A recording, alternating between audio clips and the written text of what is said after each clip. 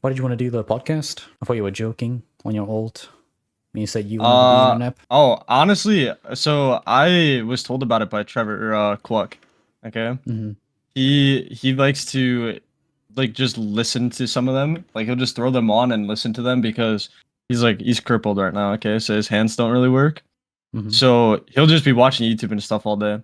So he when I came back to Minecraft, he's the one that told me about the podcast and he kept like telling me like, "Oh, bro, you should get on there. You should get on there."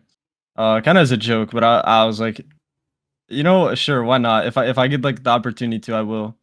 And Mm-hmm. then one of my friends got the video on his recommended and like a podcast episode on his recommended. Yeah. He's like, "Oh, bro, did you know there's a duels podcast?" And I was like, "Yeah, I found that out like about a month or two ago." And he's like, "Oh, have you tried getting on there?" And I'm like, "Nah." And then he's like, "You should."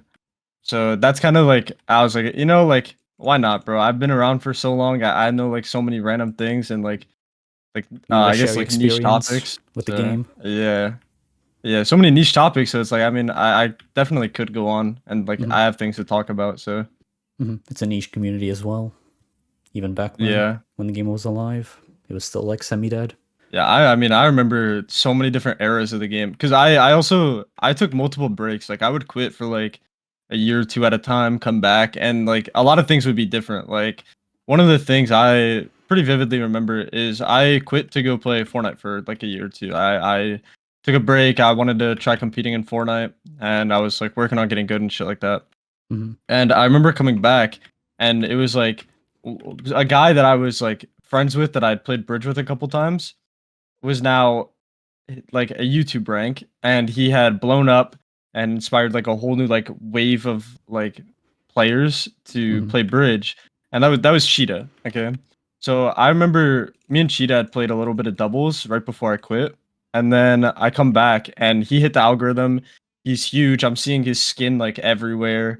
He's got like a lunar partnership. Everyone's talking about him. Bridge is like over 1,000 players. Duels is like never dropping under like 1,000 people like consecutively playing. It was like such a wild perspective shift of like holy shit, I thought this game was about to die for good, and now we have like a whole new influx of players and stuff. Mm-hmm. And that's I mean I think that's happened a couple times. Like I remember there were two other YouTube ranks that like or like two other people that blew up for bridge, Speed and I think the other guy's name was Bucky. Yeah. Um and bridge was just so big at one point, and I remember being so confused on like how it was possible for the game to get to this point again. And I think it was around like the start of COVID, um, or like earlier COVID, Mm-hmm. and I just remember being like amazed, like holy shit! I thought this like game with this like cesspool of a community that was just like terrible. No one who played it enjoyed it. There was like very few people who played around that time, like let's say like 2020, 2021. Most of the people who played, they didn't enjoy it anymore, and they were a lot of people were starting to quit around that time. So coming back and like seeing so many of the bridge people I know and stuff like just be so passionate about the game again and stuff. It was definitely cool to see, but I mean, I don't know. I haven't enjoyed bridge for a really long time Mm-hmm. since I'd say 2020, 2019, like but right before I quit is probably when I stopped enjoying, because I think it's got very good potential for like being competitive. Like I think bridge is a very competitive mode, and I feel like without the like ranked aspect or elo aspect, it's just not as fun. Like going and like shit stomping a bunch of like nons in queue and like the like random bridge legend, like that's not as fun as like playing against actual good players, and having to like use your brain. Mm-hmm. You just want So skill-based I matchmaking, pretty think much. yeah, and I know that like that would fuck me over Winstreak wise, because like even I'd say if you're better than somebody, like, and this goes for like a lot of different modes. Like let's say you're like S tier and then you're playing against an A tier. You Mm-hmm. run at like 100 games, you've got a chance at losing probably like at least five. And it's just like because you're playing bad, or like they play really good, or Mm-hmm. like they get a couple lucky like knockback hits, like you hit them and they just take delayed KB or something. go further towards your goal. Like there's definitely like RNG towards some of it, not a lot, and I think if you lose, it's still like a you problem. But there's definitely like if you run 100 games against the same like two people that are just slightly worse than you, you will lose sometimes. And so I know that would definitely fuck me over for win streaking, but I think like without skill-based matchmaking, the game's just not fun. Like just playing like because me and my teammate when we would streak and stuff, most of our games were being done in like the pre-update before they made like the goals like countdown timer shorter. We would average like a minute 25 games, probably a minute 20, somewhere around there. So it's pretty much just like holding W, spamming blocks to get the like to get above them so they can't like hit you in the void. You just get above them and then you score, and it's just the same thing over and over again. It gets very repetitive. So Yeah. I think like that made the game very boring. Like doing that thousands of times in a row made the game very, very boring. Mhm. So I think you need the competitive aspect, and I don't think Hypixel is built for the competitive aspect anymore. Recently, me and a couple of my friends have been working on bringing back my old project of finding all the top tens and like documenting them. And we found a bunch that weren't known about before. And one of the main things was going through old screenshots, old videos, live streams, um, forums posts from back then, and we did find a lot. And while we were looking, there was like I was finding countless videos and like clips and screenshots and stuff of Nitroholic, who was, I don't know if he still is, but was the developer of Duel, so pretty much sole developer. And Mhm. he used to be very involved with the community. He'd be dueling the community. I remember like at the end of the, so there were two season ones, okay? There was season one, which is all the modes, and then there was season one, which was just UHC. For the first season one, which was all modes, he was like at the countdown timer for the season to end. He was there, like sitting in the lobbies, making sure like everyone was able to claim their stuff, that titles worked properly, all that. And he used to like duel people in the community. He'd run like I remember he would run UHC deathmatch with people that played and stuff. Like he would just like interact and be involved with the community in a way that we haven't really seen too many staff members be. And I think during the volunteer staff era, like with helpers and mods and stuff, I think ranked had like really good potential. I think it could have kept going, but I think now with the like, I think they removed game master, but the like high pixel rank, like the staff just don't really care about the server anymore. And I think you kind of need the volunteers because I feel like a lot of the staff nowadays are just complacent with now that they're getting paid. It's just like, okay, they can just take a check, do the bare minimum, not put in any extra effort. Because I mean, I mean, if you look like across different leaderboards and stuff, there's like so many examples and so much proof of them just not caring because they let like so many boosted like streaks and accounts and shit go through. And I Mhm. feel like if they did care and like wanted the game to have like a good ranked scene, they definitely could. Like Mhm. they've shown in the past that they somewhat cared. So I think like if they really wanted to, they could. But I just don't think like Hypixel cares. It's not like if they brought back ranked duels, for example. One, it'd be a shit show player wise because people would just be like blinking and stuff no matter the mode. Um, but it like from a admin perspective and stuff or like from a business perspective it wouldn't make them any money at all. Like they'd be making zero money off ranked duels, so it's not like a priority to them. Like they make some money off bed wars still, off just like how big the community is, people buying plus gifting ranks, etc. But then like their Mhm. main focus is always going to be skyblock because it's the only thing that's like really making an income for them. Mhm. And they also did remove the tournaments. Yeah, which I also think was a pretty good thing because I mean the tournaments were like 3 days long. I've played in a couple of them, and they were like 3 days long. They were just constantly like the replays were getting like watched by staff, and like people were getting banned. Like it was very hard to cheat and boost and get away with it. Like in the long run, like there were a lot of people who cheated. I remember. So I played in one of the Skywars tournaments, and I was top 10 for like the first 2 days. I think I sat at top 10, and then I fell to like closer to like the bottom of the top 100 on the last day because I ran out of games. And Mhm. I remember AIDS 101, who's an old duels player. AIDS 101 was like I think number one or number two. His teammate might have been number one, but got banned, I think like second day or some shit, because they were his teammate was like hard cheating, and like they definitely did, like they would spectate and they would ban a lot of the cheaters for the tournaments, but it just like if that's too much work for them, like setting aside like 3 days every couple of months or whatever, like a couple times a year, that was just too much work and effort, and I don't think they care to put that in anymore. And it goes back to the 9 to 5 thing you were talking about before. They just log in and do the bare minimum, then log off. Yeah. And I know there's definitely some staff that still care. Because without it, nobody would be getting banned or anything. Like there definitely are some staff that like care, but I feel like the ones that care are the ones that aren't in a position to really make a change on the staff side of things, like on their end. So Makes sense. yeah, because I mean, I remember there used to be like so many staff that had Challenger. There was and a big reason for that was getting Challenger in duels, you had to get 100 trophies from the tournament. So there were duels tournaments, there were like 32 players. Um and you would get like a message in chat that one was available. You could join it, and you would pretty much, it was just like, you know, like the MMC tournaments and stuff where it's just like a 1v1 until I've played the until Hypixel like you get a tournaments. winner. Yeah. So then you would know. So it's just like constant 1v1s, and then if you win, you get a trophy. 100 trophies you get challenger, 500 you get champion.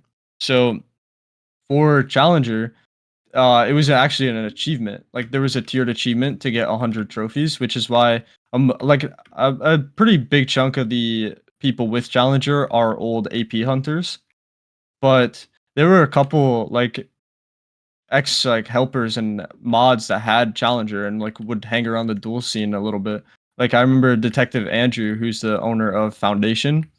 He has challenger, and then there was a guy named Bobbert who also has challenger. There's a couple other that I don't remember the names of off the top of my head, but like Bobbert was a helper, Detective Andrew was a mod. And I mean they were around the scene and stuff. They would talk to people, and then there was also like Stone at one point, and Stone was like very big in the duels com. Like I think he was like one of Veloy's best friends, and he helped people get unbanned. He helped like people get banned, like the boosters and cheaters. He would ban them if you had like a good report on it. So we've had like waves of staff caring and stuff, but I think like with Hypixel's low player counts again, like it's what around the same player counts as like 2018 and stuff. Having like the lower player counts again, and like it not being a volunteer position, I think we're just like we're never gonna have that kind of era again of staff caring or anything, and we're just kind of like doomed now. Like duels is just gonna stay shit for a while until they either remove it or like another COVID happens or some shit. Makes sense. Also, look at DM. Oh yeah. Good times. Oh yeah. So I can look for this screenshot real quick. I have a screenshot. So over the years, Nitroholic has done a bunch of testing and different things with titles.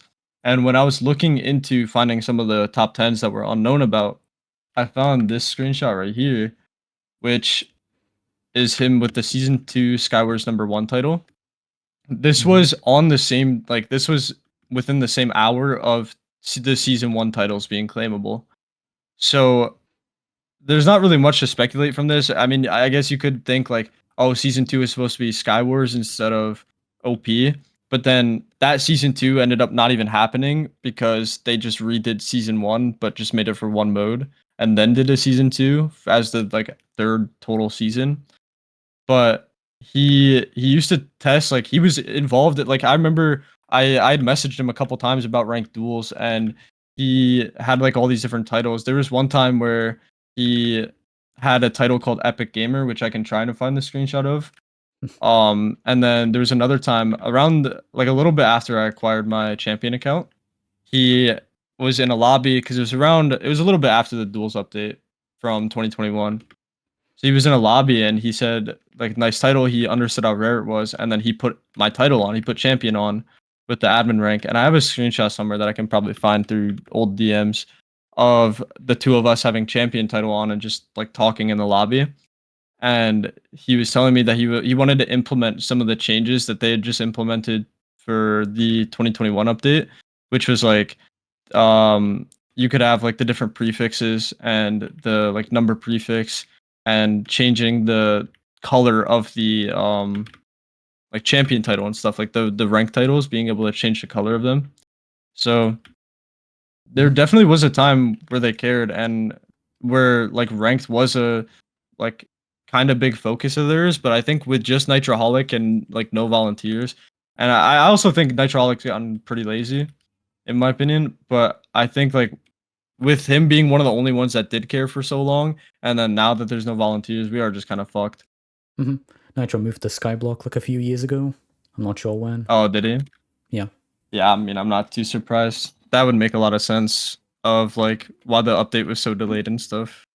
Pretty sure Nitro didn't even make the Jules update. It was 2008 Choco and someone else. What is IGN? Oh, was it Choker? I didn't even know Yeah. that guy was still staff. Probably Connor Linfoot. Well, 16-minute intro. Nice one. Oh shit! All right, we're on a good pace, bro. Yeah, well. So yeah, welcome. Actually, too late for Thank welcomes. you. It's been like 20 minutes. Most people It's all probably good. clicked off Thank or you. I skipped. appreciate it. I like your lobby one Hey, fuck it, messages. bro. I like your elite. Oh. 1337. Yo, Oh, bro. It's You funny. know, I had to stop doing that for the most part, bro. Man, I got a fucking mute on my main account a while back for like 90 days for talking in numbers. I recently What? I was going through all my forums like posts and stuff because I was looking through for like some old like appeals and stuff like that. I'm gonna try and pull it up while we're talking. But I got muted for for talking in numbers, and I was confused. Like I looked through all the chat messages and I was like what the fuck could have gotten me muted? Like what did I possibly say that would have got me muted? And it was all just like talking in numbers and stuff. Why did it log me into this one? What was the And reason? I couldn't. I still don't know. Like I don't know what caused it or anything. And I mean, what was that reason? nothing. It was just like because you know how when you appeal, you get the like Yeah. the chat messages in the log or like the logs. It was all just me talking in numbers. There was like it wasn't even like swear words were being like filtered or like anything like that. Like it was just like me talking in numbers got me muted. And the only thing I can really think of is that they see it as a form of spam. But I don't know. It made no sense to me. That's so funny. You got muted for elite. Yes, that's why. Because I used to do it a few years ago, and that's why I had to stop because I kept getting fucking muted for it. And I got a 90-day on my main. But to be fair, I've probably spent like a combined total of like 2 years muted on Hypixel at this point. But I don't get muted too much anymore, bro. It's not like you play the game anyways. Full time. Yeah. I mean, nowadays it's only it's really only just Quake. Like I really enjoy Quake, and I think the main reason for that is because I've quit the game twice or like 3 times at least to go play like some sort of shooter game. It was Fortnite, and then it was Valorant, and then it was Valorant again. And I feel like at least because of the agents I would prior or like mainly play in Val, it made it very easy for me to play a game like Quake at like the like fast pace like dashing and shooting, like aim movement. Yeah, flicking, knowing like how to hold angles, stuff like that. I think it like it was a way for me to put like some of my like FPS abilities into Minecraft. And I mean, I'm better than a majority of all the Quake Duels players. I think I've been put in top 3 for skill. It's like me, O7, and Nolly in no specific order.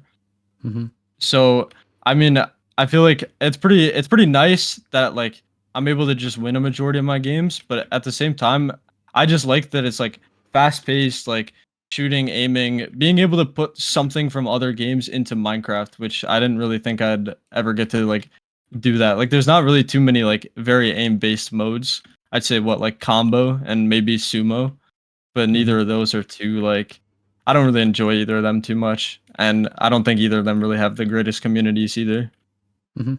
So, begin with your lore. How you found Minecraft in Hypixel?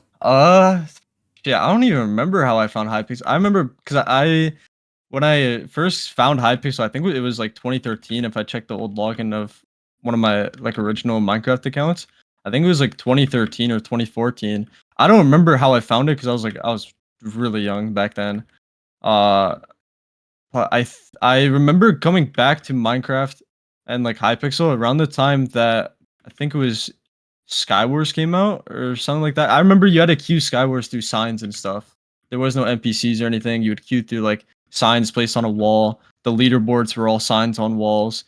I think it was a little bit before Skywars came back, and I think it was a maybe a Blitz YouTuber or something. I think I found the game again through Blitz and like came back to Minecraft because of that. But then that would have been like 2015, 2016. So I don't remember if Blitz was out at the time. Because then I got into playing like Soup PvP and Bow debuff, no debuff. Like I got into a lot of like very PvP based modes pretty early on. Like pretty much duels modes that like predate Hypixel. And I would play on like a lot of the practice servers like Kohi and Badline. And then Hypixel came out with duels and I swapped to that because of I liked originally Skywars Duels was one of my favorites that I really enjoyed. And then they came out with Bridge, and it wasn't even a duels mode when it first came out.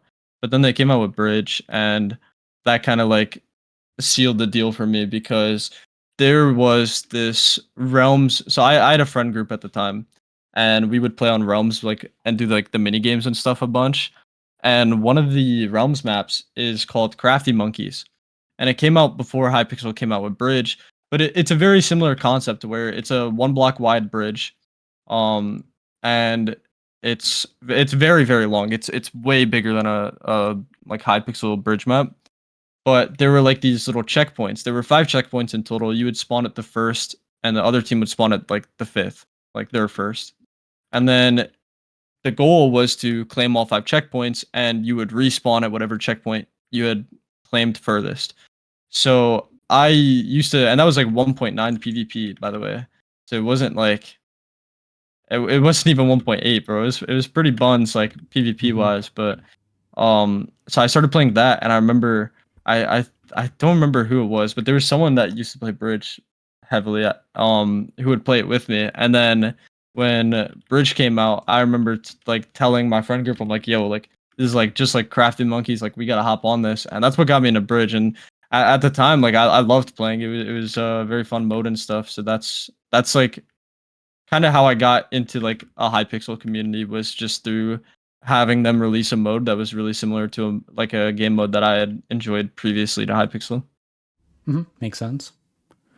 What about ranked duels? How did you find that?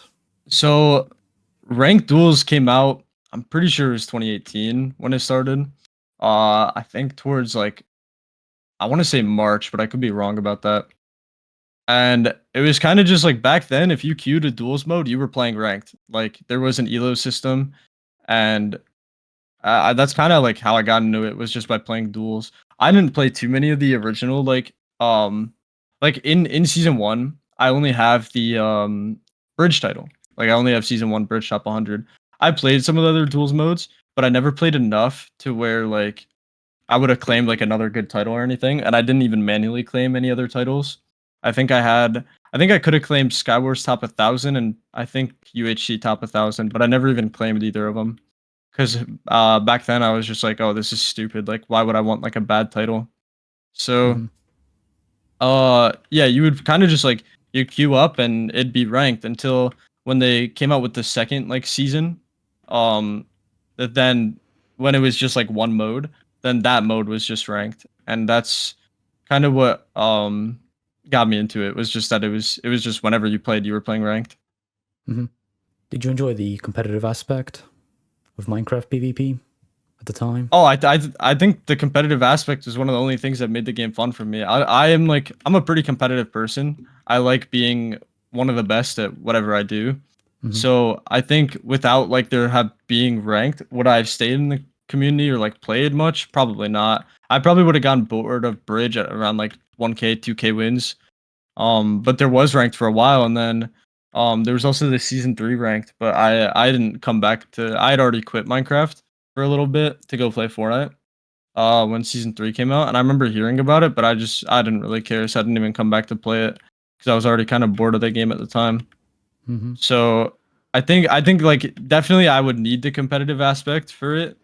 But I don't think it can be recreated nowadays. Like I think even if they brought back ranked, like I mean you've seen the booster issue with this like server in the game, you know. Like I just don't think like I don't think Hypixel is like qualified or able to bring back ranked in a good way that would like do the community justice.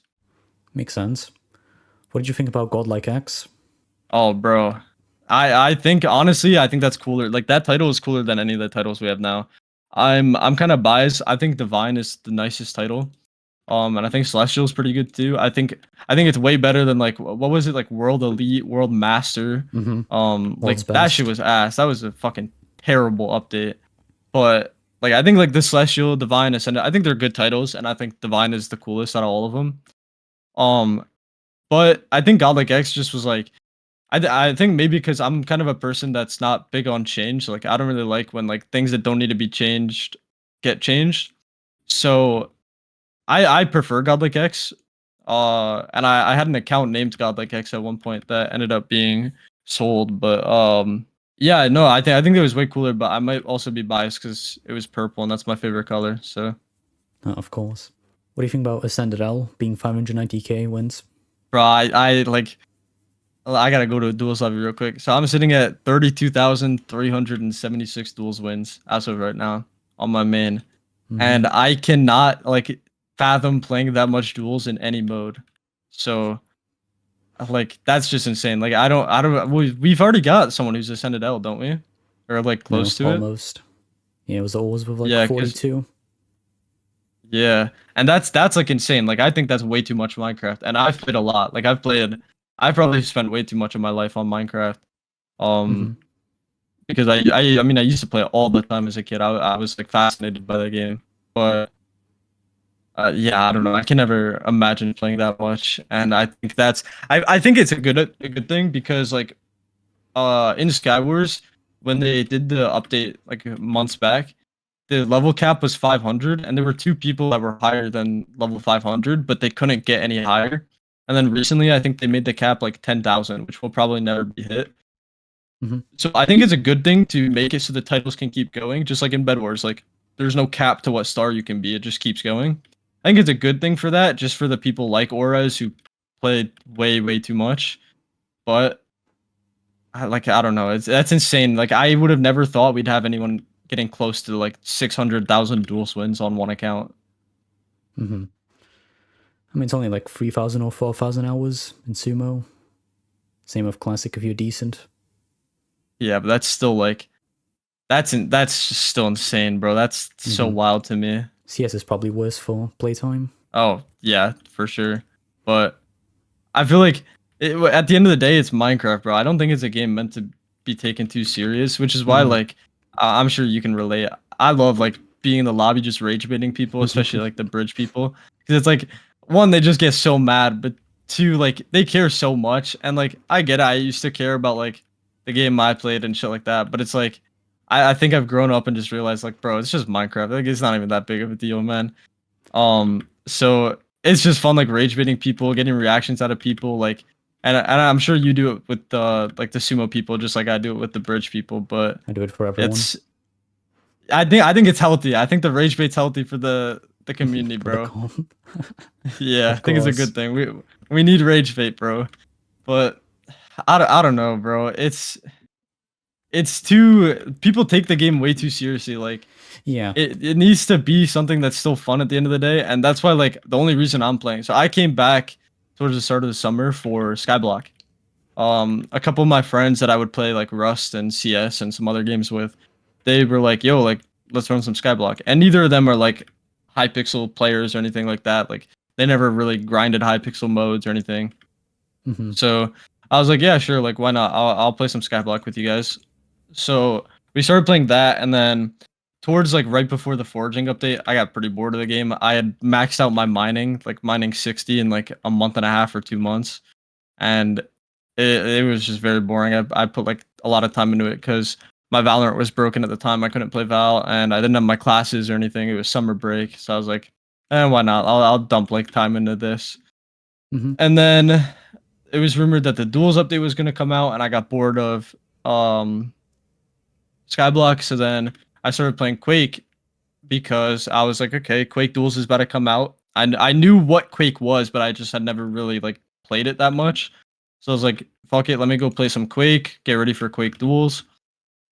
Quake Duels comes out and it's fucking terrible. Like the kills are resetting and there was like I think a way you could get out one of the maps and stuff, and it was just terrible, bro. It was so bad.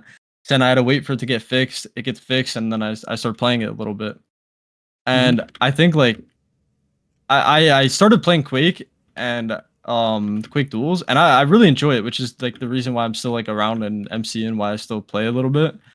But yeah, I don't know. The game has to be fun. Like if you're not having fun, there's not really a point in playing. Like I Yeah, get that's the the whole point of people a who video are game. like, yeah, exactly, and I get the people who are like, oh, like they lost interest in the game, but you're like 8K wins and you really want to get 10K. Like okay, I get it. You just want to hit that final milestone and then quit. And like there's like the Bedwars people who quit at like 1,000 stars or like let's say just a random number like 500 stars.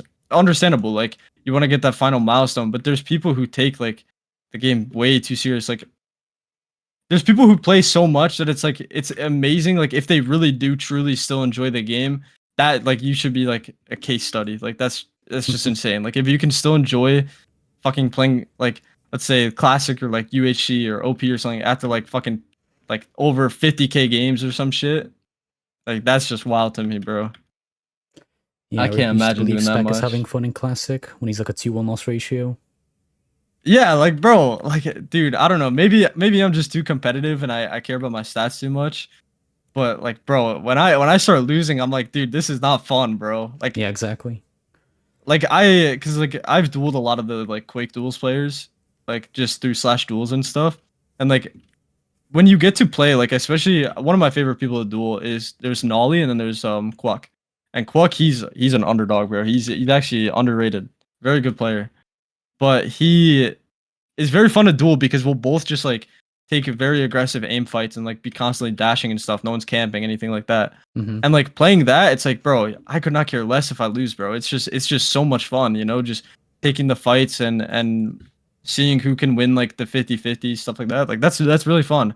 But then taking a loss in like the normal mode because some guy wants to camp or like try and blink on me or some shit. Then it's like, bro, like this is just boring. Like I can't enjoy this. Like I can't enjoy like having some guy sit behind a wall and then as soon as like he sees an opportunity, he's gonna blink outside of it and then shoot me.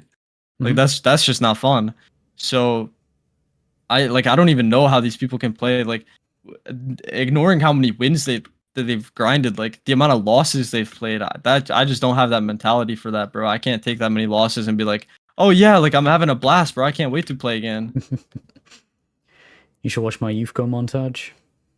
You'll get your answer of one of these I people. don't even, bro. I haven't talked to Yufko in years, bro. I've only talked to him like a handful of times, but I remember he was at like, I think he was one of the first to get Sumo Ascended, right? Mm-hmm.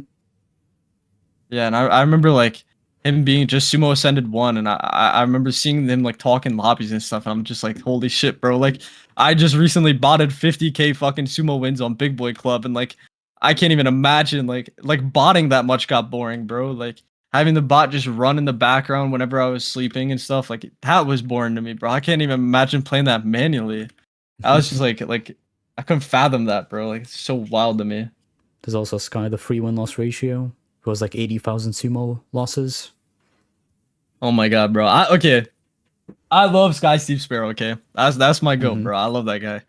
But that guy used to lose to my bot all the time. And when I ran my bot, okay, I got into botting really early because Raza just does what he does best, and anything involved with like Minecraft cheating, whether it's a client or a bot or anything, he just spawns in the server, bro. Like he's just there. He's And awesome. he so when Duels Essentials first came out, like before it was even public or anything, Raza somehow got an invite and was one of the like first 5 people in.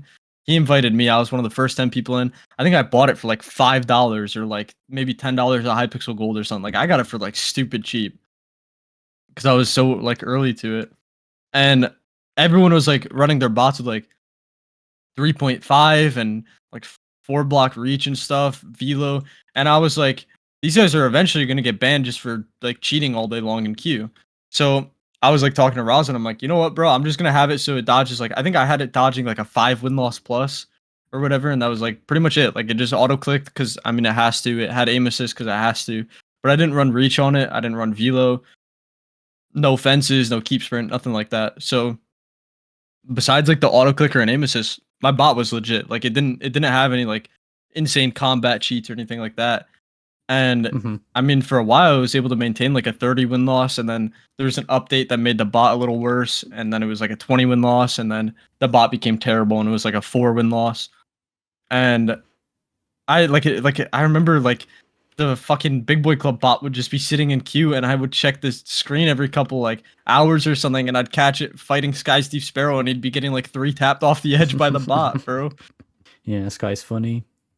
He was a little schizo on Discord, making stuff up about KB on Hypixel. Dude, yeah, but like he's such a great guy, bro. He's so funny. And I think like isn't he's like deployed now or something, right? Cuz he's I think he's Singaporean Yeah, and he he's is. 19 now, I think. So he would definitely I think be in the Singapore military cuz it's like I think 2 years mandatory service Mm-hmm. for Singapore if I remember right. Yeah, So something like that. I wonder if he's going to come back, bro. He's got to take his spot back from you. Shane Chen music back on the leaderboard passing Ores. Back from the What a dead, time that my would be, Chief bro. Keef. Oh yeah, bro. Okay. Oh, what a throwback, bro. Yeah. Let's talk about the main topic. Once again, we just rambled about random stuff, which is fine. It's a podcast. So why do you buy ranked Jules accounts? And when did you first begin? Okay, so I first started looking into like okay, so the original thing wasn't to like try and acquire like buy or anything like that, the ranked accounts.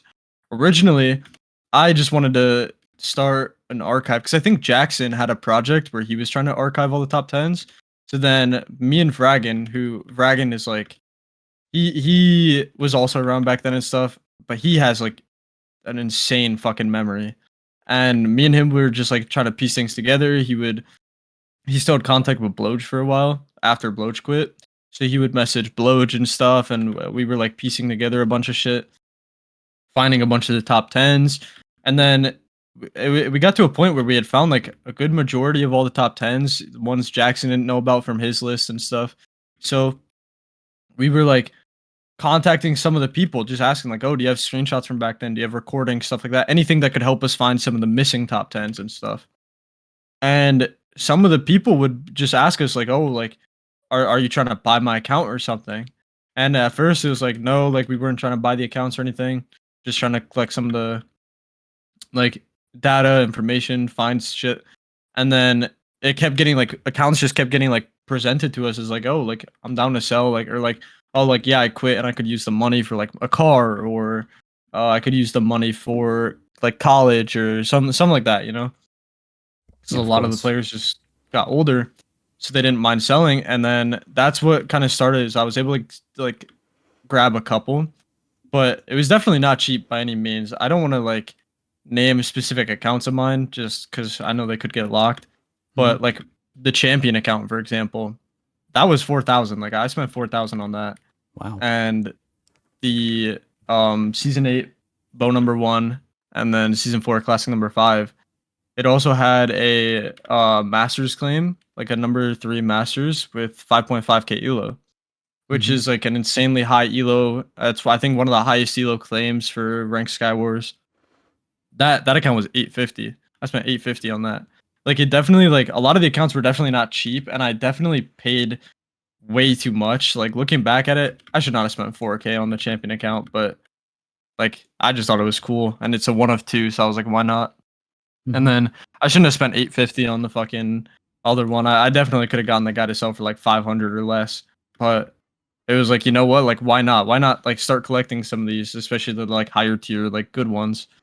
And so yeah, like I didn't even originally like set out to buy them. I just wanted to like see them because at the time, ranked duels ended December 2019. Like after the December 2019 season, it was just done. they didn't continue it or anything. 2021, just about 2 years later now, and it was like, damn, like this feels so long ago, you know. And there's so many now that there's like the cheetah gens and stuff. It's like, damn, bro, does anyone even like remember this shit? Like a majority of the like they weren't even the old players or anything, bro. It was like, holy shit, like no one really talks about it. You don't really see them too often. So they was like, okay, why not try and find like as many as we can just to like keep them listed. And then we did that, and the opportunity just presented itself. So that's what got me into like buying them. And now it's more so it's like, oh, if I get the opportunity to buy one, why not buy it and preserve it? Like just keep it. Mm-hmm. That makes sense. Reminds me of the history collectors, where they buy like rare letters or artifacts in general. Yeah, I feel like that's like probably the best way to put it. A lot of people are like, oh, like you're spending so much money on Minecraft accounts, it's stupid. And like, yeah, it is stupid, but it's like why not? Like it's something I think is cool. I think like I enjoyed ranked duels back then. A lot of the accounts I have or that like I'm looking to get are people I knew or old friends and stuff. So it's like, why not keep these accounts and like keep the like I guess Legacy idea alive. behind ranked duels, like yeah, back alive and like make sure it's not just forgotten about. What was your initial appeal of buying the accounts? So one of the first ones I got, I think, was my season 7 no debuff number 7, and that was Trendy's old account. Hmm. And he didn't own it at the time. I bought it off a guy named Ike, and I love Ike. I haven't talked to him in years, but that guy's a real one. I fuck with him heavy. Um, so I got Trendy's account off Ike, and I think it was just like that was the only one that was kind of like in calm that like people knew about. So that was like the easiest to obtain. And I got that. I mean, I got it for a pretty good deal. I don't remember how much I paid for it or anything nowadays, but I remember getting it for like a really good deal. And I was like, oh, that, like this is cool. Like Trendy was a friend of mine for years. We were never like close at that time yet, but um Trendy was a friend of mine. One of his old accounts. I mean, I started one of the duels modes I started with was no debuff. So it was pretty cool. Like 7 being my lucky number, no debuff being my one of the original modes that got me into Minecraft PvP. It was like, okay, why not? Like this is just a cool account to have. Mm-hmm. And then after that, it kind of just snowballed as like not many accounts were for sale or some were locked or the people that owned them were just like impossible to get in contact with. But it just kind of snowballed it into like whenever I got the opportunity, I would take it. Mm-hmm. Makes sense. What would be your ideal account? Uh Realistically, so through the 3 screenshots I sent you, Mm-hmm. so the first one is I'm pretty sure I don't wanna get it wrong. He's Asian. I think he's Japanese. He has an insane account. You can see he's got 4 top 10s, one of them being a number 2, and then he's also got Challenger. That's an insane account. Then you can see the second guy, Skywars number 1, 2 other top 10s, pretty fucking good account as well. And then the third one is the other champion, because there's only 2 of us. There's me and one other. And then he's also got 2 top 10s, a no debuff and then a UHC. So, like, realistically, I think my pick of those 3 would probably be the other champion, just because then I'd own both, you know? And it'd be like, Mm-hmm. that would be like, I guess, the ultimate like collector's item. But like, the second one is on an OG name. Like and it's got a number 1, it's got 2 other top 10s, it's an OG name. I mean, that one would definitely be really cool to own. And I was talking with the owner trying to buy it years and years ago, but that account's locked now. So Unlucky. I'd say honestly the ideal one would realistically would just be the third one, the other champion. Mm-hmm. 100% of the supply, Yeah. although the market is non-existent. I'm pretty sure it's just you Yeah. who actually cares. I mean, it'd just be cool, like, because in total, so this is a lot of people, like probably a majority of dual players don't even know what champion is. Okay, Mm-hmm. and then the people who do know that there's only 2. It's like me and one other guy. What most people don't know is that in total there was 4 champions. Okay, there was a guy named Bork and a guy named Boeing. I'm pretty sure Boeing is like not migrated, and Bork still like logs in from time to time, but they both got wiped, so neither of them have the title anymore. So there is only 2, and that's true. But there at one point was 4, but both of them have been wiped. Mm-hmm. So I think it's just kind of like owning both of the ones that actually have the title would be cool, and then at the same time I'd own 50% of the total that ever existed. So I think it'd just be cool to like as a collector, since I care about like the collecting and like preserving of it. I think it would be cool to own the other champion. I think that would be my ideal account. Mm-hmm. But take would also be pretty cool. Yeah, in a hypothetical scenario. Also, you mentioned CS before. Do you have any skins? Yep.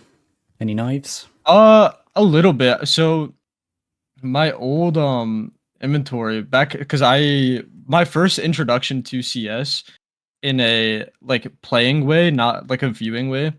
Mm-hmm. I remember watching the 2018 major, the Boston major, because it was like I had a friend who loved CS and it was like a really big thing of like, oh, like it's the first time like an NA team is like actually got a chance at winning, you know.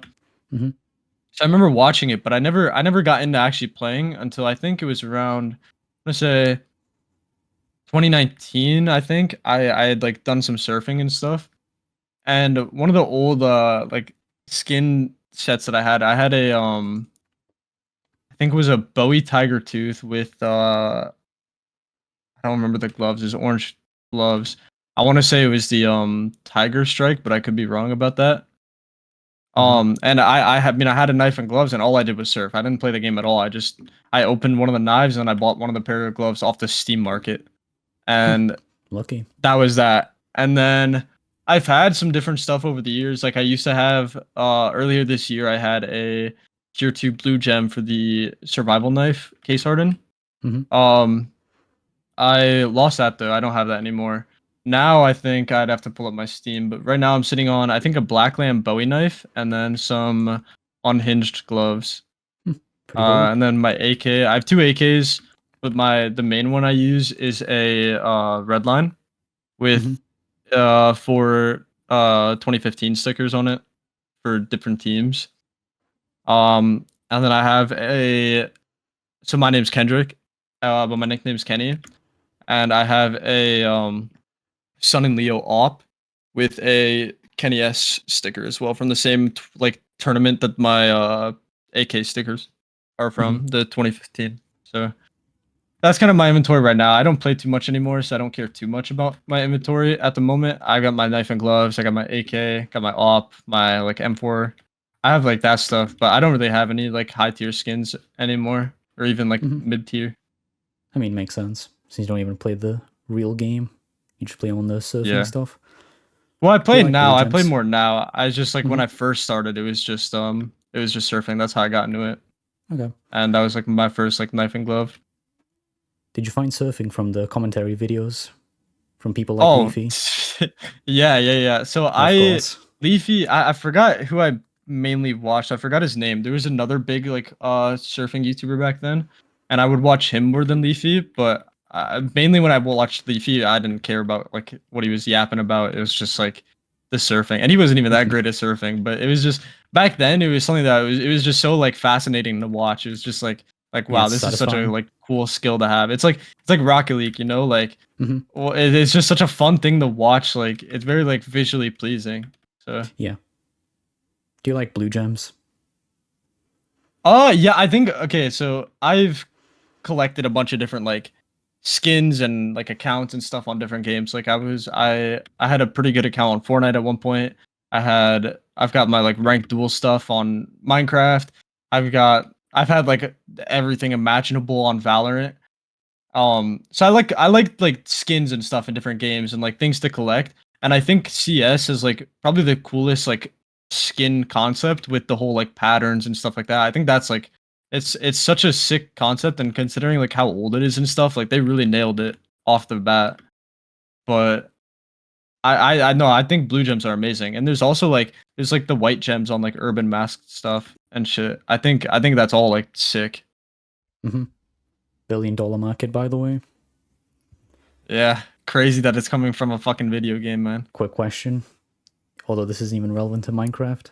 Butterfly or Karambit? I'm not okay. Not gonna lie, the main thing I dislike about the Karambit, I love both. The main thing I dislike about the Karambit is the inspect. I think the Talon has the way better inspect where it like spins and stuff. I don't know why they didn't do that for the Karambit. So I have to say Butterfly. I think I think a lot of the finishes look better on the karambit, but animations wise, which is like one of the main things, I'd have to say butterfly. Of course. ADHD playstyle. Yeah. Oh hell yeah. I mean, what else am I supposed to pull out after like getting an op kill? You know. Of course. Oh yeah, what do you think about the content creators who just main gambling instead of playing the game? Like they'll be complete silvers with like 10,000 Okay. hours. Okay. I might be the wrong person to ask because okay, so the biggest Valorant tournament ever just went on. And it just ended literally on the 5th, okay? And for the last couple of days, ohnepixel was streaming watch partying, Oh okay? no. And I was watching him for all of that. He's a funny ass guy, bro. I was watching him for all his watch parties because I think one of the main things was like he didn't know much about Valorant at all. So him like reacting to like the highest level of pro play while being like an idiot, it was very funny. It made for a lot of like very funny moments. But I feel like I'm the wrong person to that because I've gambled in the past. I'm not like avoidant to that at all. And I watch like a lot of the gambling YouTubers. Like I like watching like Sparkles and I like watching like the case openings like Oni and Jesus and stuff. I don't know if I'm the right person to ask about that because like I mean it's an aspect of the game whether you like it or not. And what I disagree with is how like how poorly regulated it is. It's mismanaged for sure. Like you shouldn't just be able to without like identity or anything just buy a fucking key and start gambling. Like I think that's bad. And I think like it causes way too much underage gambling. But I think like it's an aspect of the game. I think it's cool to just be able to like unbox his skin and have a chance at like a fucking $1.5 million karambit or some shit, you know? Like I think that's like that's insane. And that's a cool concept. And like as a gambler, I fuck with that. But I mean, like being silver and like taking advantage of like the gambling aspect of the game. I mean, it's kind of just like you gotta do what you gotta do. You know, I can't hate on their hustle. Just put the key in the case, little bro. Yep. I like how you mentioned all the YouTubers I watch for CS. I literally only watch Yeah, gamblers. too fucking funny, bro. Especially Oni, bro. He just like tweaks out over nothing, bro. He's literally Funny clip ass guy. farming 24/7. Yeah, but okay, I was talking about this with a friend, like literally yesterday because of the like him watching Valorant and stuff. I like the way he clip farms because he does it in a way where it's not like okay, there's a lot of clip farmers in like the Valorant scene, for example. Like the biggest one is probably Muda, and he clip farms in such an annoying, obnoxious way. Like I fuck with the guy. I've like played with him in ranked before. I've played against him in ranked. Like I've had interactions with him. I think as like a person, he's chill, but like the way he's like evolved this stream and like how he is now, I can't watch him personally. I don't watch many streams to begin with unless it's like watch parties for like esports events. But I like I literally can't sit down and watch him and I just cringe at it. And like I get it, like again, it's like I gotta respect the hustle, it's the content grind. But it's like I like the way Oni does it because he kind of does it by like mispronouncing something or like over the top, like exaggerating in a way of like being dumbfounded or something, you know? Versus like the like just screaming and like saying like controversial shit. Like I think he does it in a very funny, like not as like obvious or like Yeah, it seems more obnoxious natural. way. Yeah, it's way more natural. And I think that probably also helps that it's like he's got the heavy accent and stuff. Like I think that helps a lot. But it's very like it's very different and I think it makes it way better. Like I think his version of clip farming versus like the like standard clip farming, he's like I think he's way more entertaining with it. Of course. Yeah, Oni is awesome. We should probably go back to Minecraft. It's already 55 minutes. It's time, bro. It's time. Oh yeah, how much rank did you play? Okay, so in season 1, I played so much bridge ranked, bro. I'm not gonna lie. It was pretty much like I'd be getting home from school, I'd be hopping in queue. And mainly like it wasn't just because it was ranked. I want to like specify that. It's not like I was like, oh, I was ready to go grind rank. I didn't even really care too much about like where I was on the leaderboard. I remember I hit number 4 at one point, and that was like such a like sick thing, but I didn't even end number 4. Yeah, like I remember hitting leaderboard. I thought it was sick, and then it was like I just went back and started playing again. And I think like since it was just like oh when you did queue bridge like it was just ranked anyways. I think that's like definitely that inflated my like ranked playtime because it was like that was the way of playing bridge was ranked. But I played a good amount. I want to say at least probably like 50 hours in season 1 of ranked for Mhm. like bridge alone. I enjoyed it, and then I played like a little bit in season 10. I played whenever I came back to Minecraft from like taking breaks and shit, and there was like a ranked season going on. I would hop on an alt and play. Mhm. But I never took like a lot of the modes that I didn't have like an interest in. Like let's say like season 6 was Blitz. I didn't play season 6 at all. Because like I just like I don't care about Blitz duels if that makes sense. Mhm. It So does. if it was like if there was a season for a mode going on that I fucked with, I'd play. I'd hop in the queue, but I didn't really like play too much outside of bridge in a ranked like way. But I definitely sunk way too many hours into bridge ranked when it was a thing for season 1. Yeah, I mean, it makes sense. It's your main mode. Yeah, Let's move on to botting. You did mention you botted 50k sumo, and yeah. you had early access to So D. yeah, so I got into Duels Essentials very, very early, and I became pretty good friends with the owner Ross. Um, so I mean, I beta tested like a lot of his bots. I beta tested his classic bot. I beta tested his boxing bot. I beta tested. He was working on a no debuff bot at one point. Um, and then this was like back in like 2022, but he wanted to make a bridge bot. And how it would have worked is he would have had it would have been a forge mod. Um like how we would have created it. And what me and Raza were gonna do is we would have both installed the mod and it would have been like AI learning. It would have like seen how we played and then tried to replicate it. So we could put it on like config it to either like an aggressive config or like a defensive config, and it was supposed to be we were gonna try to streak in 3v3 or 4v4 with a bot or two, and that was like the plan, but that never ended up like coming to fruition. But we yeah, I was like very early into the botting, and so was Raza, and I think at first it was really cool. Like it was kind of like a newer thing before Duels Essentials. It was like there was like 21 Diamond Chicken, which was like I think the first ever bot if I remember right, and then there was Call Me a Bot, and those were like the only two bots that there were. So I think it was pretty cool. I really enjoyed being around it because I mean most of the people who bought bots weren't just duels players, it was like Bed Wars players and shit.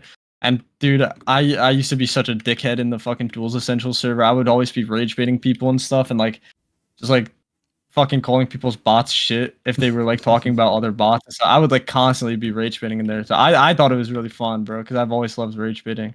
Mhm. But then like it started to like as the like lifespan of the botting progressed, everything started to like what go backwards. Like the stats started getting lower. Like the bot became worse. Like it wasn't even as fun rage baiting because everyone was just like way too stupid. Like a lot of the times I'd be rage baiting someone and it just like I genuinely felt bad for the person I was rage baiting because it was just like how do you even have the like IQ to wake up in the morning? Like how do you like know to like wake up and start breathing? So it definitely got to a point where it was just like it wasn't fun. The community was cringe. People were flexing botted wins, like getting an eagle over having like 50k sumo wins on their main and shit. And I was just like this is just so stupid, bro. Like you didn't get it yourself, and like it's sumo. Like no one at the end of the day, no one really cares. Like that you have 50k sumo wins on your account. Like the next day, people aren't gonna remember you said that. Mhm. So it just kind of like everything became worse. Like the like server became worse, the bots became worse. It became easier for people to access because like I think it was a Ringo and like Duck Dueler, they both came out and were like free Mhm. or whatever. So it was just like botting was everywhere. Pretty much ruined sumo and classic for a while. Even OP started like getting botted, and boxing was like almost fully ran by bots. So I don't know. I think it was kind of stupid. Um, I think it would have been good if Duels Essentials was the only one and it ended up getting shut down around the time it started getting worse. I think it would have been good. But then I also had like a fallout with the owner. The owner just like randomly got mad at me one day and like banned me. The Seems Ross legit. guy. Yeah, he like I don't know. He like there's a guy named Mike as well. As my brother, I love Mike. He was like the admin that did the most for that server. He did almost everything from like a support perspective and all that. Mhm. Because I was also staff at the time too, so I like I knew how much this guy was doing.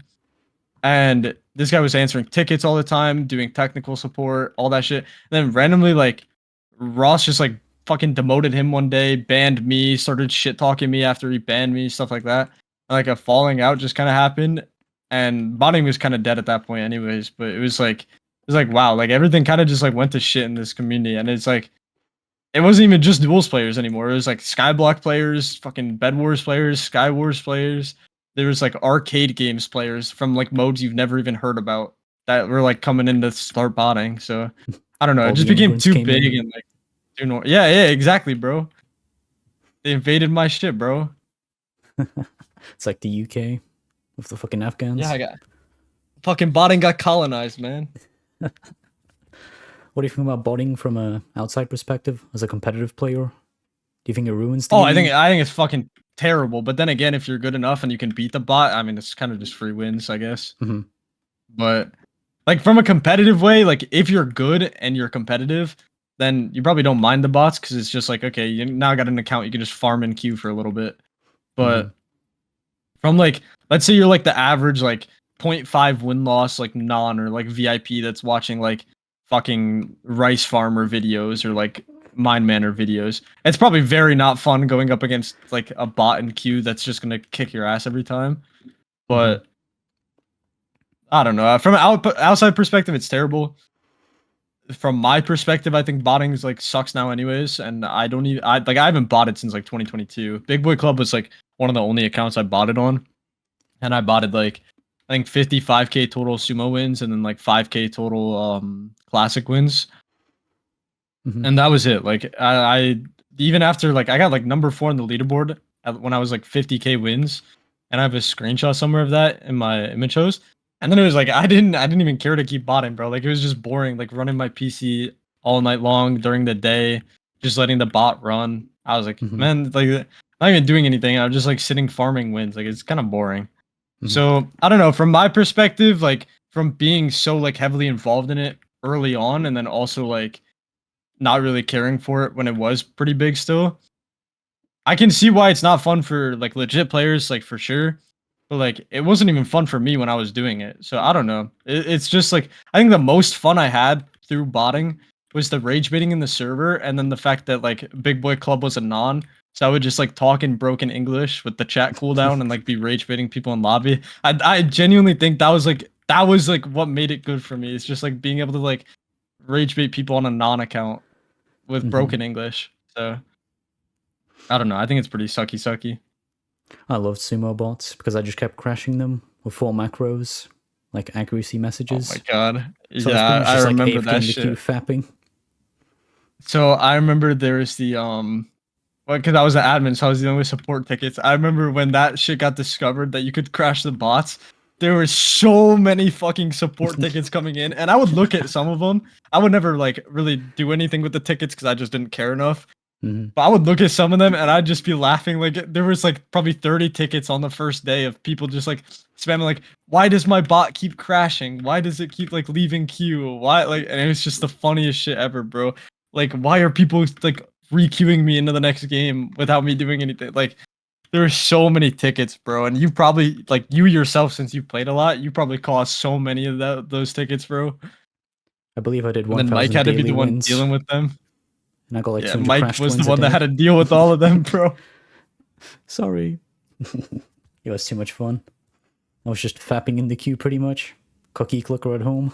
Fuck it, bro. Good times. What a fun era, bro. 2021, 2022, like everything went to shit on duels, bro. There was botting, cheating was really bad, dodging, boosting, like everything was just so fucking bad, bro. Yeah, it was a shit show.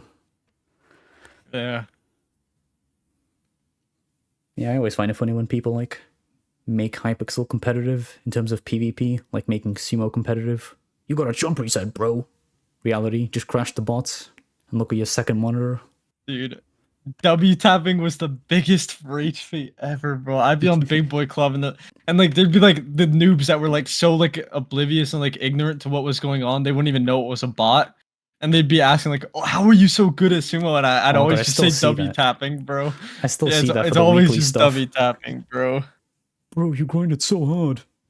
Yeah, I did a 24-hour session It's too It's easy. it's like so crazy because like this is one of the other topics is like how the community has changed. And Mm-hmm. this is kind of like a my perspective on that. So because I've always like whenever I was like active and playing, I've always been pretty big in the community, like just involved with different comms and stuff like that. And it's so crazy that like I can look back at so many of the different like eras and like versions of the community and stuff. And it's like I definitely have like the times that I thought were the most fun and stuff and like most enjoyable. But it's like, bro, back then the community seemed terrible. And now I look back at it and I was like, was it really that bad? Like I miss those days, bro. I miss some of the older players and stuff, some of the older people that I miss the like quit years toxicity. ago. It was so much fun. Definitely, yeah. But it's and now it's like, bro, you shit talk one person and you're getting muted, bro. Like Mm-hmm. back then, man, I was fucking filter bypassing everything under the sun on my main account, bro. And now it's like I call someone a fucking noob sandwich and I have a fucking 50-50 chance of getting muted. You also So got muted for lead, which is retarded. yeah, oh yeah, bro, I have that fucking pulled up. Let me send you the fucking I don't have the evidence anymore, but Mm-hmm. I have the screenshot of my appeal when I got muted. I don't think there's any sensitive shit here. If there is, whatever. But yeah, you can see my appeal. I was like, dude, like what the fuck? There's no way I got muted for this, bro. I like how you're shitting on them in the appeal. Yeah, so I was like, dude, like, because bro, it was like a 90-day mute, bro. I got muted for 3 months for talking in numbers. I was like, I said something like, if you use like an ounce of your brain, you'll fucking see. Like, I didn't say anything wrong. Minor chat Nah, infraction. bro. They rage baited me, bro. They got me. The fucker got fucked. The full cycle. Oh yeah, talk about dodging. Yeah. Oh, bro. Okay, so this is something that's like a lot of people. I'm pretty sure I've seen you say it too. Like, yeah, and I think Akaz is like the main person I see say it is like bring dodging back, Mm-hmm. and I can understand why. Like, okay, for legit players, it makes sense to bring back dodging because you can dodge the cheaters that you queue into. For like win streakers, it makes sense because it makes it easier to win streak. But and like I will admit, like I definitely would not have gotten my bridge win streak if dodging didn't exist. Like there was multiple like for our win streak, we didn't dodge that hard. And for like the first 2K wins of our win streak, which did put me on leaderboard by the way. For the first 2K wins, we played unnicked. Like Raza didn't even have plus plus at the time on the one account he was playing on. I think he was like a non or a VIP. So it was like it didn't even matter. Like I just played unnicked because it's like, bro, they're gonna know who I am anyways because they know who I'm playing with. Like they're gonna see fucking Zixel and Q. They're gonna know that like, oh, Slimmest is his teammate. They're queuing together. So it was like, what was the point in nicking? You know, so we're just like they're gonna see Zixel, who's on like a non or a VIP account. I don't remember what the rank was at the time, but they're gonna see that account and they're just gonna see like a nick and they're gonna know it's me. So we played on nicked for the first like 2K, and then I think we actually lost that win streak. I don't even think that's the same one I'm on. We lost that win streak because Raza got drunk and re-queued us mid game, and that's how we lost our first 2K. And then I think the one we're on right now, I've had it since like I think late December 2021, and we dodged like so we didn't dodge that heavily, and we did play on nicked for a lot of it, which is usually what we did. I didn't play nicked too often. Um, but we definitely did dodge. Like they were like just the obvious sniper accounts, you know. It'd be like two Yeah. accounts that like have like brain dead ass names, and then it's like fucking 300 wins with like a point fucking 08 win loss or something. And it's just so obvious that they lost farmed on an account to snipe, you know. Mm-hmm. Like we definitely would dodge some of the like stupid obvious sniper accounts, and like if we queued an account that had like 500 win loss, like obviously we're not queuing that because I mean, back then there was fast flying. There's a good chance that account's just gonna fast fly on us or b hop on us or something, you Yeah, know. it's pointless. So we dodged a little, but like it's not like we're dodging like, oh, there's a fucking 2 win loss legend or like a fucking 4 win loss grandmaster, fucking 10 win loss godlike. Like it's not like, oh, we have to dodge these people. We're not gonna beat them. We'd queue people all the time, but it's like we're not gonna go like just queue something that looks stupid suspicious. So I mean we definitely would not have our win streak without dodging, even though it wasn't like an insane amount. And we got sniped multiple times. There was like a time where twice in one night we got fast flown on, But the first time they couldn't get out of their spawn because they fucked up. Like they were, I don't know how they were fucking up, but they were like doing the disconnect and rejoin to fly, and like it was on Dojo, and this is actually what was like the turning point for our win streak. Like something changed significantly because of this. So it was on the Dojo map, and they were flying trying to get out of their fucking spawn, and they couldn't because they were just lagging back. Like they'd get halfway across the bridge and then lag back or get disconnected, and then their teammate was just using KA and like 0-0. So me and Raza, because obviously you can't really defend against a flyer on a map like Dojo. There's nothing you can do. You can't hippo because they can just fly around it and stuff. There's like so many holes you can go from above, shit like that. Like there's no way of like defending against a flyer on that map. So me and Raza just were like pushing and 2v1ing the auto blocker, trying to get goals. We won that game 5-2 because the guy fucked up his fly settings. And then later that night, I'm pretty sure it was the same people, but it was different accounts. We got sniped again. But after we got like fail sniped the first time, we decided we're not going to queue any maps that have a way of like bypassing the hippo. So when Raz is doing his hippo and stuff, there's no way they can like fly around or above or something and get like a goal.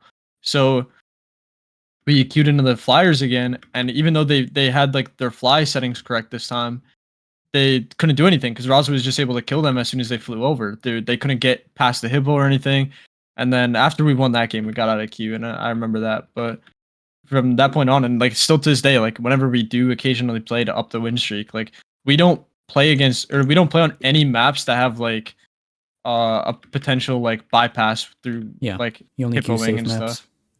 Makes sense. Yeah, and that reminds me of one of the other topics on the list. The new maps. I have fucking seen one because I was dueling someone. I've seen one of them and it was fucking terrible, bro. I don't think from what I've seen, none of the new maps are good, and everyone's complained about them. And I know there's one of the like bigger names in the bridge community for like longevity and stuff. He's been here for like literally since the start as well. Pixel Master. He made a bunch of fucking bridge maps and like submitted them to Hypixel, and none of them got accepted. And he's had them like he's probably submitted multiple times over the years. He's had so many maps he's made, and none of them got accepted. Literally, if they fucking chose like his like let's say they took his worst 5 maps, they still would have been better than all the maps I've seen so far.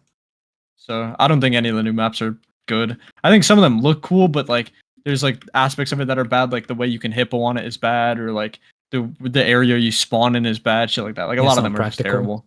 It looks nice, but it's not practical for gameplay. Yeah, exactly. Like maybe the map itself isn't bad, but like where they put the spawn or like where they put the hippo limit, that shit's bad. So I don't think any of the new maps are good from what I've seen, but I haven't played on it. I've only played on one myself, so. Let's go back to dodging. What do you think about people like this? The one I just sent in DM? Hypixel level 40. So I was gonna say, I'm assuming it's just like some random noob saying that. Okay, so you can still like there are still ways of dodging nowadays. Like there's like the particles, and there's like I don't know if you've heard about like the people who queue scout and stuff, but they'll hop on an ult or have a friend hop on an ult and just sit in the queue scouting out the queue, seeing how good the movement is, stuff like that. Yeah, so there's definitely still ways of dodging now. It's just way harder and not 100% guaranteed.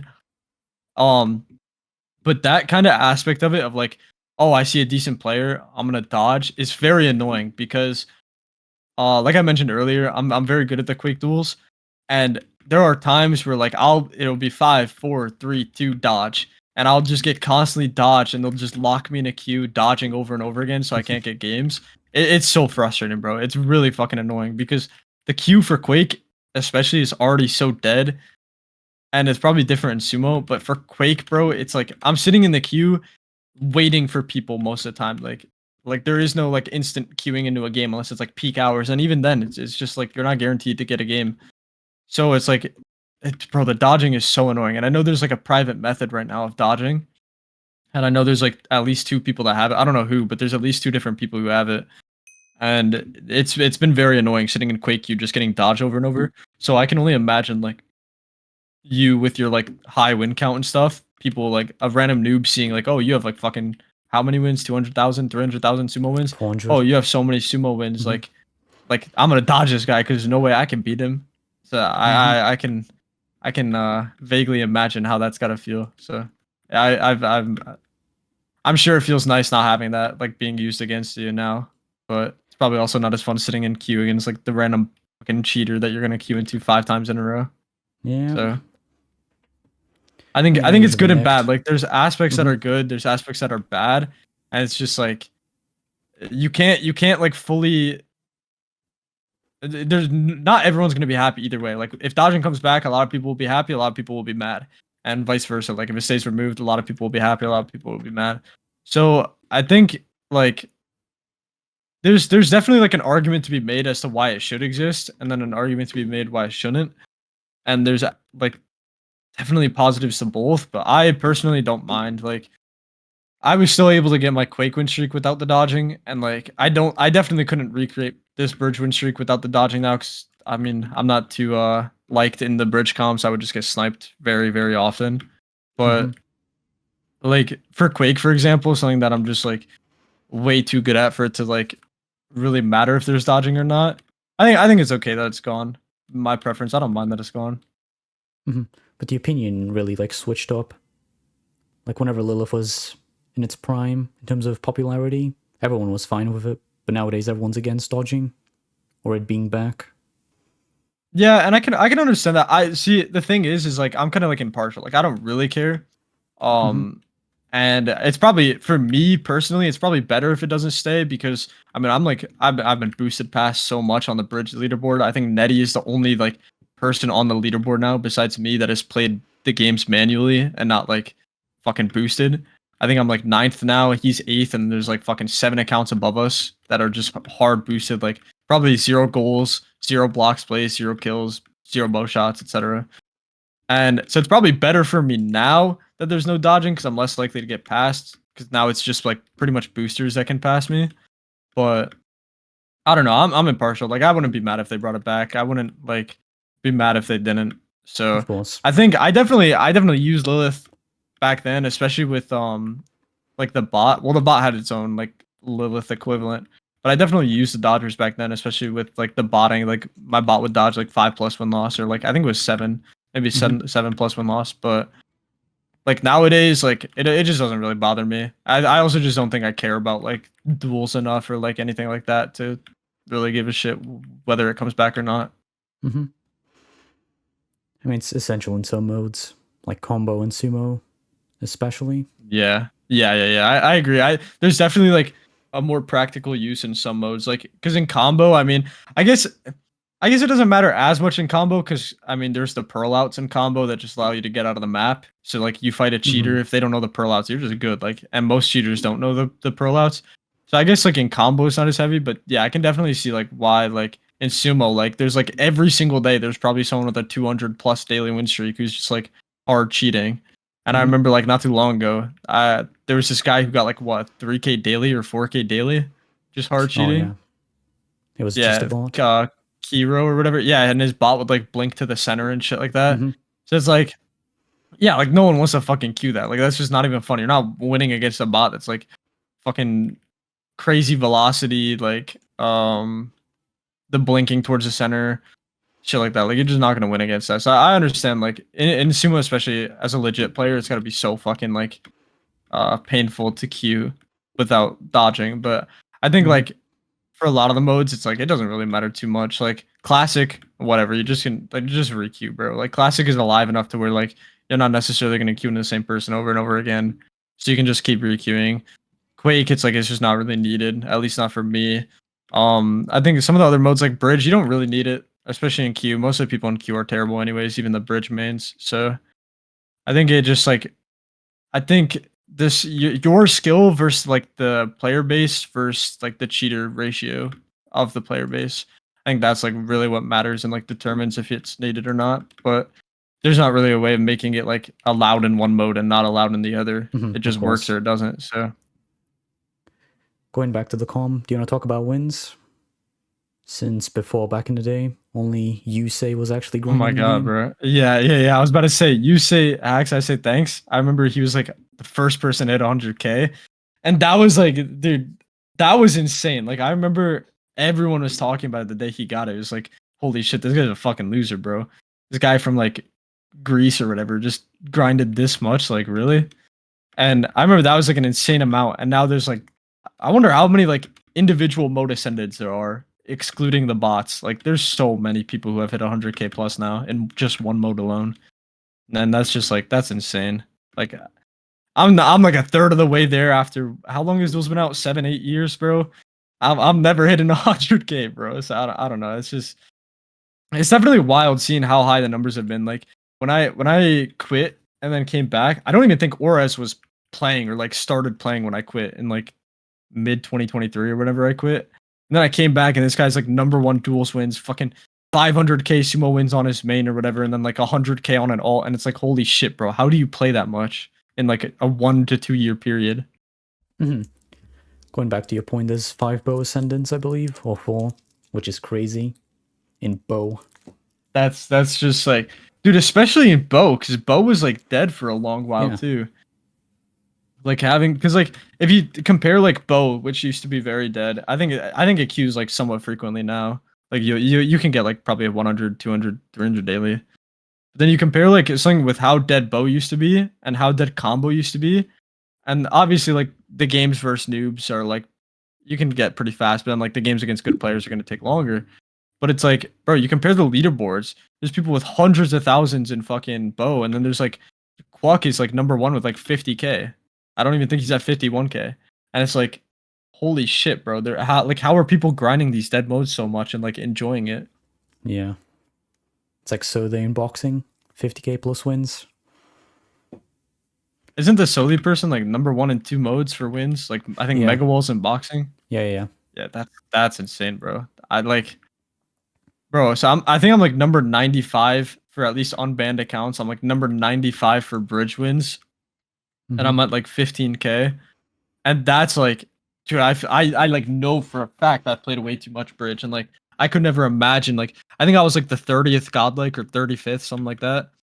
And like, bro, I cannot imagine going for like top 30 again or anything like that, let alone like #1.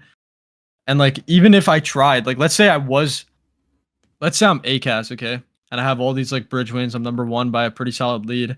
I couldn't even imagine playing that much duels and then being like, oh yeah, I want to go play fucking like Quake and go get #1 in Quake. Like, bro, I'm like number 9 for Quake wins right now, and there's like a 1k gap between me and first. And even then, it's like I look at that and it's like, holy shit, with how dead this mode is, that takes so long. I don't even think I could go for like #1 in Quake right now. So that it's like I can't imagine going for #1 in 2 modes. I mean, like I guess like respect to having that dedication and like that grind, but like me personally, bro, I could not do that. That's insane. So what's your overall opinion on the new community? The wins mains? Dude, I don't even, like that's the thing. I don't even know so many of the people in the new community, and like I don't really care to get to know them in a way, because like within a year I'm probably not gonna be playing Minecraft. Like I will probably quit within the next year for sure, and go back to Valorant or some shit. So it's like I don't really care to get to know the new people too much. Like if they talk to me and like I'm not rage baiting them, like sure, like it's not like I'm against like becoming friends with new people or anything like that. But it's like I just don't really care to go out of my way to interact with a lot of the people. So it's like I'm seeing like all these names, especially in the lobbies, that like I don't know at all and I've never seen before. And then they just have like 50k wins, or like they're ascended in a mode or somehow or some shit. And it's like I think my opinion is like people like with how dead the game and the community is now, people play way too much fucking Minecraft, man. I don't know how they can play so much. Cause like I think you can kind of relate. I don't think you play too much anymore either. I haven't And played it's in more a so year just like, because I got yeah, it's more so just like rage baiting in the lobby and stuff. Oh yeah. So it's like, yeah, it's like, bro, it's like you see these people who are still win grinding, going like getting insane weeklies and stuff. So like, it's just like how like my opinion on it is just like that's too much Minecraft, bro. It's not enough like doing anything in real life, like going to the gym or like even school or work or anything, bro. Like there's just like I feel like these people just have to have nothing going on. Like I don't want to name names, but bro, I was in a fucking Quakecraft call the other day, and a duels player joined, and this guy is talking about how like he's too focused on grinding one of the new duels modes, he can't fucking pay rent. Like, bro, what the fuck are you doing, bro? Like, and he had to like beg his parents for rent money. It's like, dude, like get off the game, go get a job so you can like That was Like so embarrassing. live, bro. Like literally live. Yeah, and it's like, bro, like that was like my first like interaction with the person and first like impression of the person. It's like, dude, like now I'm just always gonna see you as like a loser who prioritizes fucking playing Minecraft grinding wins over fucking like making Yourself. sure you can afford rent and live. Like that's just sad, bro. That's like you need to like reevaluate your life. Like that's too much. Like that's an addiction, bro. Like that's Mhm. literally insane, man. And that's kind of like after that, they like kind of put like a perspective on like, yeah, I probably don't want to interact with these like fucking new gen win grinders and stuff, bro. Because this is like how serious they take the game. Like it's not that deep. Mhm. It's funny too because they don't get any clout. Even if you get like #1 wins, for example, you're not gonna get like YouTube rank or even decent Yeah, amount of I attention. I I just DM'd you the username of the person. Like that's who I'm talking about. It's not even like they're like a big Oh name in the boy, community or anything, bro. It's like that's just sad, bro. fake famous. That's what I call those people. Yeah, fucking Minecraft celebrities, bro. Like, like, dude, just quit. Go take care of your real life, man. That's more important. I'm imagining that in the VC right now. Him begging his Dude, parents. it was like the person was talking about how like they were gonna have to beg their parents for money and like, uh, and I will like say I think they said something about how like they were doing DoorDash or some shit like that, and DoorDash was like delaying their check, but it's like, bro, if DoorDash is your main job and you're not even bothering to like look for another job or something because you're too focused on your Minecraft duels, like win grinding, like brother, what the fuck are Mhm. you doing with your life, man? Because like I'm right surprised. now, Yeah. I'm in school and I go to the gym almost daily, and like I cannot imagine dropping either one of those to just sit and grind Minecraft all day, or even like to put into a different perspective for like something I can relate to. I couldn't even imagine like, oh, I'm gonna fucking not get a job and not do school so I can grind Valorant all day. Like bro, you have to have something in your life, man. You can't just put everything around gaming and like bro, that's just degenerate. Like such Mhm. a like loser mentality and loser thing to do. I can't believe he And it's actually even like, did yeah, I that can't. in VC Yeah, though. bro, it's like he didn't even know any of the people in the VC. By the way, he just joined the What? VC, and it was like a bunch of new people, and like he just starts talking about it. Like after a while, like everyone's just yapping and shit. He just brings that up, and at the time, I was like sitting in the VC because like there's a Quake VC, and I'm a Quake player, and I was making a Quake texture pack, like one of the all white ones. And so I was just working on a pack, not really talking too much, kind of just dialed in on my thing, and I hear that, and I'm like, brother, what the fuck, man? Like, get a grip, bro. Mhm. So you need something in your life to give it like value, you know? Like I'm not Yeah. saying any life is like not valuable, but like bro, if you're sitting like playing Minecraft all day, what are you contributing to your family, to yourself, to your community? Like literally nothing, bro. Like you're just doing nothing, grinding something that's so pointless. And it's like I get like as a kid, you're in school, like let's say you're in middle school, high school, and you're fucking playing Minecraft. Like when you get home, you're like playing Minecraft, doing your homework late at night before bed, or like rushing it the next day because like you're just playing video games, man. And that's normal for like a lot of different games, like people doing that. But like this person's out of high school doing this. I don't think they're pursuing college from what I can tell. And it's like what is your plan? Like what do you think is like gonna happen in your life, bro? And it's just such like you can't help but like just feel bad for these people. Mhm. That's literally I sounds like don't my know, lobby one bro. rage bait when I say I'm like And that's like, 32 and I live in Israel. oh bro, I one of my favorite things, one of my favorite I used to do this all the time with one of my friends. One of our ways of like rage bitting. We'd say like stupid shit all the time, but one of the things was like, oh, like I'm 26, I wash my car, get haircuts, mow my lawn, pay taxes. And like that would just set people off, like especially on CS, like that would just set people off. You say some shit like that, like they call you kid, and then you're like, oh, don't call me a kid, and then you would like say that like line, and that was like good rage bait. And then it's like there's these people that are gonna be that age doing none of those, bro, because they're too Mhm. busy with like the Minecraft grind. And it's like, man, wow, that's where we're at, bro. That's like Mhm. what this community is like devolved into. Yeah, it's funny too because everyone is antisocial in the com. Like everyone's a huge pussy on Discord. They all just talk shit behind your back. Yeah, dude. At least back in the day, okay. I'm not advocating for any of this, but at least back in the day, there were actual like somewhat harmful people. Like people would Mm-hmm. dox, people would swat, pizza bomb, all that shit. Like that was like that did happen, and like obviously that wasn't like a good part of the comm.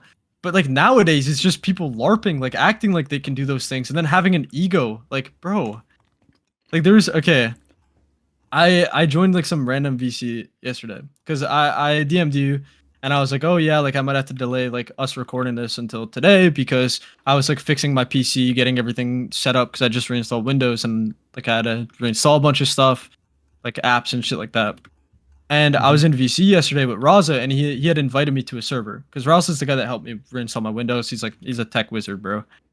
He invites me to a server because he was playing Bed Wars and he was like helping me out on the side, and some random guy joins the fucking Discord and starts pinging me in the chat, and he's like, yo, slimmest, are you still corny? Do you still flex your bridge win streak? Like shit like that. And I was dude, like I didn't even say anything. The guy just randomly joined the server to start shit talking me. And he's like, oh, like I'm rich as fuck. Like, do you want some money? And I'm like, bro, like what? Like what? And he's calling me corny, bro. And I was like, he's like, do you still flex your bridge win streak? And he starts shit talking me, and I'm like, yep. And I also flex my Quake one too. And I was just like rage baiting and making him mad. And this guy starts like pretending to be rich and shit like that. And he's like, oh, do you want some money? And I'm like, dude, like you're a random Discord alt, bro. I don't even know who you are. You're shit talking me from stuff from 2022. And I'm just in VC trying to get my fucking PC fixed. Like, bro, like you're so like such a freak, man. Like such a stupid individual that's not gonna go anywhere because like you're reliving the like fucking you're still acting harmful from 2022. And I still don't know who it is, by the way. I still don't know who that guy was or why he was so pressed, but I mean, he got rage baited pretty easily, which was Mm-hmm. pretty fucking fun. But Yeah, that's the new yeah, bro, it's generation like of Jules players. yeah, it's like these people they just want to act harmful and stuff. And like, dude, I was legit just in the VC fucking like doing my shit with my PC, bro. He could have easily joined and shit talk me in the VC. This guy's too insecure to even do that, bro. He's fucking sitting texting in a fucking like small Discord server. Like, bro, what is like you're not even like trying to act harmful in the fucking voice chat, bro. You're acting harmful through text chat. How do you expect me to take you seriously, bro? What even is the purpose of that? It's like Yeah, so like dude, like pointless. I just stopped replying and the guy got mad. Like, okay, man. That's your life, bro. You're joining discords on alts to shit talk people that don't know who you are, trying to act harmful. Like, okay, bro. I really care that you're claiming to be rich and harmful through a text chat in a Discord server that I've been in for all of 20 minutes. Yeah, that's the new com. Yeah, and like at Just least the Larp old Central. com like had some shit to back it up, bro. Oh yeah. But now it's just like it's a bunch of bots, bro. Fucking noobs. Just put the key in the case. Yep. Let's talk about streaking, since you do have a funky little bridge win streak that's still active. Oh yeah, bro. My very enjoyable bridge win streak that I dude, since I've come back, I've played like 70 games for the win streak. And I've like dude, it's so funny cuz one of my favorite things to do is whenever someone mentions like oh, go play on your win streak, you're going to lose it. One of my favorite fucking things to do is just be like, "Oh, like I have and I haven't lost it yet." Like if my whole win streak was dodged, which I mean, I know it wasn't, and I don't really care to like prove it to people. Because I've kind of like realized from being in all the different communities and stuff, one thing that never changes about the duels com is if they have an opinion formed on you, there's like a 99% chance that like you're not changing their mind. That's also just a basic human thing in general, but like especially in Little the duels sheep. com, like if you don't even have to know a person and they're just gonna like hear something from someone who doesn't like you, and now like that's their opinion because they can't like Yep. think for themselves or anything like that. So I don't really care to prove them wrong, but one of the funniest ways of rage baiting is someone will be like, "Oh, like you dodged for your whole win streak or whatever," and then I'll say like, "Oh, like if I dodged for it, then why did I play recently?" And they're like, "Oh, congrats, you played like 10 games," and then I'll be like, "Oh no, I played more than that, and I didn't lose it. So like, what's your point? If it was all dodged, then why after dodging am I still able to have the win streak go up?"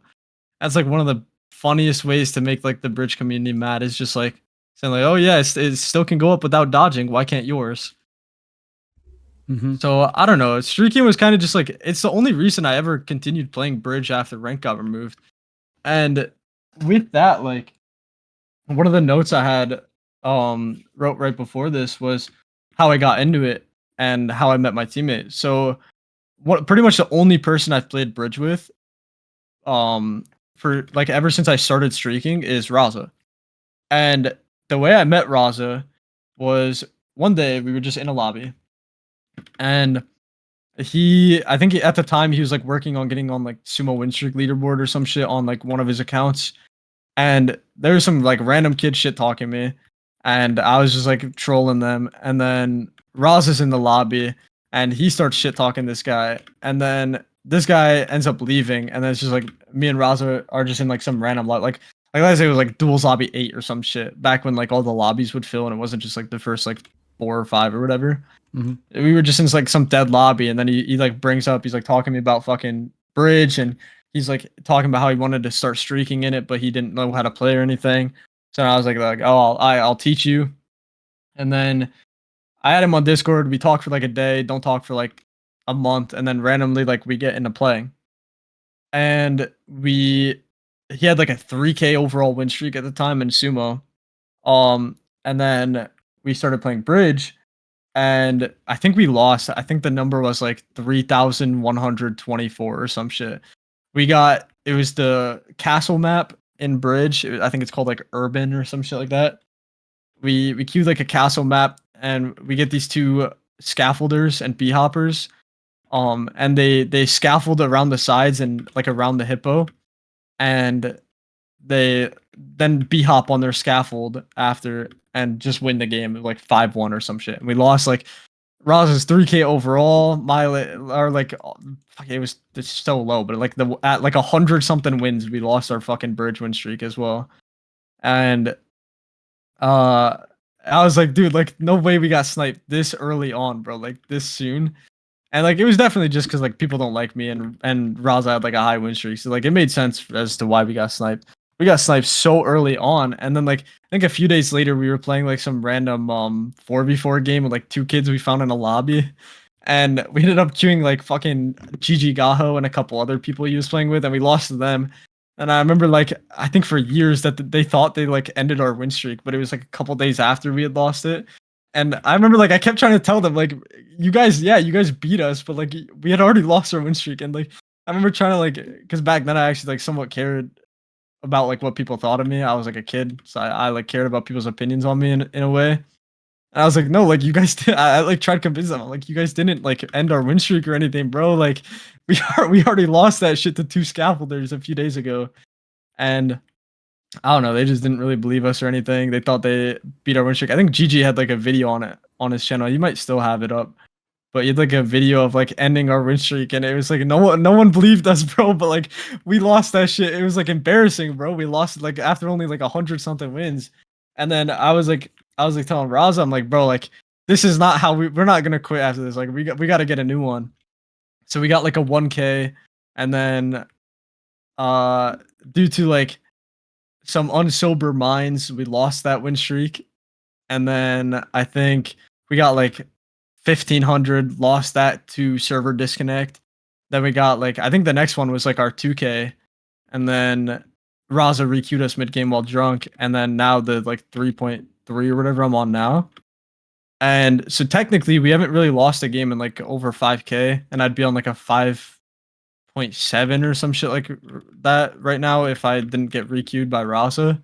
But that's like how I got into it. Was just like Raza asked me one day in a lobby to teach him how to play bridge. I taught him, and then we got sniped really early on, so it kind of gave us motivation to keep playing.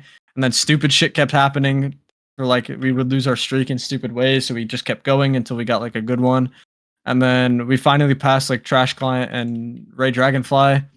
We were like the first people to like pass their like fucking 1,400 or whatever it was. And then I think Raza got banned because the account he fucking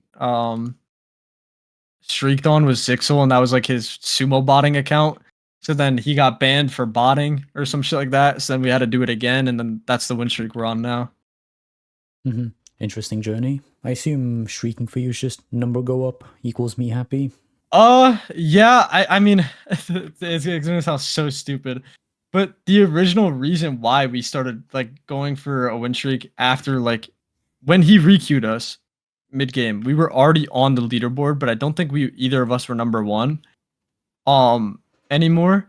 So I think it's like if I remember right, for the win streak I'm on right now, the whole goal was just to get as high on the leaderboard as I can. Because I mean, the bridge comp didn't like me, and they didn't like me being on the leaderboard. So it was like, okay, me just being on this board is rage bait to a lot of people. So it's like, why not just go for like a higher spot? And then we did, and then it's like, bro, we quit twice and came back and just pushed the win streak. Like we never like once we lost a win streak, we didn't keep playing. Like after the 124 when we like kept playing again, like whenever we lose a win streak, bro, we wouldn't like just immediately go for another like the next day or some shit. Like both of us would quit the game.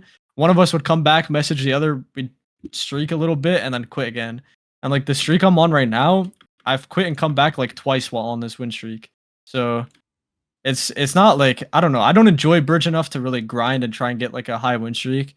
Like I'm sure if I Q scouted and like only queued maps that you can't like bypass hippo on and shit like that, I could probably go for like a couple positions higher on the leaderboard. Like I could pass Netty, and then there's like I think an account that's like barely past Netty and win streak.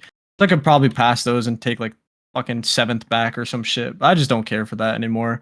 Like if I get knocked off, I get knocked off. It'd definitely be cool if all those accounts got banned or wiped or some shit. It'd definitely be cool to like be in second behind Netty and then like try to pass him because I definitely could pass him if I wanted to.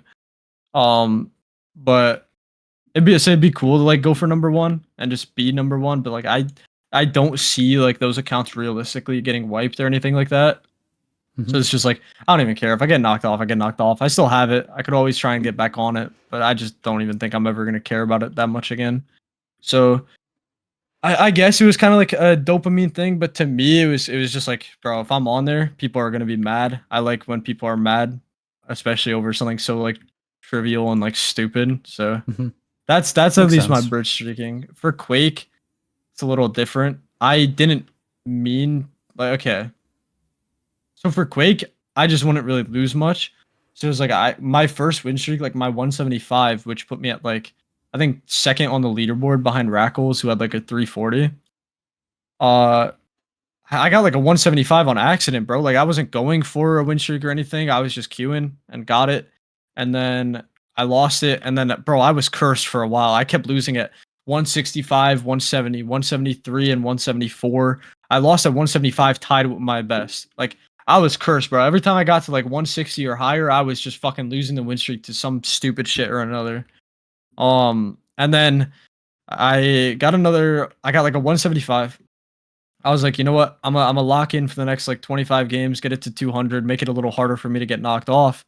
And then all of a sudden, bro, my win streak's 300. I'm like in a pretty solid range to pass the boosted account number 2, and then Rackles. I'm like, fuck it, let me go for it. And then I get to 341, take first place, and then I lose like not even 20 games later to Nolly. So that happened, and then Nolly ended up passing me, and I didn't really care. I kind of just let it happen because I wanted Nolly. Nolly was really close to being number one on win streak and then also number one on wins. So I really wanted Nolly to become like the first YouTuber to ever get like number one on both leaderboards. It's just like kind of a cool like achievement in the game or like accolade that's probably never going to be hit again. So I was like, you know, it'd be pretty cool just like let Nolly take it. So Nolly passes me in win streak, takes first for wins, gets the 6 screenshot. And then I was like, okay, I'm second place. I don't really care if I'm second place on the leaderboard. Like, I don't care about being first or second. It doesn't matter. Nolly's like a top 3 skill player as well. So it's like, it's not like someone that's like significantly worse than me is above me. I didn't really care about being second. And then a few days, like probably about a week ago now, I was like, okay, I'm close to leaderboard. And I was about to play the Rust wipe with my friends. So it was like the day before the Rust wipe. I was like, let me lock in real quick. Let me get on wins leaderboard because I'm probably not gonna like by the time I come back from the Rust wipe, it'll probably be higher and harder to get on. And it was like I think 1914 was the number I had to get to, and I was at like 17 something. So I locked in, did like a 200 something daily, or like I think a 150 daily, I got to leaderboard, and then I was like, let me get to fucking legend, you know, let me be the 10th legend, you know. So then I do the rest of the wins I need for legend, and then I just stopped. Like I stopped, and it was like a 273 daily, I think. And then the next morning I wake up, and I'm like, I got some time before the rust wipe's about to start, so why not like just get this number to 300? So I did a 300 daily, um, not even intentionally, and then yeah, I got my number 1 back on the Winstreak leaderboard while just trying to win grind to get onto wins leaderboard. So So it was mainly just rage bait and accidental for the 2 modes. yeah, for bridge it was like at first I wanted to be on it just as like a kind of like skill like thing, like display skill, but then also like kind of like an ego boost back then. But then it was just like once we got requeued, we were already on the leaderboard. We didn't have to like go for a new streak or anything. But then I was like, Raza said something about like wanting to try and get number 1 and pass like somebody I think that he didn't like or some shit. I was like, sure, why not? And then that kind of just became rage bait. And I think you definitely have to pay a lot more attention to get a bridge win streak than a Quake win streak by far. Then like the Quake win streak, like all of them were pretty much accidental. Like it's just like not many people are better than me, and the ones that are weren't queuing me. So it's just I just got it, and I'm still on the win streak I'm on in Quake right now. I think it's like 366. I'm still on that. I just haven't played. So I don't know. Maybe I'll go for a 400 or a 500, but I don't really care. Right now, it's mainly just like if I'm playing, it's for the wins.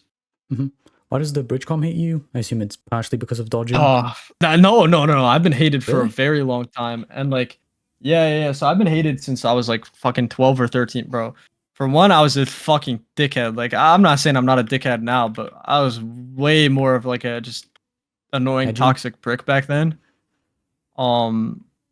I would so whenever I would play late at night, a lot of the Brazilians would be on, and I'd be toxic as fuck, bro. I used to have like an American flag Optifine cape, and I'd just be typing like ja ja ja every time I scored a goal, and like I'd just be rage baiting all the like Brazilians late at night, and then like during the day when I would be playing, like I'd be like rage baiting anybody that was worse than me. Like if you lost to me and then like you said something to me in a lobby, I would just rage bait you or like be toxic for no reason. And then like it came to then at one point I was like 13 and I was getting like fucking accused of being a when I was like 12 or 13 because of some shit that happened. Someone else did something and then I took the blame for it for some reason, even though I wasn't involved with it at all or even knew about it like until after the fact.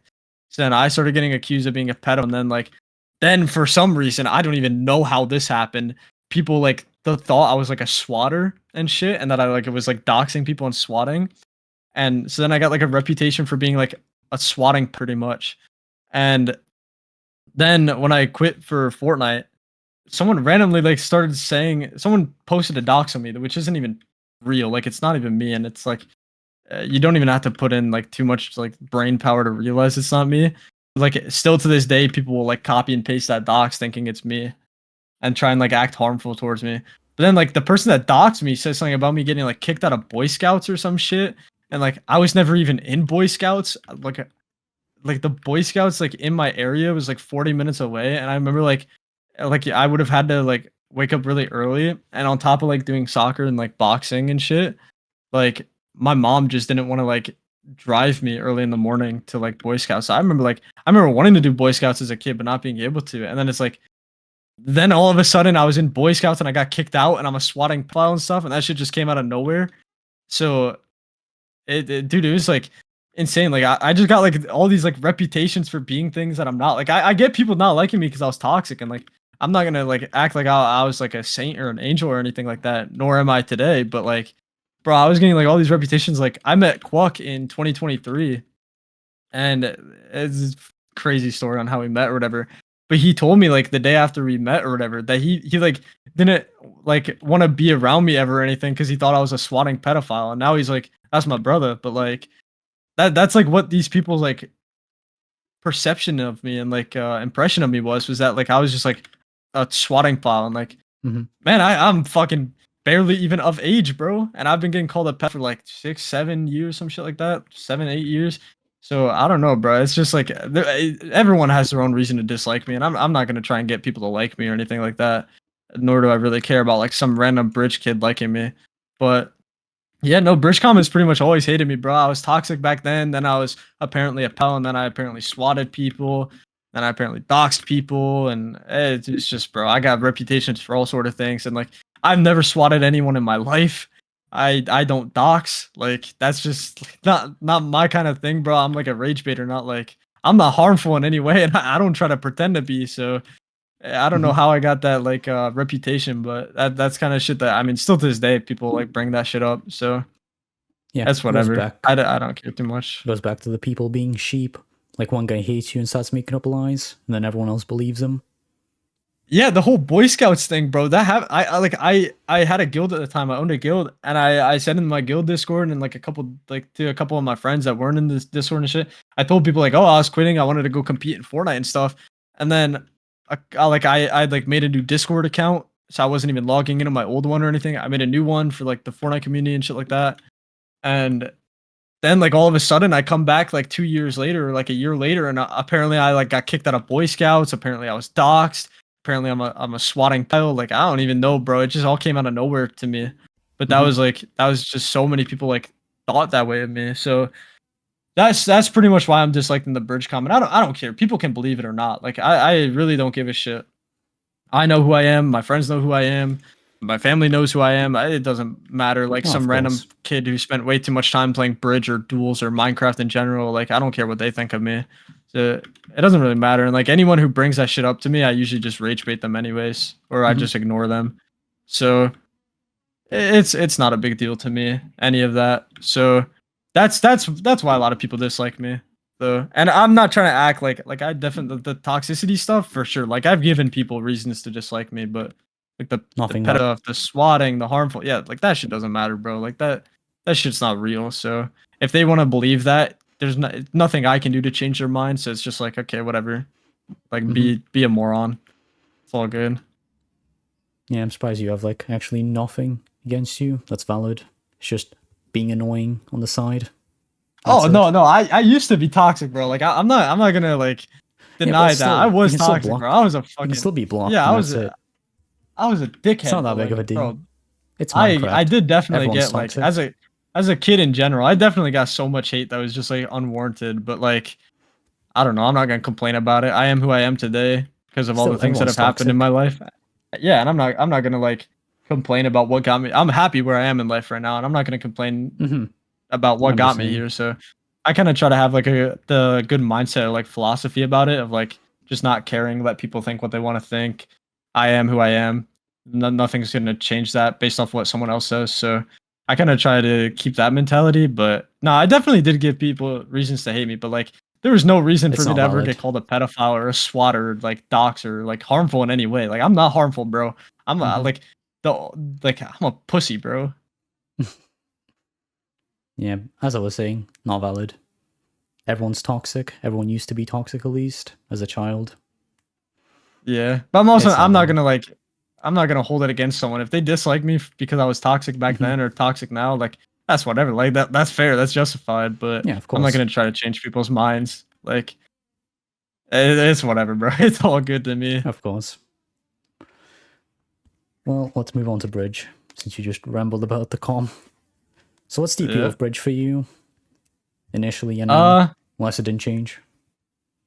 Okay. So I don't really. There's like no appeal to me anymore. I'm not gonna lie. I have no motivation to go play. Like I don't even want to duel someone in Bridge. It's not like because of like losing or anything like that. But I just like it's not even fun.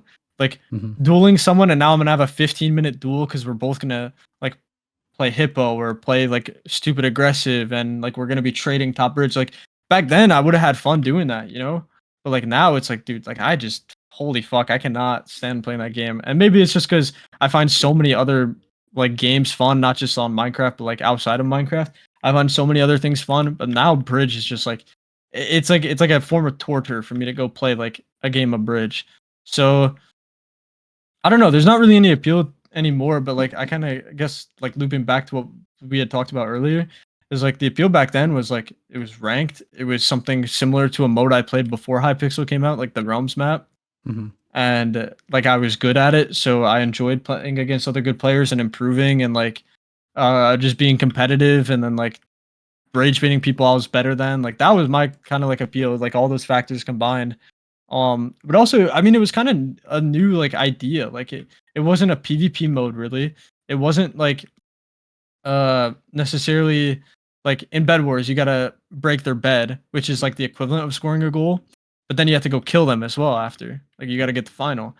In this, it was kind of like is its own unique mode. It was just bridge fighting, clutching, um, all of these like different like mechanics that were kind of like like not necessarily new on its own, but it was like a new concept of like a mode. Like practice servers didn't have bridge or anything like that, and like the closest thing, at least at the time, that I could like relate it to was the one Realms map. So it was like it was something new that I enjoyed, and it had so many like I loved bow back then. I used to play bow all the time on like prac servers and shit. It had a bow, it had like block clutch potential, it had like um PvP in it still.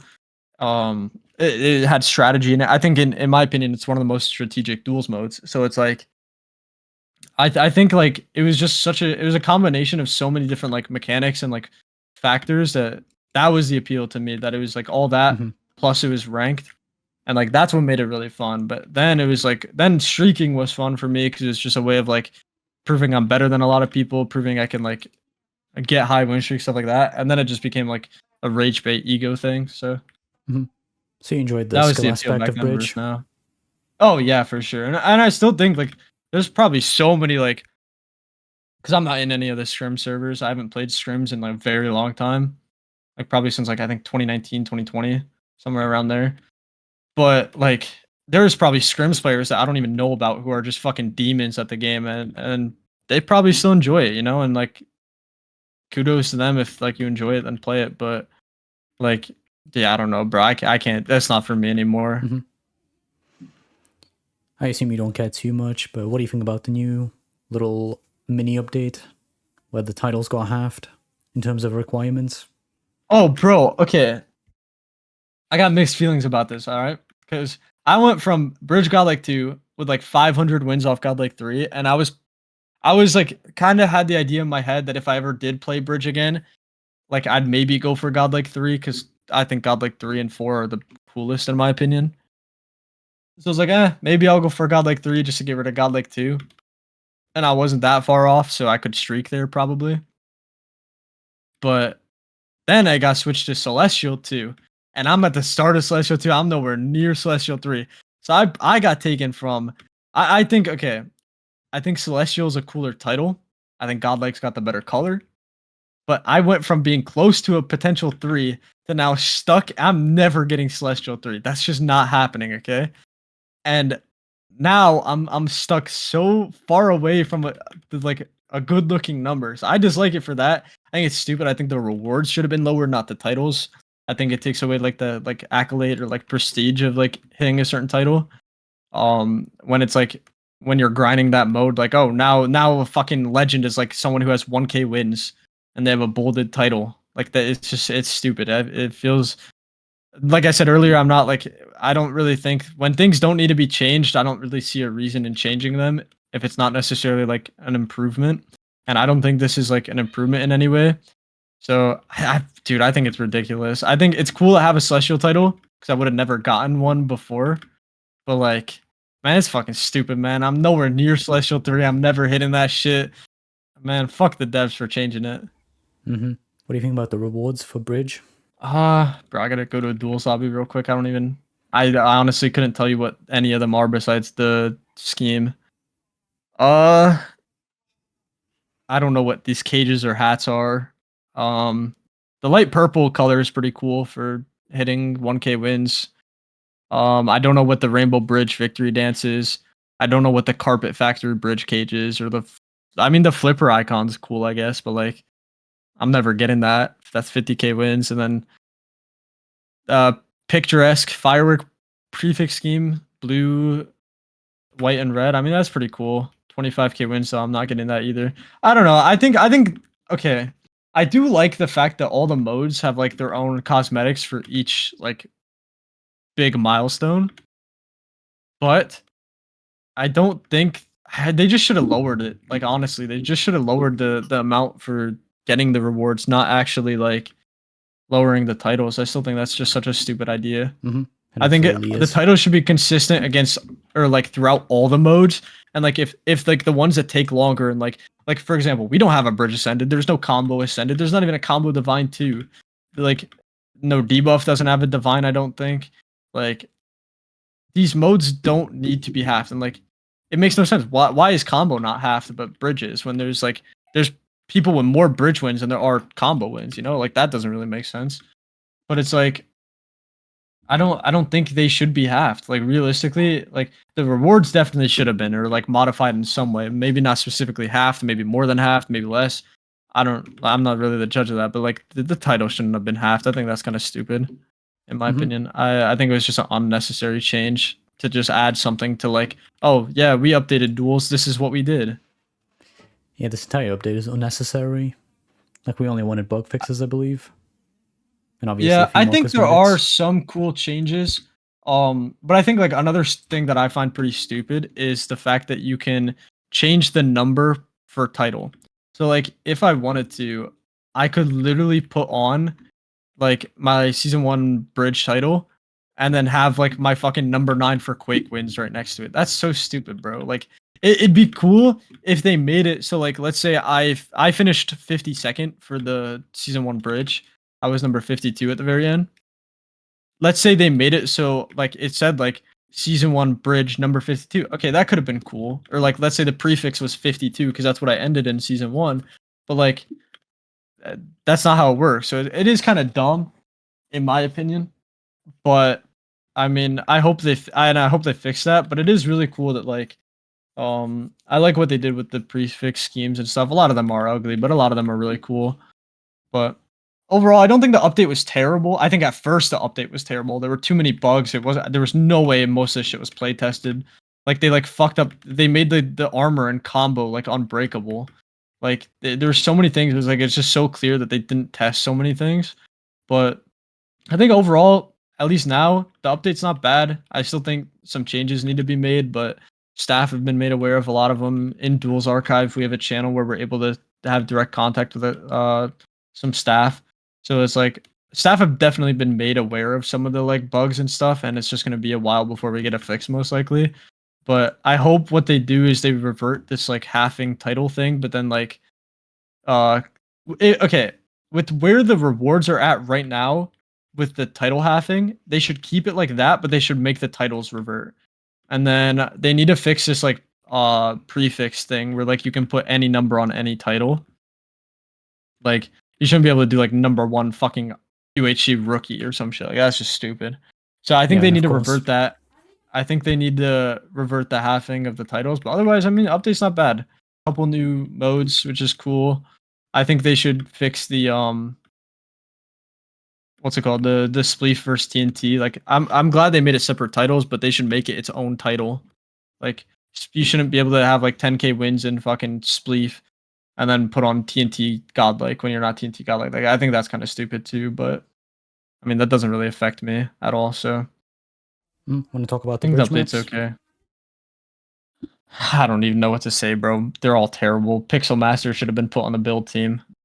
Like he had some cool maps. I remember seeing some of his years ago. He showed me some because he made like a forums post about like some of his maps that he wanted to try and get into the game. And it's like, bro, any of those would have been better, bro. From what I've seen from watching like Ernon play or like Mel, like from watching some of the people I've played Bridge and Call, dude, these new maps fucking blow. They've fucked up so many things with it. Like some of the maps, the Hippo, you can only place like one block in front of the goal, and like some have like shitty spawns and like you can like have there can be blocks in your cage, I think, from what I remember right. Blocks can be in your cage because of where you can place the blocks. Like that man is fucking they handle things so poorly, bro. The maps are so stupid.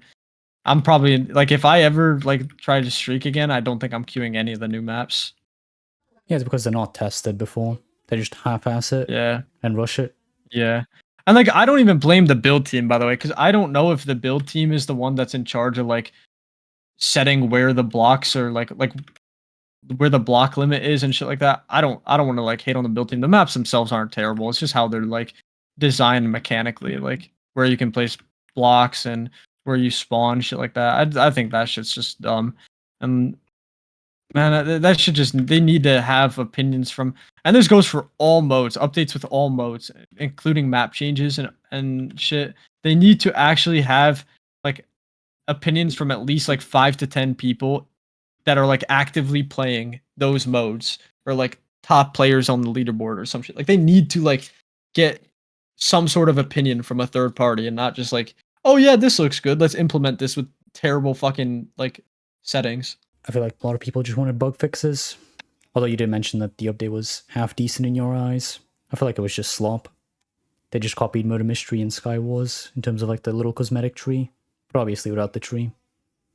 Well, okay, to be fair though, it's cool that there's new cosmetics. Like I like for Quakecraft Legend, I just got a scheme, not just a color, but a scheme, and I think that's pretty cool. And there's different schemes for each mode has its own scheme, or at least one scheme. And there's like new emblems and shit. And yeah, like a lot of it is just copied from Sky Wars, Murder Mystery, Bed Wars, whatever. But I mean, it's cool that I guess we're kind of like caught up now with them. Mm-hmm. And I mean, the schemes are cool, but the little emblems / icons are useless, I feel. Because if you're a top 10, you're going to use the hashtag. yeah, for sure. Like if you look at the Quake, like 100K reward, the don't blink prefix icon, I actually like how that looks. I think it looks sick. Okay. But let's say not just me. Let's say like you're just some random person and you get 100K Quake wins and you don't have a single win in any other mode. Who realistically, who is going to put that fucking like prefix icon on versus the number 1 title they would have? Like number 1 is just cooler. I mean, it's more of like a accomplishment, a flex, you know, than like an icon that nobody's gonna know what it's from, you know. Makes sense. But I don't think they're terrible. I think it's a cool idea. It's just like why would you want to use that when you could use a number 1 or a number 2, whatever you have, you know? Yeah, and the main big reward that everyone cares about is the schemes, I believe. Like the 50k reward for each mode. That's the real I mean, reward. outside of like the overall like all modes rewards, I think the only thing people care about in their mode is like a scheme. Because like realistically, at the end of the day, who really gives a shit about getting a fucking emblem above your head, like in a UHC duel or some shit, or like I don't even know what there are, like particle trails or whatever. Like man, that shit doesn't really matter. I guess the victory dances are cool, something new, but it's like I couldn't even tell you what any of the new ones look like because I just don't know. Oh, So yeah, me too. Want to talk about scrims? yeah, so if you played on, yeah, we can. Opinion on the community itself. So I played. There was like the very first scrim server I played, and I mean there was no like fucking other Minecraft server for it. It was just like duels on Hypixel. But I don't even remember the name of it. I think it was literally just called like Ranked Bridge or some shit. And I remember playing like scrims back in the day, and I had like a pretty solid record. And I was like pretty high elo wise, but then I think that was around the same time I'd like just come back from like playing Fortnite, and I could be mistaken about that. It could have been right before I quit, but I just remember like that was around the same time when I kind of stopped like caring about scrims, or like not scrims itself, but like bridge in general. Like I was starting to like lose, I guess, passion for the mode, and then I got banned from a lot of the bridge scrims servers just because like nowadays, the reason will just be because I'm slimmest. Like they don't even go into specifics anymore. Now it's just that I'm slimmest. But then originally it was that my teammate was Easy Deal or Zixel Raza. Like, oh, I played bridge doubles with him and he had a high sumo win streak. He must have been cheating while we were playing bridge. Or like oh, like I was just associated with him, which made me a cheater. And then there was like the whole like, oh, this guy's a swatting pedophile, we gotta ban him. It kind of just depended who owned the server, what their opinion was on me, or like maybe not necessarily owned, but who was like the higher up staffs. I just get banned from all the scrim servers now, and like even if I wasn't, it's not like I'd enjoy a 1v1 or anything like that, like scrims. But back then it was fun. It was definitely, I'm glad it existed in the community because it gave like the people who also were like me and enjoyed ranked and then ranked got removed, those people got like something that they could just grind and like still, I guess, compete in a way. And there was like a leaderboard for it and all that shit. I think it's a good idea. It's just like I don't think I'm ever gonna play bridge scrims again unless I go in to play like a couple games on like an alt or something and like troll, like come out of nowhere and just like go shit stomp all the low ranks on like some random alt. Hmm. You said you got bored of bridge because there were other games that you played that you enjoyed more. But is there anything else that was really specific that made you like quit bridge or play it less? I think it's a combination of a couple things. One, too much playtime. Two, before I met Raza, it was very hard to find someone who actually wanted to like play doubles with me or anything like that. Like a lot of people just didn't like me, and like there's like who did I used to play with? Eastwag, Cyber Ace, and Silacope, and then a guy named Figuring. Or a person named Figuring. And those were like the like four people I kind of played doubles with back then before Raza. And outside of that, like I didn't really have like a teammate to queue with or anything. So it was probably a mix of that. Plus also I just didn't really care about the community at all. And I had too much playtime. The game kind of got boring outside of like ranked. And then like scrims didn't exist. There was a period of time between like ranked ending and scrims not existing.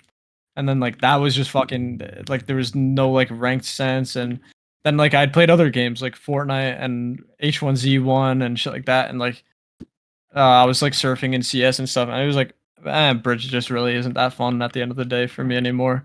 So I think maybe one of the main factors is I had too much playtime in it, and then I also had like too much playtime in other games that I actually found fun. So it's like I'd be like playing bridge, and it's like, dude, I could like go be running up like fucking Fortnite right now or some shit instead. And it was just like not the best use of my time, like enjoyment wise, even. So I think it's just a mix of those couple of things. So why not play solo since you couldn't find a bridge duo? Oh, okay. That's a good question. So I'm just never like I've never been a kind of like solo game player, if that makes sense. Like Oh, you in always wanted Fortnite, to I never VC played with your much friends solos. and just talk Yes, shit, it's just I I assume. get bored very fast, and maybe it's just ADHD as well.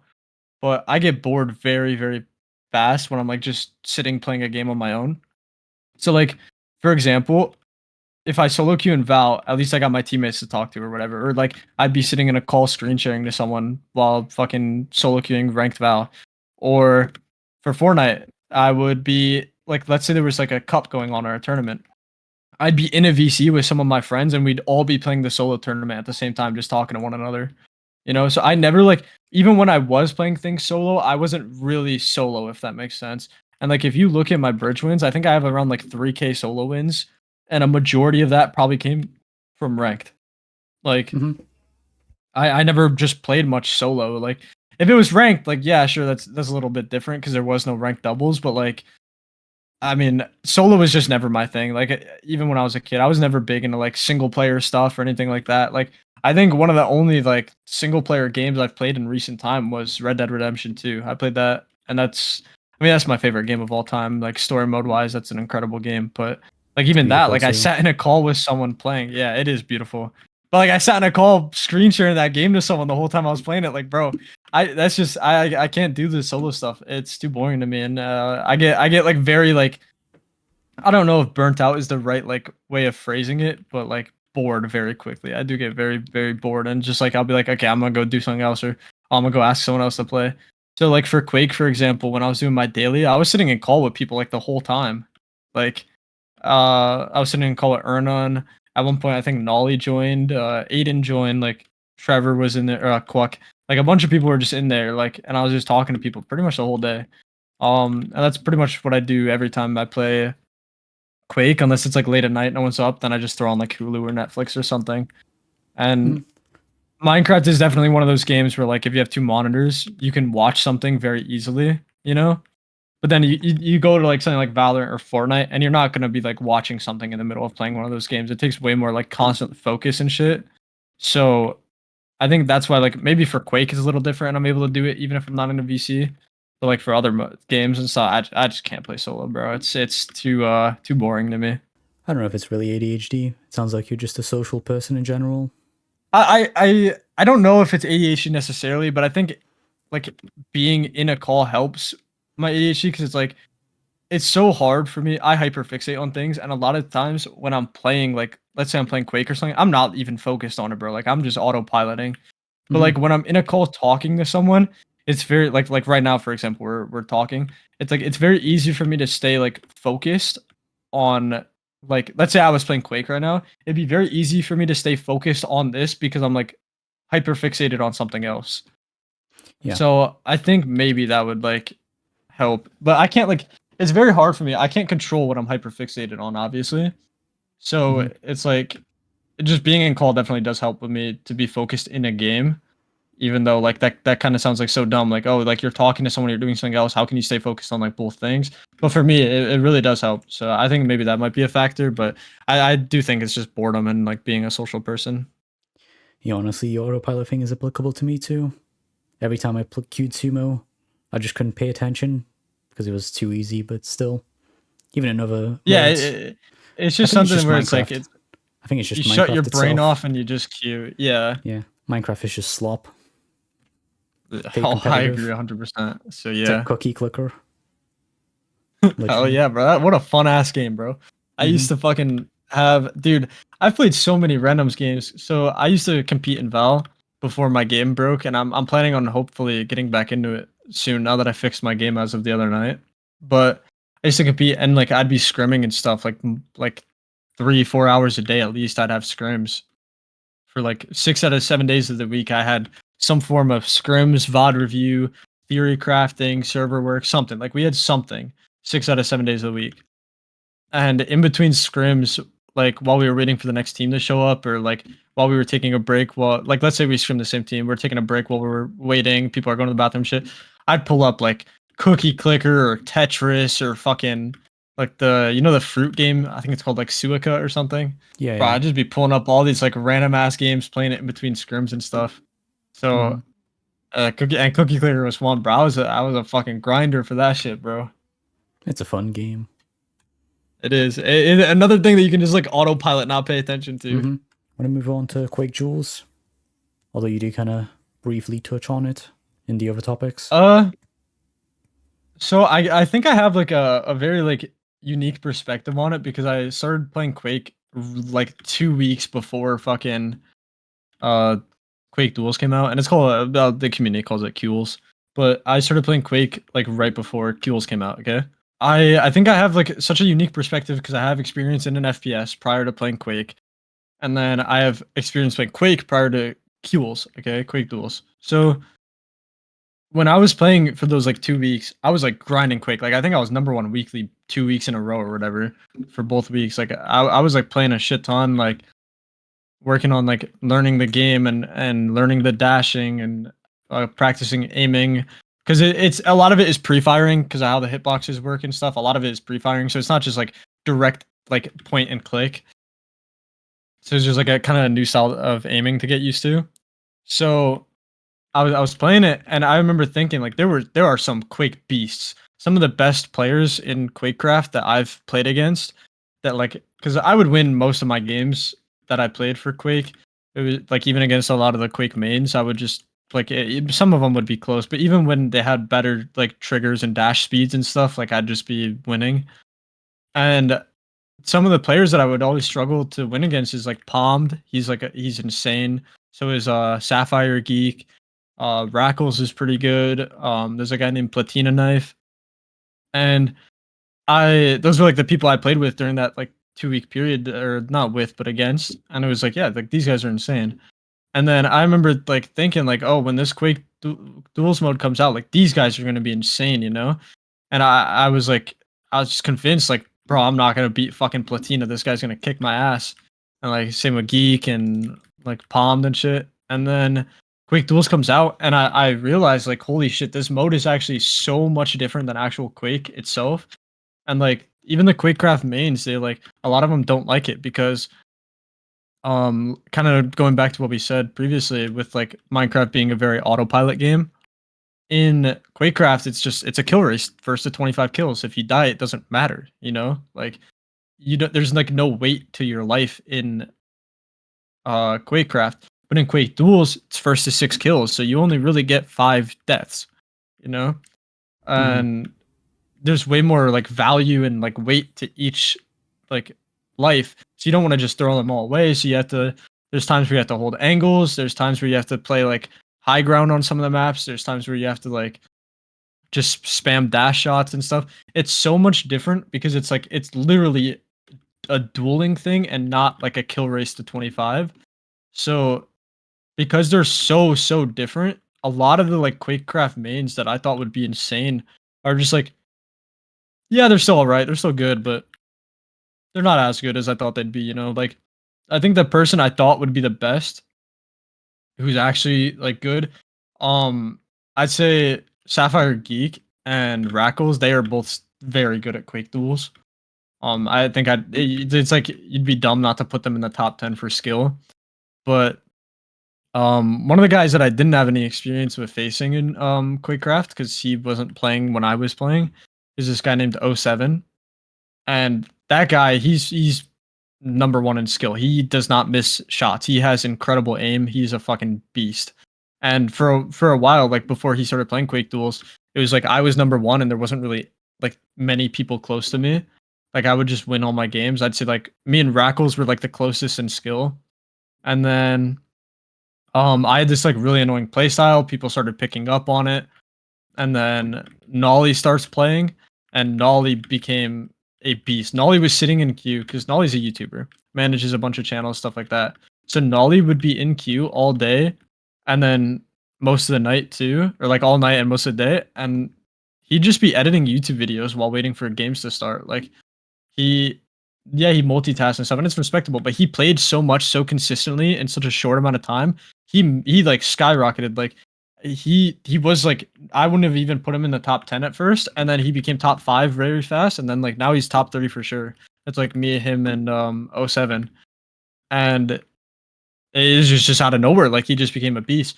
So I think like the games are just so different that I think the players that I thought would be really good aren't, and that was kind of like a surprising thing to me. But I think I'm able to maintain like skill or like have skill in it just because like um Valorant and shit, like aim trainers, Valorant, all that stuff that I've done previously, I just can put into the game because one of my roles that I played the most in Valorant, I played like the very aggressive dive duelists. So I'm very used to like on Jet, for example, dashing in and then taking an aim duel against like whoever's on site or something. And that's very similar to like, okay, instead of dashing in on Jet and then using a Vandal to one tap to the head, now I'm dashing in and I'm right clicking, and if I hit them, it's a one tap, you know? So it's a lot easier because it's a lot less like, okay, I don't have to aim for like a tiny head while moving. Now I have to aim for like this. It's not even like the hitbox in Quake is bigger than the normal Minecraft hitbox. So it's like now it's like there's more room for error, or like you don't have to. There's not as much perfection needed, so I think it's like easier for me. And then that, and then just also like having learned the Quake mechanics right before Quake Duels came out also helped. But I think the mode's really fun. I just think like it definitely is probably harder for newer people because you're just gonna get diffed if someone has good aim. But I think that comes to like pretty much any game that relies on like a shooting mechanic. But I think I just have a really unique perspective because of like my background in FPS, playing Quake right before, and like the Quake craft community, by the way, is literally the least toxic community on all of Hypixel. Like you're gonna get more toxicity in a fucking housing community. Like everyone in the community is so nice, and I'm not trying to be a dickhead in the community at all by any means. I'm trying to like keep that kind of positivity towards it. And I think Quake Duels has definitely changed that a little bit, but like in general, like it's just more toxic now because I mean, it's Duels communities just like siphoning into the Quake community. But for the most part, like everyone in the Quake community is really chill. So it's such a crazy shift of like going from being a Duels player in such a toxic like community to then going to like Quake, which is way more my kind of game. I don't know how I never played it sooner. Way more my kind of game, and like everyone's so nice, and it's like how is this even a community on a fucking like Hypixel game? Makes sense. What would you change about Quake Duels? This could be maps, items, mechanics, Um timers. okay, honestly, the number one fucking thing that needs to be changed is the blinking. And I'm not talking about the cheat, okay? When you die in Quake, like let's say I kill someone, they will spawn back in and they'll have spawn protection and they'll be blinking in and out like with invis. They'll be blinking in and out, and then their name tag will be visible for like the first like half second, and then it won't be visible for like 2 seconds or whatever until the blinking stops. That plus the spawn prot on top of the fact that there's like terrible spawns. Like the spawns are shit. Someone can literally, you can kill them and they can spawn with line of sight on you and just immediately kill you and get the trade back. Or they can fucking spawn near you and then just dash and push you with spawn protection. Now don't get me wrong, that's not a bad strat. Like that's a good strat. Like pushing people while you have spawn prot is good. But there are so many players where that is like the only thing they know how to do is push with spawn prot, and it is very frustrating. Where it's like, dude, there's so many bad players who will just get like 3, 4, 5 kills on you in a game, and they'll still lose most likely. But it's like they'll just get so many kills on you because they're just abusing spawn prot, and it's like bad spawns, spawn prot, and like the blinking, like all those features. Like, bro, the blinking especially. I get the spawn prot in a way, so you can't just get spawn camped if like you spawn if in their line of sight. That makes sense. But like, bro, the spawn the blinking off spawn. And then the like line of sight stuff, that shit needs to be changed, bro. It's so bad. Makes sense. But honestly, Anything I else? don't. A lot of the Quake community dislikes a lot of the Quake Duels maps, and I don't blame them. There are some that are definitely worse than others. But I don't. I think a lot of the maps could just be fixed. You know, I don't think there's any of the maps that are like lost causes. Depository is just very small. Gorge is just way too big. The Lhasa, in my opinion, is kind of like the perfect map. And then there's like a lot of people. There's a map called like I think Delfino Square is the name. Me and my friends call it Shitty City. It's a fucking terrible map. It's really fun if you're dueling someone on it, but there's terrible spawns on it. It's like all the things I mentioned just like right before. All those things are like 10 times worse on that map. Like that map, it just because it's very small and open. But then there's like the cover is very like it's like 1 block wide. Like a lot of the cover is like 1 block wide, but it has a lot of like really fun like launch pads and stuff. So like the movement on that map can be fun, which is why I think it's really fun for duels. But like that map that's like the worst map when you queue. That's by far the worst. And then the other map is Mineshaft, and that's just a map that's pretty much designed for people to camp on. So I don't know. I think all the maps can be fixed. I think there's like certain problems with each and. But I don't have any complaints about the maps really. It's just more so the like spawning mechanics. Anything else on Quake? Not really. Just queue it, please, bro. Let me farm some wins. I need people to queue. That's about It's it. already over. Yeah. So is that again? Well, Jules. Which sucks because I think it's one of the most fun duels modes. I have not had this much fun playing a duels mode ever. Like I actually really enjoy it. So it does suck that it's already dead. How many players does it have? On an average day? You literally cannot 0. 0 is like the average, and the NPC is always wrong. Right now, it says 7, and there's probably 1 person in queue. Wow. Because it's an odd number, so there's probably legit 1 person in queue. When I did my 300 daily, or like not even the 300, because I did like the last like 27 or whatever the next day. But when I did the 273, it literally took me playing from noon to 8 p.m. Like I had nothing to do that day. And so I played from noon to 8 p.m. It took 8 fucking hours to get 273 wins, and I did not lose a single game. And none of my games were more than 2 minutes. So it's like, bro, that's how dead the queues are. Because there will be noobs, and sometimes you can queue lock them, get them in for like 5 to 10 games, but then they leave. And then there's so many like random black pluses or like people from Bed Wars or whatever, and they'll play one game, they'll get bullied by me. Like I'll just like 6-1, 6-0 them, and then they just never play again. So that is annoying, but there's not many people in queue ever, unless it's like weekends during like peak hours of Hypixel, and you can get way more games. Dead already. Like even Bedwars Jules is a little dead now. Pretty sure Rush is dead fully. It's only the default one that's alive. The update like came out like what 2 months ago, month ago? I don't remember. For what Bed Wars? The new update with the new modes. Oh, for duels. Yeah. It died quick. What even are alive? I think Spleef is somewhat alive, right? I think Classic Doubles died first day. Oh yeah, that was funny. Quake died. Yeah, Quake died after a couple weeks. It queued for like 2 weeks. And then I think Spleef still queues just because it's really fast, like Sumo. I think it queues. I don't actually know personally, but from what I've heard, Bed Wars is pretty dead now too. So Nice. Yeah, it only took like 2 but months for I the think the entire thing update to was die. just too late, bro. It was too late and it was too fucked off rip. Yeah. This update was like doomed. It was never gonna succeed. This needed to come out like 2021 at the end or like early 2022 at the latest, while COVID was still going on, and also had to like not be this bugged off like off rip. Yeah, because they delayed the update 2 times or 3 times due to testing, Yeah. quote unquote. And Fortunately, okay, I nothing was also don't tested. want to blame them. Like when they were doing it and they said like, oh, it would come out by like the end of July or whatever, and then they said like, oh, we're rewriting all the code for duels or whatever, and then like releasing it. If they really were doing that, I don't blame them for delaying it by like, what was it, another 2-3 weeks? That's not bad. Like they were still saying it was coming out soon. It just had to get delayed by a little, and they kept their word on that. You know, even though like they said July originally, and then it wasn't actually July. They kept their word on it being soon, and that they just had to finish some things up. But at the same time, when you look at it from our perspective, you know, and it's like this update was supposed to come out like what, the same week as the last update in 2021. It gets delayed by like fucking 4 years, and then it's so buggy off rip. It's just like what were you expecting to happen? What was Hypixel expecting to come out of like this?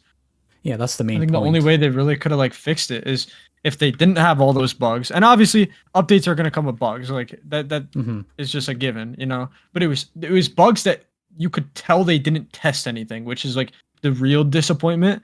And then Yeah. on top of that, they didn't get any YouTubers or any hype around it. Really, like what they could have done is they could have like gotten some of the YouTubers to play it. Like they could have like paid some of the YouTubers to just go make a couple videos on it or something. That wouldn't have been hard. You know, it's not like they don't have the money. They could fucking release like one fire sale on Skyblock and make more than enough money to pay like 10 YouTubers to go fucking record a couple duels games in different modes, especially the newer ones. Like they easily could have done something to try and bring hype around it, and they just didn't. So this update was just cooked.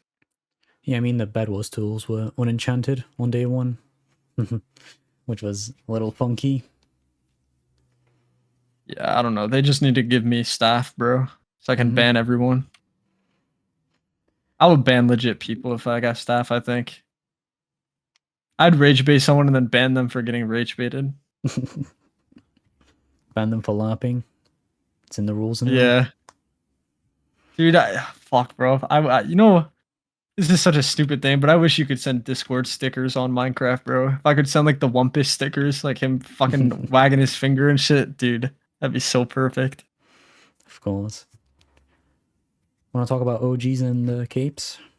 Oh yeah, we can. So I put like in the thing, the price comparison like then versus now, and then like the rarity and scarcity, bro.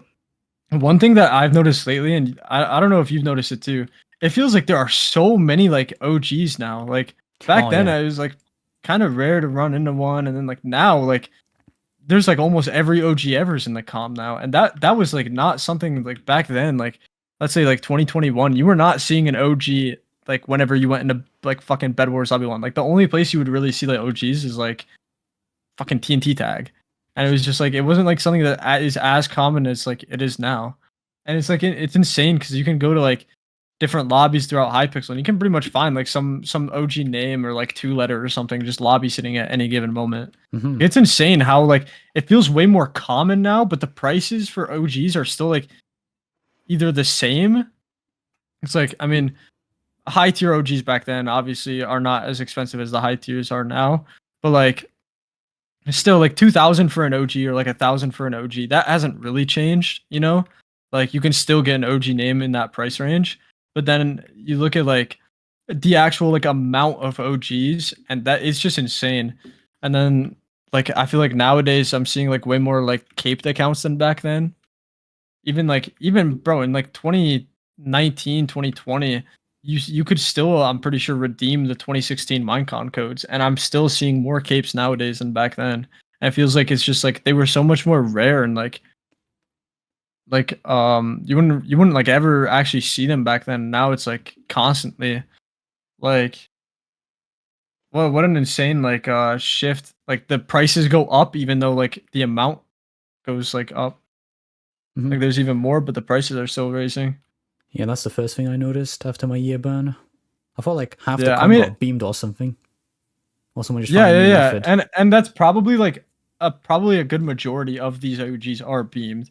Like unless they were sniped, like name sniped, I highly doubt. Like if I see an OG, I'm probably gonna assume it was beamed at some point, and then like whether it's off the OGO or something, and then like then it just gets bought by like some calm kid, sim swapper, fraudster, some shit like that, you know. Yeah, of And course. then yeah, because that's just like I mean that's the community, but Yeah. it is crazy. Like I mean when you talk about prices, like looking at Minecons, I remember like bro, I have a friend who won. Oh, it's crazy. He just logged off. What are the odds? I'm about to talk about him and I just see him leave Hypixel. But he won his fucking if I remember he won a 2016 Minecon Cape Code through a Twitter giveaway and shit. And like back then it was like you spend a couple hundred, get Minecon codes or Minecon accounts even. And now it's like, bro, they did like pretty much like a kind of an equivalent, and I get why the prices are lower for like the MCE capes because they had like all these different like Minecon type things across the world for the same cape. But it's like now, bro, you can get a Minecon cape code for like $30, Mm-hmm. and like that's just how cheap they are now for like the codes. But back then it was like a couple hundred, and you think like oh like a couple hundred back then was like expensive for a code, but now it's like holy shit, why didn't I buy like fucking 30 of those and just dump them on a bunch of accounts? Because now you'd have fucking so much money in like 2016s even from just applying codes to accounts and shit. Because Oh the yeah, that little. 2016 bare minimum like Mm-hmm. what over 1K if it's got like if it's banned on Hypixel like 40 name changes like fucking still over 1K. Like it's insane how expensive the capes are now. Yeah, that hypothetical gets spammed 24/7 with stocks and Bitcoin. Like when Bitcoin used to be like $10. Yeah, okay. 'Cause like Bitcoin being like way more expensive like nowadays than back then also makes like sense as to why like the accounts kind of like retained value or like went more expensive. At least for OGs. But I don't know, bro. It is just bro, it's such a crazy thing that gaming markets are so expensive. I'm not gonna lie. That's still something to like we talk about the CS market being like Mm-hmm. what what's it at now? Like is it over a bill? Yeah, it is. I think it's like 2 billion Yeah, maybe. yeah, like that's so insane that it comes from a game and like Minecraft is like probably what the next biggest game when it comes to like some sort of like economy. I'd have Mm-hmm. to say Minecraft is like second, right? Because I don't even think Fortnite accounts go for as much as like a fucking random OG will on Minecraft. Yeah. You'd have to have like actually something genuinely insane. So I think it's like CS and then fucking like Minecraft, and that's just like so insane that games got to that point. But like, where you used to be able to get pretty much any Minecon you wanted for under a K or like 1.5K, and now it's like that's like pretty much the bare minimum for like a shit stat high name change account. Like Mm-hmm. a 2013 with terrible stats or 2015 with terrible stats is like 1.3 on average now. It's not that much back then. What do you think about the Crazy market fucking shit, itself? man. You did say it's crazy, Uh but what do you think about the people buying inflated. these? Yeah. Okay, I thought so. Um well, okay. Most of it okay, a lot of the accounts just come from dirty money. Like I've seen that side of com and stuff. I've seen like the fraud com and shit like that. Like a lot of it just comes from dirty money and it's like just a way of money laundering it. And it was like that back in like 2021 too. Like it was just sim swappers and people who did fraud calling shit like that. Like they just had that kind of disposable money and you can't really spend all that in real life without like being at a high risk of getting caught. So it's like okay, just fucking go buy Minecraft accounts or like what's the other shit they spend money on fucking unreleased Juice World songs and shit like that. Like that's kind of like what they can I just dump watched their a video fucking on money this in, you know? like 10 hours Yeah, ago. it's like bro, that's what they dump their money into. It's like fucking So OG names on stupid. different games or like good accounts on different games or like social medias and then fucking Yeah. Juice World songs, bro. That's just like what it goes into. And so I think like that like heavily inflated the market because like some guy could hit like a fucking $10,000 lick and now he can go buy a bunch of fucking OGs and capes and shit. Yeah. So I it's wish I like watched the video on Sosa, not the current account, the previous owner. Good times. oh, I love watching those video documentaries, bro. Yeah, I love watching documentaries in general. me too. But like, dude, it's just like, bro, it really is insane. Like that video game cosmetics, and like, I mean, it's crazy. Like, I guess I'm like, I'm one to talk since I spent 4K on a fucking Hypixel Duels title. Hmm. But it's like it really is crazy. Like looking back, like to how the market was back then and now, and just seeing like how games like economies have just like grown so much. And I think COVID was also a big like influence to that for like all Yeah, games, because it's like there's more everyone's collectors. inside. Yeah, it's not like you can like really go out and do much. Everyone like I mean, if you look, everything was inflated during COVID. Like Hmm. YouTube views were inflated, fucking player counts for video games were inflated. Like because there's nothing else you can do. It's like video games, fucking watching movies, YouTube, shit like that. Like that's all you could really do. Everything was closed. Everyone had to like if like even if shit wasn't closed, you might have a family member who like fucking you had to be quarantined because they had COVID or something. So it's like COVID just fucking inflated everything too. But it really is insane how the market is for like CS and Minecraft, and even like just comparing it from like a few years ago to now, like it's grown even more, and COVID's not even around anymore, and it's still Hmm. growing. That's such a like crazy thing to me that like, and like the Minecons, like if you look at it like CS skins, like each Minecon is like a set amount, you know, and eventually more of these accounts are gonna get locked and deleted and like banned on Hypixel and shit like that. So it's like these accounts are only gonna get more expensive if the game stays alive in a like ComKid way. Hmm. These accounts are only gonna get more and more expensive, and it's like I wonder one day we might see a fucking just standard Minecon account be worth more than 5K Hmm. because That of how literally rare sounds they're like gonna be. Bitcoin, literally 1-to-1 with Bitcoin. Everything you just described. Yeah, I don't know, bro. It's crazy that we see more nowadays than back then when they were like closer to like the actual Minecons have happened, you know? Hmm. Like you didn't see as many capes in like 2018 as you do nowadays, just going into like a fucking TNT tag game or like a Bed Wars lobby or some shit, you know? Like you see way more capes nowadays than back then, even when it was closer to the actual Minecons themselves. Then like if you look at OG names, like a lot of the names, like the OG named accounts, like these accounts never got name change or anything. They got bought off the OGO or scammed off the OGO or some shit.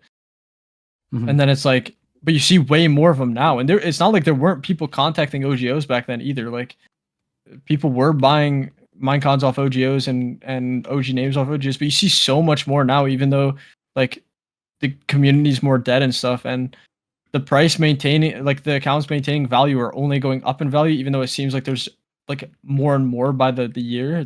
That's kind of crazy to me, but Hmm. Truly. eventually we'll run out. Hmm. Oh yeah, what do you think about Instagram handles being worth like 40K? Bro.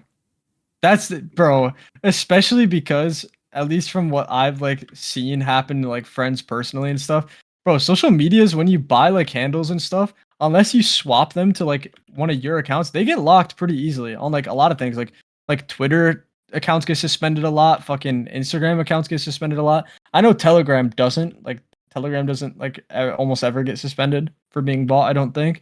But it's like, bro, like these people are dumping so much money for like something that's just most likely gonna get locked. That shit's just crazy to me, man.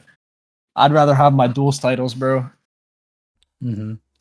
We all have our own little niche, a little collecting hobby. Oh my god, I I know that video you sent me Oh about yeah, the nerd person dotting from people. earlier. Yeah, but I don't know. I think it's cool seeing the market go up and up, but it's just like it's just so stupid, unrealistic. Like Hmm. I don't really care. I've owned Minecons in the past. I've had like different accounts and stuff. I don't really care for like them anymore. I think the duels titles are cooler. I mean, one, there's way less of them in general. I don't think it makes it more expensive or anything, but I just think like it's the mode I played. It's like my kind of niche. I think it's cooler for me personally to like collect those over Minecons. Yeah. But it's just like it's just wow, like they really have like just gone up by like insane amounts, and it's probably not going to stop anytime soon. Hmm. Do you do stocks or Bitcoin? So I don't do like almost anything related to crypto anymore. When I would like buy and sell accounts for various games, Valorant, Fortnite, Minecraft. I mean, you know how it is. Almost everyone Hmm. only pays in Bitcoin Of and course. shit, like some sort of cryptocurrency. So I used to have like a lot of different like cryptos and stuff. I never got into the meme coins at all, and I would never. I think that shit's so stupid in my It's just opinion. gambling. Yeah, but it's not even fun gambling because it's not instant like Hmm. you don't get to go fucking like put like 500 on red or some shit. Yeah, you You're have to just wait. waiting to see like do I get lucky and pull out before like it falls to shit and gets pumped and then dumped or what? But I don't know. Like I am not like invested in crypto anymore, and I don't really want to go into the specifics of what I am invested like in otherwise, just because I think that's just a bad financial decision and like just decision in general. But I'm invested in a couple different companies and stuff, but not like in a large way, like in a large scale. Like I haven't dumped more than like 10K into an individual stock or anything like that. But I Makes mean, sense. well, you can count CS, I guess, bro. I don't know how much you play, but do you see the recent like China stuff that happened, bro? Yep. Trying to like It's always yeah, China. inflating everything, bro. Yeah. It's always China. And this kind of relates to the stocks thing. So from what I was told, like a few weeks ago now, when like the pumping was happening, it was a lot of people in China, the reason why they like buy all these high tier skins and like invest so much into CS is because it's very hard to do anything like stock wise or investment wise in China. So CS is like one of their main ways of actually investing to try and make money. And I don't know how true that is. This is all from someone I know, and I trust them, so I believe that is true, and it makes a lot of sense, just because of knowing how like about like a lot of the Chinese laws and stuff. But I don't know. It makes a lot more sense why things get pumped so easily because like the Chinese people can try and invest and stuff and make money. Makes Yeah, it's sense, but yeah. It's also the case in weird third world perspective to think countries. about. A lot of people in third world countries Yeah, have all of their life savings in CS skins, which is yeah. interesting. Like if the CS market goes down, that's it. They're I fully think out of all broke. games though, CS is the best game to have an economy like that though. Yeah. With all the different like patterns and like wear ratings and skins, like there are some like one of my favorite skins is the Gungnir. I think the Gungnir is it's actually just designed so beautifully. It's such a good skin. And then you got like it's a high end skin as well. And then like there's the people that want to have like the number one highest float and the number one lowest float and shit. And Of course. there's like the skins like the case hardens that have like the different gem patterns and stuff. I think that stuff's all cool. It really is. So I think CS is the best game to have that kind of market, but I also don't think it's a good idea to put all your savings in, especially not in one market. But in CS, I don't think it's a good idea either. Do you know about the Black Imov? Yeah. For the op, yeah, Yeah.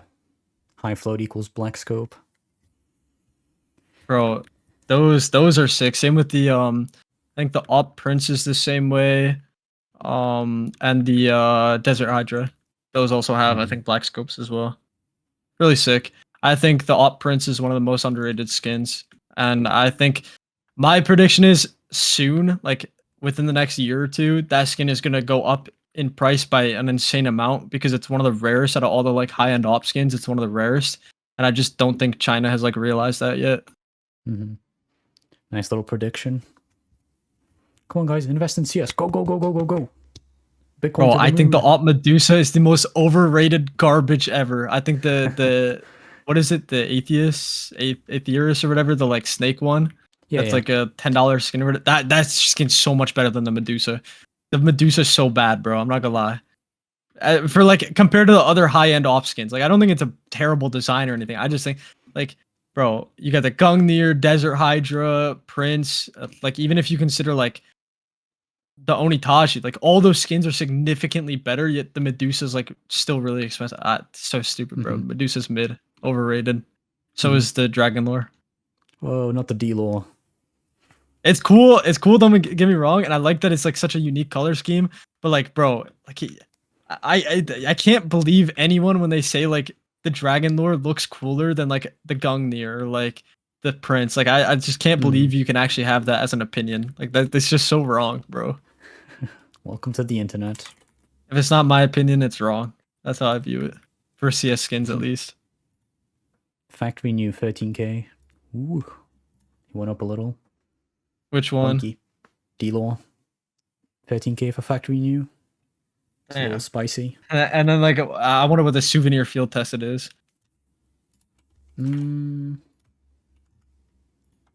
54, apparently. Yup. Sounds about right, bro. It's crazy because I don't know how much of a nerd you are when it comes to CS skins.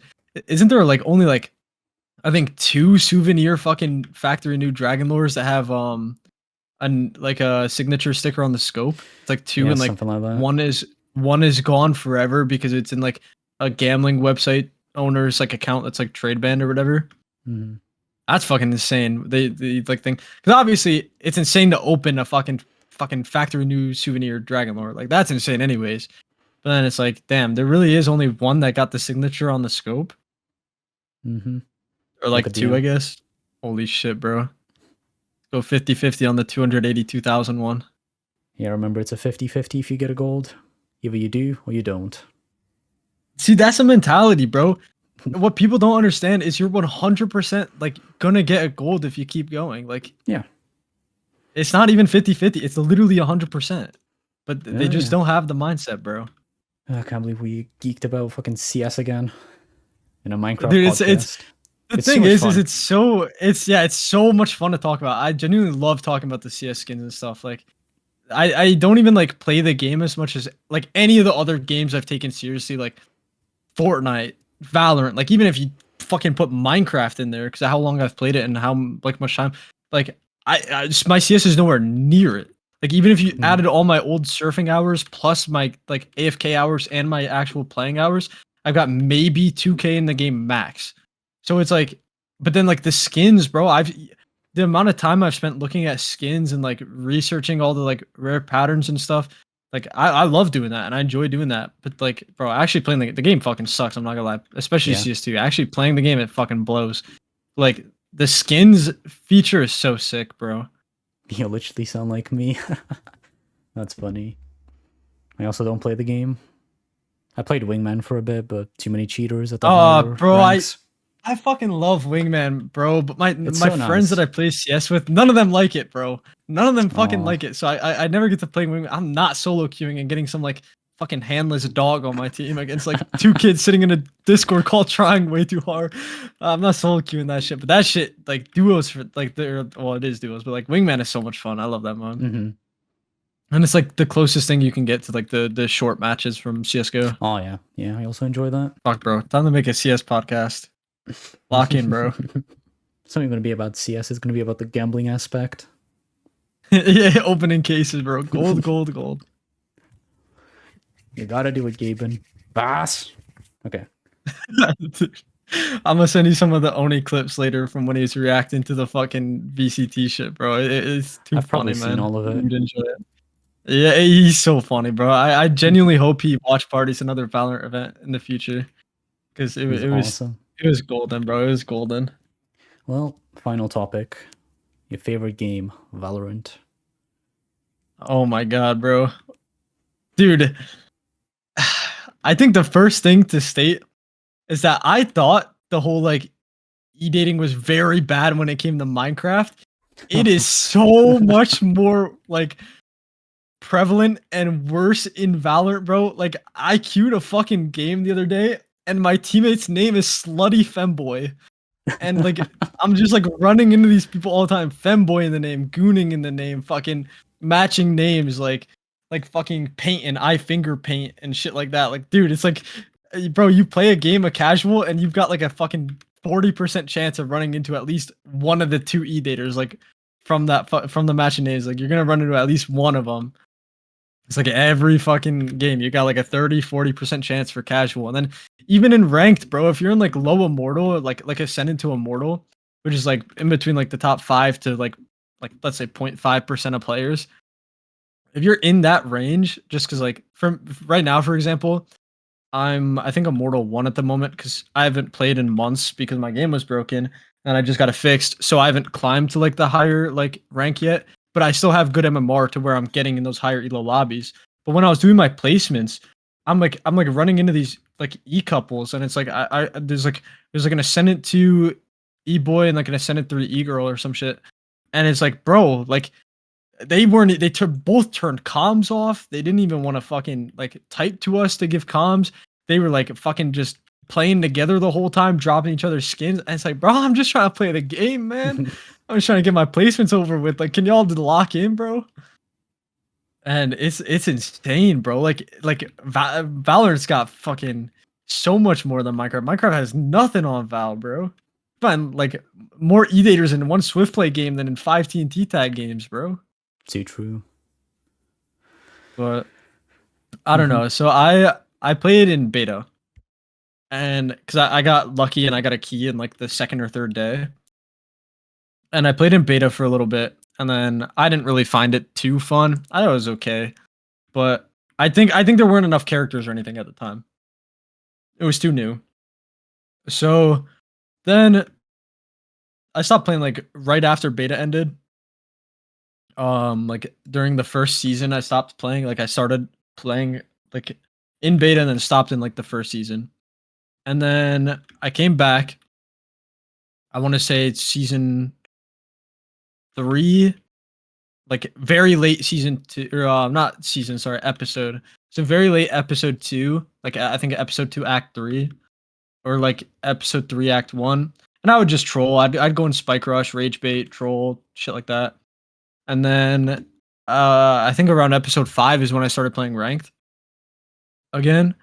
And I went from like silver to immortal in under 200 hours. Like I improved really fast because I know what to do to improve in games. Like if I'm struggling with something, I know to like focus on improving that aspect and shit like that. And my strong suit in games has always been game sense, not mechanics. So it's like I was able to improve pretty fast just because of that. And got to immortal pretty fast. I was duoing with Trendy actually. And we were just playing ranked here and there. And then I got to a point where I became pretty good and I wanted to start getting into competing. So a mode called Premier came out, and it was like a season-long tournament that you would play like you'd play like 2 matches each week, and then if you did good enough in your matches, you'd qualify to the playoffs at the end of the season. And if you won the playoffs, you get like a title and a buddy or whatever. So I won in the highest division for Premier 4 times in total. I've won 5 Premiers on my main and 2 on an alt. And I've won in I don't know if anybody will know, but I've won in Contender twice when that was the highest. I won in the highest division of Ignition when there was like it was like 20 divisions, and I won in the highest one. And then I've won in Invite, and I have my Grand Champ title on my main. And it's all grinding to try and get into tier 2, and then eventually tier 1. And that was like my goal. That's why like I quit Minecraft and I was grinding out Val, trying to like make it, you know. I got very, very close. I played in some officials and stuff. And that like it brought like an insane like competitive drive that like was nothing else, like not even when I played Fortnite had matched. Like I had never had that much dedication to grind a mode or anything like that.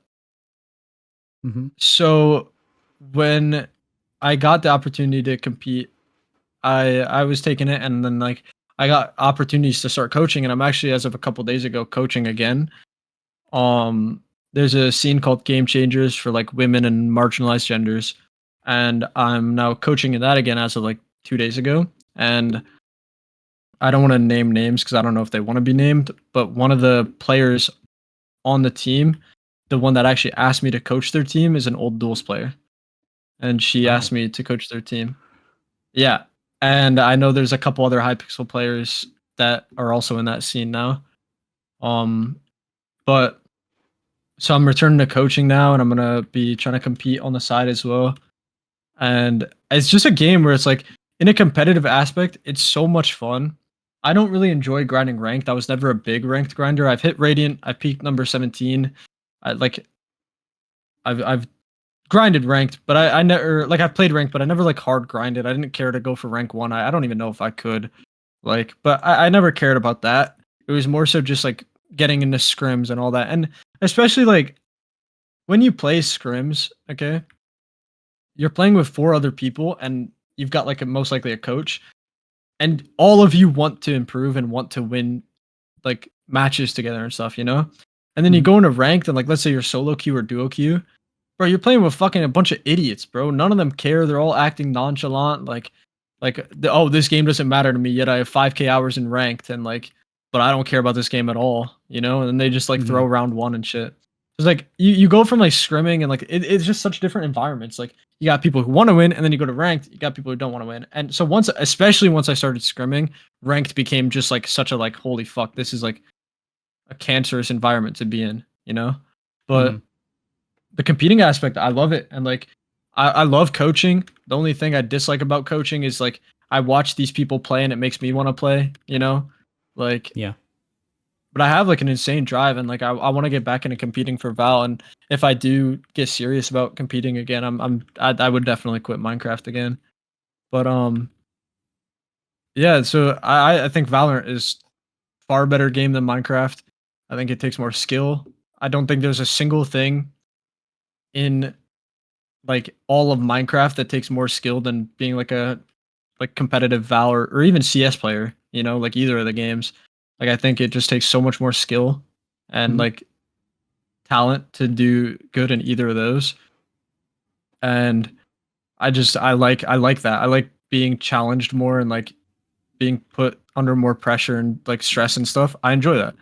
I like Mhm. the competing aspect. So that's one of the reasons why I think Valorant's such a good game. I think there's like not mechanics. I think there's like issues with the game, but I think it's such a fun game to grind and compete for. And I like anyone who plays the game, if you're like a competitive person, like I recommend it because I think like being in a team environment and like winning with your team after putting in a shitload of hard work is one of the best fucking feelings that nothing on Minecraft will ever be able to like reproduce for you if you're someone like me that likes to compete. So Mhm. Absolutely. that was like my main thing for it, bro. And like I'm so excited to get back into coaching. Later tonight I'm trialing because we're looking for a fifth right now for our team. So like later tonight we're doing the first scrims for the coaching to trial, and like I'm excited for that. I'm excited to fucking look for a team again and start trialing with new teams and stuff, and like get back into grinding and to become like good mechanically again and shit. So Mhm. like I think it's just something where like no matter what, you can never reach like perfection in that game. You can only like try to get close. Like in Minecraft, there's like you look at some of the old players and it's like at the time, like you look at like Sweat God or Bloge, for example, they were like the two best fucking PvPers, you know? They pretty Yeah. much perfected the game for the era they played in.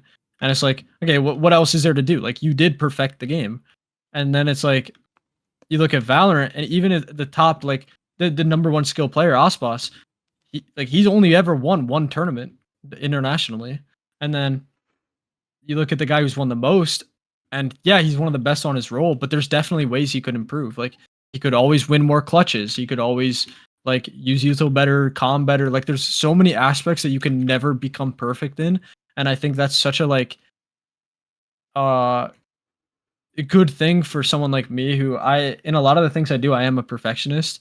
So it's like for me having something and just having to like accept the fact that I can't be perfect in this game, but I can try to get as close to it as possible. That's something I really like because it keeps me motivated. Yeah, it sounds like Bridge all over again, where you have multiple areas that you can master. Yeah, for sure. I think that's a like good comparison too, is that it's like it's something where I can like put so much time and effort into improving in different aspects. I do think like but it's if I compare like my drive for Val, it's so much like bigger and greater than my drive for Bridge was, and maybe that's just because I'm older and I was so much younger when Ranked Bridge came out.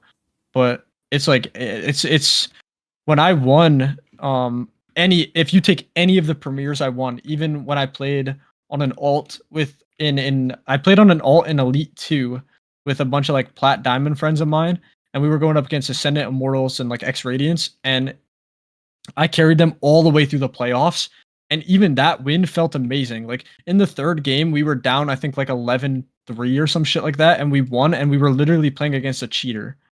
And we won that game. And I like hard IGL'd. I carried them to the win, you know?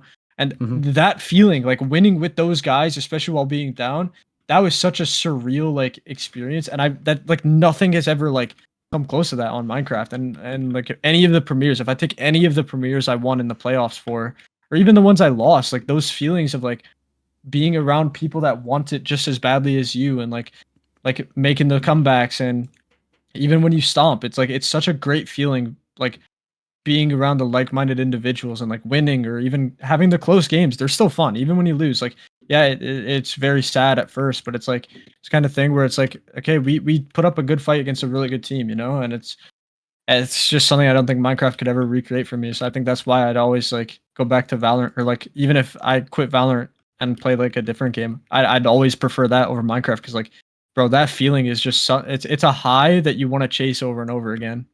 Absolutely. I can relate to this so much. We could ramble about esports for like 50 minutes probably, but it's already 3 hours long, so we should Is it probably just end it actually? here. Yeah. Yeah, not a bad idea. What's your longest podcast? I'm curious. It's probably the one with Shade. It's like How 3 hours long this something. is? I'll Oh, check so again. this would be like what, second, third, something like that. Yeah, top 3 for sure. I don't know. It's just like, bro, these topics is like, I mean, I feel like you're one of the only people that really care about a lot of the like Minecraft like duels things from a like actually having the conversation. Like obviously there's people who watch your stuff and they like the listens, you know? Like actually having the conversations and stuff, I feel like you're like one of the only people who like, especially in Minecraft, who care about other games and can like talk about this stuff at like a high level like I can. Mhm. So it's just really fun like being able to nerd out like that. And like bro, I could legit yap for hours about shit like this. So could More I. hours still. I mean, I'm literally retired. I've been retired for like a year from sumo. Not by choice, but still. Ugh, I still have that little Are you on band boner. status or something? No. 3 hours and 32 minutes, by the way, for the Shade episode. How I long is mean, we this could. one? 3 hours and 10 minutes so far. We'd have to go for another 20. I mean, that like when you think about it, 20 minutes, we could easily do that, Yeah, bro. yeah. We could just go back to CS skins or like just fucking talk about ohnepixel or some shit, bro. Yeah, I But mean, I mean, I've I'm never good to seen. end whenever you are. Okay, let's But go yeah, for number continue, one sir. since you brought it up. Yeah, I've Okay, never seen bro. Minecraft as a competitive game. Like, I see pop montages, the UHC montages, them ass holding, rod spamming like pussies. I don't know, it just seems like Dude, a I meme. know. Bro, oh my It seems like god. a meme. Like I don't get how people can enjoy the rod modes when all they do is S hold and like rod like Yeah, they like yeah. rod macro S hold. Like, bro, like just fucking trade, bro. Trade hits. It's not that deep. Yeah, in these Man. 5v5 games, it's all about like reaction time, flicks, game sense. But Yeah, in yeah, yeah. fucking There's so Minecraft, many it's more like, aspects that are I'm just gonna so much asshole fun. like a And in little Minecraft, bitch. yeah, yeah, it's who can like cheat harder nowadays, and like who's got better blinks and stuff like that. Like, man, just fucking trade and like play the game, bro. Oh my But god, I rod don't know, bro. macros. Like, yes, dude, and that's not even a new thing, bro. That used to be a thing back Yeah, then. Like I now you got the remember. people rod macroing and they just hold, bro. Back then S holding was a thing, but it wasn't as prevalent and like people got bullied for it. Now it's like, oh, congratulations, you can make a fucking UHC duel go 10 minutes long, bro. Congrats. You're This is you're why I you're one made of the best. sumo. You're S tier. Yeah, like bro, I play Bridge and Quake, bro, and no debuff. And Bow. I play nothing with a fucking rod, man, and I'm glad to keep it that way. It used to annoy me so much whenever I played UHC, Jules. The people would just assholed. Because I actually cared about I've wins played my only. fair share of UHC on different accounts and stuff, and I used to love playing UHC champs. But back one of my I love favorite champs. Minecraft modes of all time was Flower Power UHC. That shit was incredible, so much fun. I wish there was a server that still had it. I would still play it from time to time. And there probably is a server, but I don't know how active it'd be. But Flower Power UHC, you fucking punch a flower and you get a random fucking item from the game. That shit, so much fun, bro. Hmm. And it's like, dude, outside of that, bro, like, dude, rod modes are so boring to me, man. I don't get how people can just fucking do this Exactly. shit and like grind. Like, yes, bro, I can't wait to fucking wake up and go play UHC duels and classic duels and fucking S hold for 30 minutes.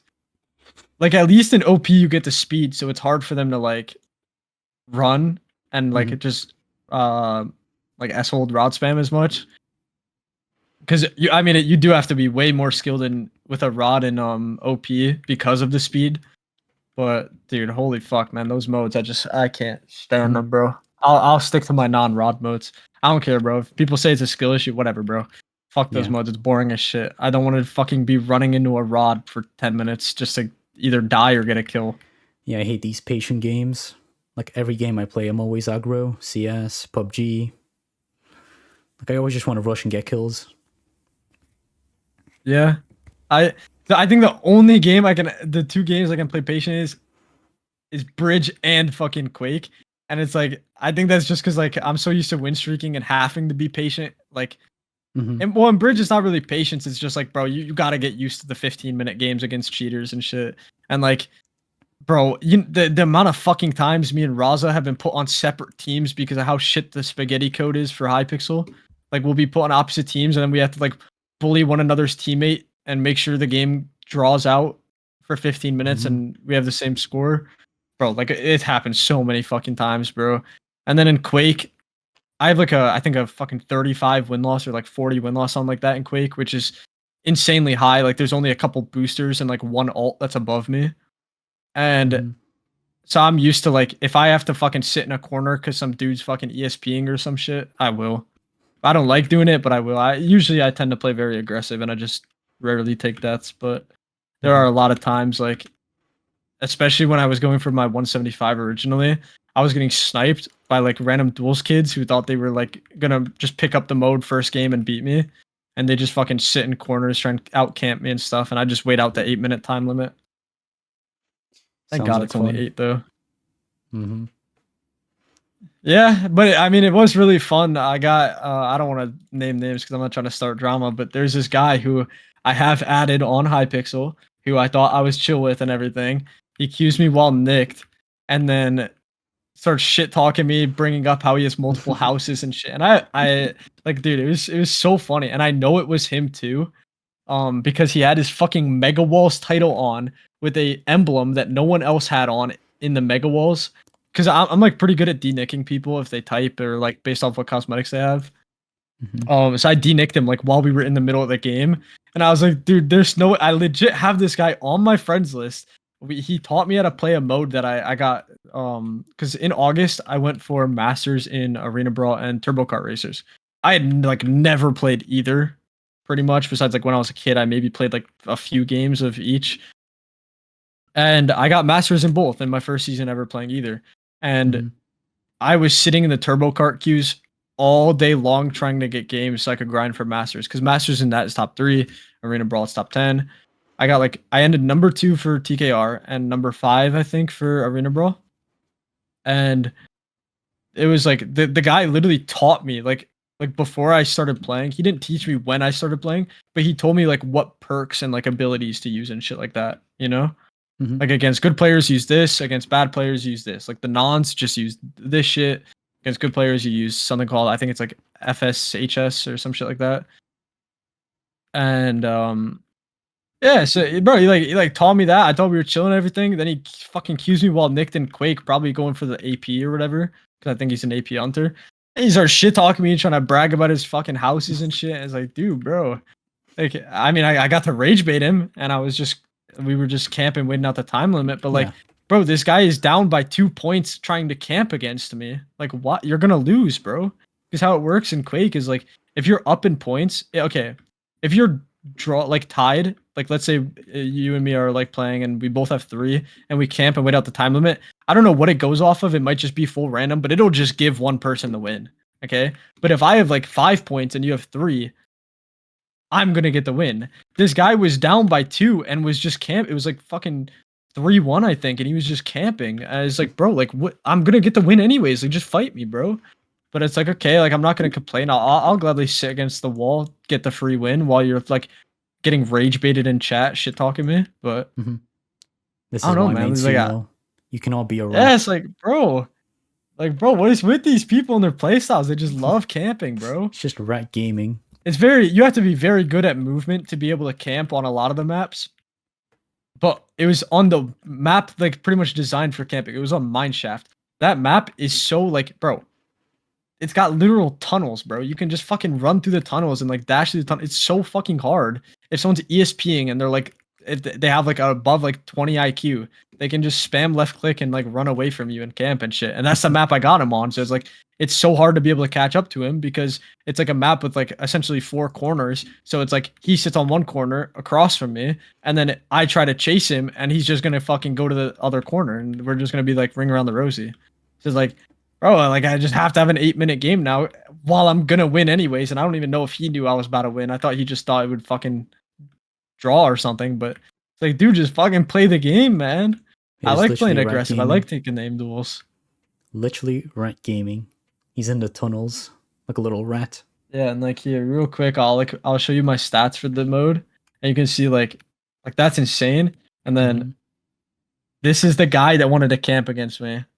You can see his fucking stats for Quake. Like, yes, bro, waste my fucking time, bro. Waste my fucking time. Thank you, brother. And then like LARP about how rich you are, how many cars and houses you have, and how the game doesn't matter to you. I Yeah, swear everyone thanks, says that man. in lobby 1. I know, like he was talking about how he had multiple houses. He had like too many cars to fit in one house, so he had to buy another. He's rich as fuck. And like I think I was nicked at the time, but I had like my title on and I was like number 12 or something. So he just knew it was me. He's like, "Oh, you're slimmest." And he's like, "You're poor as fuck." Like shit like that. Like, dude, like let's just fucking play the game, man. It's not that deep, bro. Yeah. That's the guy that wanted to waste my fucking time for like 8 minutes and pretend he's rich. That's What literally a like community, everyone in man. What a lobby game. 1. Literally everyone in Yeah. lobby 1 nowadays. I'm not seeing no fucking Vice gloves with a factory new souvenir Dragon Lord, bro. No one's rich. Cause you on the bussy. All fucking, it's all roleplay, bro. Mm-hmm. Live action roleplay in the big 2026. Yeah. Dude, I just, man, I wish Quake was alive, bro. I'd be queuing right now. I wish this fucking mode was alive. We literally give like time slots to one another, bro. That's how like fucked the mode is. Down bad. Yeah, like, cause me and Nolly are like the ones that are like really good and like play during the day. So it's like I'll let Nolly have Q, Nolly will let me have Q, and then like if anyone else wants to play, like I'm not gonna name specifics, but a couple of my friends and stuff or like just random like Quake players want to play, we have to get out of the queue, otherwise we're just gonna farm them, bro. Or like games are gonna be really close, but we're gonna win like 80% of the time. So we like me, some of my guild mates, Nolly, like we just give each other cues, bro. So it's not just annoying for one another. Mm-hmm. We could talk about your guild as well. Oh yeah, I have three. So I have five, which is the Mm-hmm. old Big Boys Club guild. It's just like renamed. And then I have Assault, which is on Slimmy. And then I have a guild called Big Boys Club, but it's not the same one. It's like some random level 150 guild. That's on one of my other accounts. And bro, speaking of guilds, you know how fucking hard it is to like get people in a guild I think the from hardest part is one of just the them being active loyal. guilds. Yes, Them bro, being loyal is they've the been in hardest guilds for part. like years and like the guild's like top 3 on the leaderboard or some shit. And it's like, Mm-hmm. bro, it's so hard to poach these people. But hey, Mm-hmm. bro, I'm getting there slowly but surely. I poached I poached Aiden recently. So eh, it's happening slowly, bro. But right now, a lot of my guild is like me, my friends, some alts of like all of us, and then like a bunch of the random top 10 accounts. Mm-hmm. What's your goal with the guilds? Well, guild. So at first, like when I was like getting people in lobby 1, they're like telling them like G join 5 and shit. The whole thing was I just wanted to poach a bunch of people from like other guilds to like rage bait the other guilds. Like that was Mm-hmm. literally it, bro. I just wanted to poach people. Um, but like I don't really care. Like it's literally just a high level guild. If my friends want to join, they can. If like random people want to join, as long as they're not annoying, I don't care. You know, I don't really have a Mm-hmm. goal for it. It's a cool name, cool tag. I like it. So it's just like it happens. If it does, it does. If it doesn't, it doesn't. I already Mm-hmm. owned Big Boys Club, which at one point was like top 10 duels wins. It was like all over every sumo LB. People were making like YouTube videos and forums posts about it. Like Mm-hmm. I already had my experience with like owning a big guild, and I did almost fucking nothing when it came to like managing it or anything. So I don't really care. If it gets big, it gets big, but I don't have any plans for it. Oh, yeah, you told me and Admin DM'd you about the G tag. BBC. Oh yeah, so okay. That's the best part. So we were like cooking up something. I was like thinking like me and my friend Smear, he doesn't play Minecraft. We were thinking like what could I put as a name that I could have something stupid as the guild tag, but then the name would be like, oh, it means this, not this, you know? And then Big Boys Club was just something we had as a group on Steam like years and years ago. So I was like, fuck it, bro. let me take our old name back. Let me take Big Boys Club. I'll make the guild tag BBC. We'll spam the lobbies with hashtag BBC Rise Up. You know, like or ride for BBC. Like, man, that is just fucking great, bro.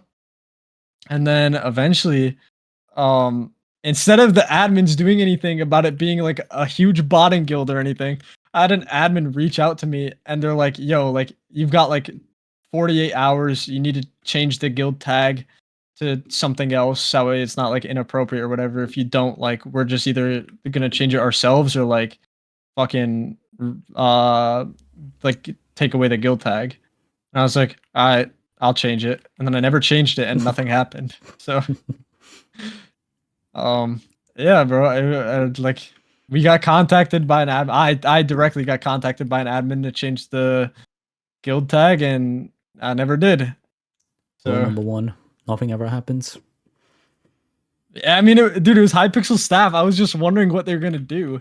I was like, surely they're not gonna delete the guild. So like, what's the worst they're gonna fucking do? I don't care if we lose the name Big Boys Club and someone else takes it. I'll just replace it with like an S or a Z or something. Like, it didn't matter. So it was like, I was just wondering what they were gonna do. So I was like, I talked to Raza. I'm like, yo, like, should we just like fucking wait and see what happens? Because if anything, what I'd take like a 7-day fucking inappropriate guild tag thing. But it was like I got contacted by an admin and they didn't say they'd ban me, so I was like, what really is gonna happen? So I just tested it and then nothing happened. Nothing came from it.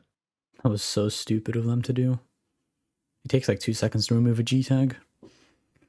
Yeah, and they literally, but I mean, it's fair they warned me. Like, that's cool that they warned me, but like, bro, I literally did nothing and they just never changed it, bro. What a great time though. BBC, bro. I gotta find this one video and I'll send it to you. But there was this video. Where is the Discord server? In announcements. There's this guy who made like a forums post and stuff, and he was trying to get like the guild. Okay, I'm gonna hope this link works, by the way. I'm not 100% sure if it will. There you go. So he was trying to get the fucking guild deleted or whatever, and it was like posting all the forums and stuff. Look at his weekly record, by the way. But wow, beautiful. What a fucking time, bro. -30 on the weekly sumo win loss record. I hate how messy the hood is. Like, every noob is like the most shittiest hood ever. It's like so much shit on it. It's so painstaking to look at because I like mine like simple. There's a screenshot, by the way, of the like early botting days. That banger ass skin, bro. Oh my god, Bloons Killer. Yeah, look at some of those names, bro. Bloons Killer, Call Me a Bot, Webster, Cios was on there, Ojerk. Yuvko had fucking less than 50k. I remember, like, bro, Picky Ho used to be on the fucking Sumo Wins leaderboard, and like, I think Valley do as well. Yep. And then the botting took over. What a crazy leaderboard to look at now, bro. Especially if you like think about how many wins Aura's had and like Yuvko and shit, even though they're banned. Like, I don't even know how you can do it, man. I don't know how you were able to play so much sumo. I literally just relied on Lilith. That's fair. That's fair. And like, I also get that it was the pandemic when you got like probably like a huge majority of your wins. But like, bro, I don't know how you couldn't lose your mind and just like get bored of it. I get bored of games like pretty easily. Like, I'll have motivation for a bit and then I'll lose it, and then maybe later down the line I'll get it back. Like for Bridge, for example, I like randomly would get motivation for streaks and stuff, but like, bro, holy shit, bro. Games are way too boring, man. Yeah, it goes back to the autopilot thing. I wasn't even paying attention. I was just watching shows. Yeah, I get like sumo, for example, is probably the easiest mode to like autopilot in, and like the wins are so fast, you get them fast. It's not like it's like how do I explain it? It's just crazy you were able to like play that much and not get bored. Like, not even like the amount of games necessarily, but the amount of hours. Yeah, I don't really know how to describe it either. I kind of just blinked and got all the wins. That's just fucking ironclad mentality, bro. That's respect, but like, I could never do that, bro. Yeah, I mean, it's literally cookie clicker. You don't even look. I don't even know if I'm ever gonna pass Big Boy Club in wins, bro. And that account is like 60k. I don't even think I'm ever passing that, bro. Like, I'm at 32k and 2k is in fucking Quake. But I don't know. Thank God Quake exists, bro, because that shit's fixing my duel stats on the scoreboard. Because the kills count to your like overall kills. So I went from having like 30k wins and like 14k kills because of fucking bridge and mainly just bridge. But also some of the old duels tournaments, since those don't always count. Like the wins are like you get way more kills than wins, but sometimes the kills wouldn't count. So now it's like I'm at 25.7k kills almost with 32.3k wins. So I'm getting up there. Eventually I'll pass my wins and kills if I play enough. We could talk about Lobby 1 and rage baiting in My general. God, bro. It's too much fun, bro. Yeah. It's actually too much fun. I'm It's literally like addicted every to it. day there's a new like fucking bridge Victim. legend or grandmaster or something that can New just fall for victim. like the easiest rage bait. Bro, I rage baited some like fucking blitz kid the other day, bro. I just kept telling him that the fucking bridge titles didn't get halved and he fell for it, bro. like he fell for the easiest rage bait. I'm like, bro, I'm bridge celestial too. I think I know they didn't get halved, bro. And he was getting so mad. He was calling me an idiot, a moron, using some not so nice language, bro. And it kind of hurt my feelings a bit. Like, dude, these guys just they fall for the most like obvious rage bait ever, bro. And it's just funny, like seeing how like obvious like you can make it and still have someone fall for it in the lobby, bro. And it's like Yeah. I don't know. It's like once you hit bridge legend, bro, your brain just doesn't work anymore. You go to lobby 1 and it just shuts off. Do you only target bridge people? No, but bridge is the easiest by far because I'll have like my Quake title on or some shit, and then I can just put on my bridge title, like, and they'll be like, "What do you know about bridge?" It's like, I Yeah. wonder, bro. What do I know? So Yeah, it's way I too don't know, easy. bro. It's too funny. I feel like bridge kids are just the stupidest, bro. Like, I'm not gonna lie, they're like the most oblivious when it comes to rage bait. That and probably sumo. It's like the Bed Wars nons from back in the day, just picking their nose Yeah. while playing the game. Yeah, it's too funny, man. And like, bro, when I used to have my champion title, I'd sit in lobby 1. Well, I still have it, but like when I actually used to go on the account, I'd sit in lobby 1, rage bait. I still go on my random top 10s from time to time and rage bait. Like there will be like some random bow kid, and I'll go on my number 1 bow account. I'll just put the title on, and I'll rage bait them, or like a classic kid, and I'll go on the same account, put the classic title on. You know, just rage bait. It's too good, bro. It's too fun, and it's like the only reason like I spend so much time on Minecraft right now. Well, I don't spend that much, but like outside of like when I'm not playing Quake or like occasionally like Skywars with Raza, it's just me sitting in lobby 1 watching a show or like doing my homework and just rage baiting in the meantime. It's too easy. I literally said free is real, and then a 2v4 broke out for like 40 minutes straight. There was like some level 4 non just spamming like fake statistics. This amount of people got killed. Yeah, I see you do that all the time, bro. It's I too see you easy. rage baiting all the time. It's 2 Yeah, and then words. there's what's it called? When the duels update was like rumored to come out on one of the days, the lobby was legit talking about fucking like Trump and like politics and shit for like 6 hours straight, bro. Like, Oh, that was and it was like awesome. all these nons were jumping in, and it was just like, dude, I'm like, I didn't even rage bait, bro. I was just watching. I was like, I would like every time I went back to the lobby or some shit, bro. Like, it was still going. It was like no one was getting muted. There were people just fucking bypassing slurs in chat. No one was getting was muted. awesome. Everyone was spamming about politics, and I'm just sitting there like, holy shit, bro. Like, I'm stumbling upon a gold mine, bro. I'm watching so many people get angry, and I'm not even doing anything. It's still hilarious. Beautiful, man. You just say I- free is I think- real. And World I War think III since I breaks was a out. kid, like I've just always loved rage baiting, bro. Like even before there was like a coined term, like I would just like again, like I said earlier, bro. I'd be playing bridge late at night against the Brazilians. They'd have BR at the end of their name, and I'm just typing ja ja ja to these guys, bro. And it's just, bro. I've just always been a rage baiter, man. It's like the Taiwans. China #1. There's too like, bro. People take the game too serious, man. It's actually Minecraft. Fucking Lego game, bro. Like I took it serious at one point, but like there are people older than me or around my age who still take it so serious. And it's like, bro, I stopped taking it serious after I was like 16, 17, bro. And now there's people like in their 20s still taking it serious. Like, bro, get a job, man. Go to school. Do something. Imagine being in your 20s arguing about politics in lobby 1 like 2 a.m. Yeah, like dude, I've got a philosophy that I like to follow. never engage in politics with anyone who plays Minecraft because they're just always uninformed and don't know anything. Like, you're never gonna get a good political debate from someone who's playing duels all day. Exactly. Like, they don't experience enough shit in the real life to even like fully grasp like politics, like, or like the effect that politics have on their day-to-day life, because all they do is sit inside and play Minecraft. It's like, bro, you're never gonna like experience like don't even experience gas prices, bro. Like, even at the bare minimum, like they're like, what, that's like the entry point for a lot of people for politics recently, like in the last couple of years, was like gas prices and shit.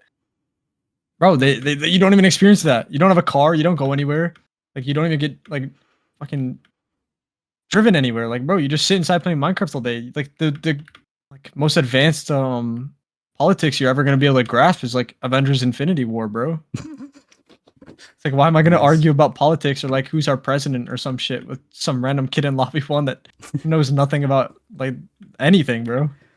Oh yeah, I like when you spam those retarded memes. The lion does not concern himself with employment. Oh yeah, that shit, bro. Oh my god. Whenever like bridge kids are like seriously mad and like calling me a booster or cheater or something, I'll just call them small dogs. I'll say some shit like the alpha lion does not concern himself with the barking small dog. Yep, it's too funny. Dude, I love like just saying the stupidest shit. Like calling someone a noob sandwich is enough to like rage bait them and make them mad for like an hour. Like, bro. The like stupider of a thing you say, the more angry it makes someone. I think like 20 plus people believe that I have 93,000 hours in sumo alone. That's tech, you know. bro. That's fucking tech. Speaking of that, bro, I'm oh shit, I don't know if I should be saying this. Okay, I'll tell you after it ends, but there's something I think you'd like that I'm working on getting soon. One thing I could talk about actually, because this is like a similar topic. So I recently discovered that in season 10 for what it was sumo. And I don't know if you know, but there was a dupe in season 10. Number 8 was duped. Interesting. So season 10 number 8 is owned by a guy named Legitimate and then also Rodder. And how that happens is like, if you were number 8 and you claim number 8, you got the title. And then if someone above you got banned, like let's say you're number 9, someone above you gets banned and you hadn't claimed it, you could claim number 8 as well. Now the title's duped. Okay. So I recently found out, and I was literally just queuing fucking Quakecraft. Okay. I was just playing Quake. So season 10 number 4 is also duped. And I found that out because the account that no one knew about queued me in a Quakecraft game and said like, and I was like dicking them like 3-0 or something. They said, oh hell nah, and then left the game, and I saw the title in chat. Interesting. So like, yeah, no one knew that it was like that it existed, I guess, besides the owner. Like, we didn't know there was another season 10 number 4. So now sumo is duped twice, which I think like season 10 sumo is duped twice, which is insane because another thing that goes like hand in hand with is season 1 sumo is actually the rarest mode to get a title from.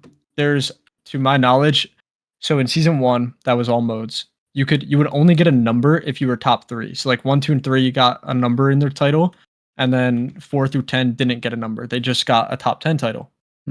So to my knowledge, from what I've been able to find, there's guaranteed 2 of the season 1 top 10s or top 3s did not claim. Number 2 potentially claimed, but we can't find the account. We haven't found it yet. So like, and then we only know about like 4 fucking top 10s that are claimed for season 1 sumo top 10. So it's actually the rarest. It's the rarest, but then season 10 sumo is duped twice, at least. That's pretty interesting. Yeah, so it's I don't know, it's just crazy that it goes from being like the rarest mode to like probably the most inflated mode besides season 1 UHC, because like everyone who, dude, there's so many season 1 UHC number 1s you don't understand, bro. There was a glitch where if you claim top 10, you would get the number 1 title, and then there was like another glitch where you would either get the title permanently and it's just on your account now, or you just got the title until you took it off, and you would still get the season 1 top 10, but you would just get number 1. And then if you took off the number 1 title, like you unequipped it, you would lose it from your account. It's just a temporary, like, you had it on, so you kept it. That's There's so like, funny. from what I can tell, there's like 40 plus season 1 UHC number ones that either Crazy. had, or like 40 accounts that either had it at some point or still have it now due to it being glitched and stuff. Literally And lost it's media. like crazy. Yeah, and Literally. also on top of that, like the duels update that came out, you know how it took everyone's titles off? Yeah. Any of those accounts that have the glitch number 1, like where it's not actually on their account, but they have it, Yeah. they will lose it once they log in. But then they'll still have their top 10. But there are people who literally weren't even top 10 or didn't even play in the season who got the number 1 title somehow and top 10 and shit. Crazy. And I don't want to drop the name because I'm interested in the account, but there is an account that I found. It has 7 Division 1 titles. And then it has 2 top 10 titles.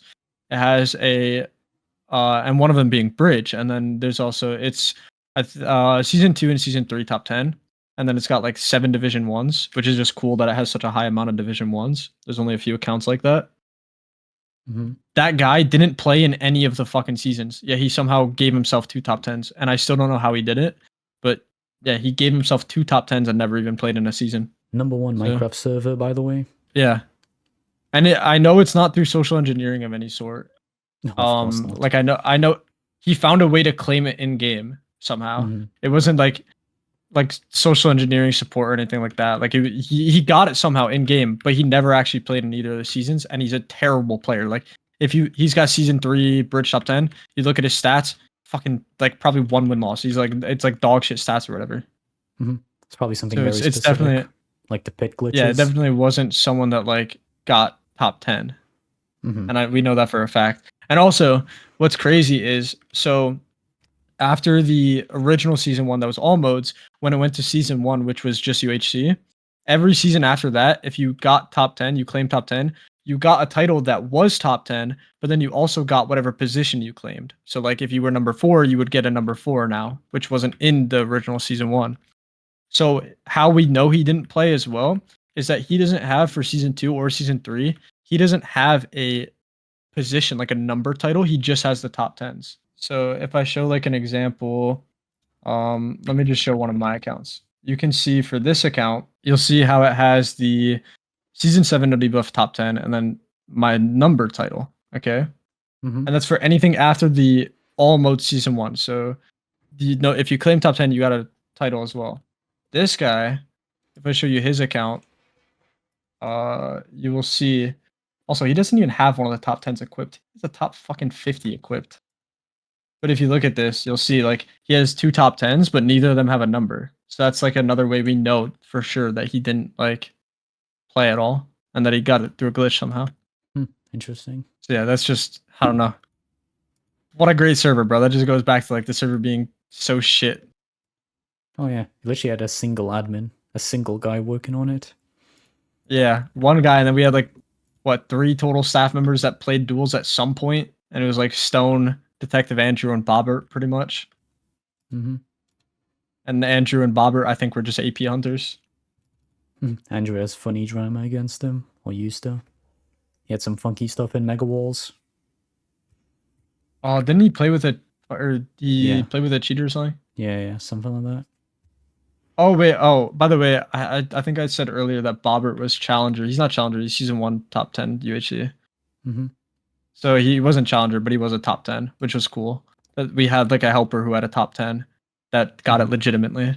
And then there was now there is actually still a staff member that has a top or a Challenger title.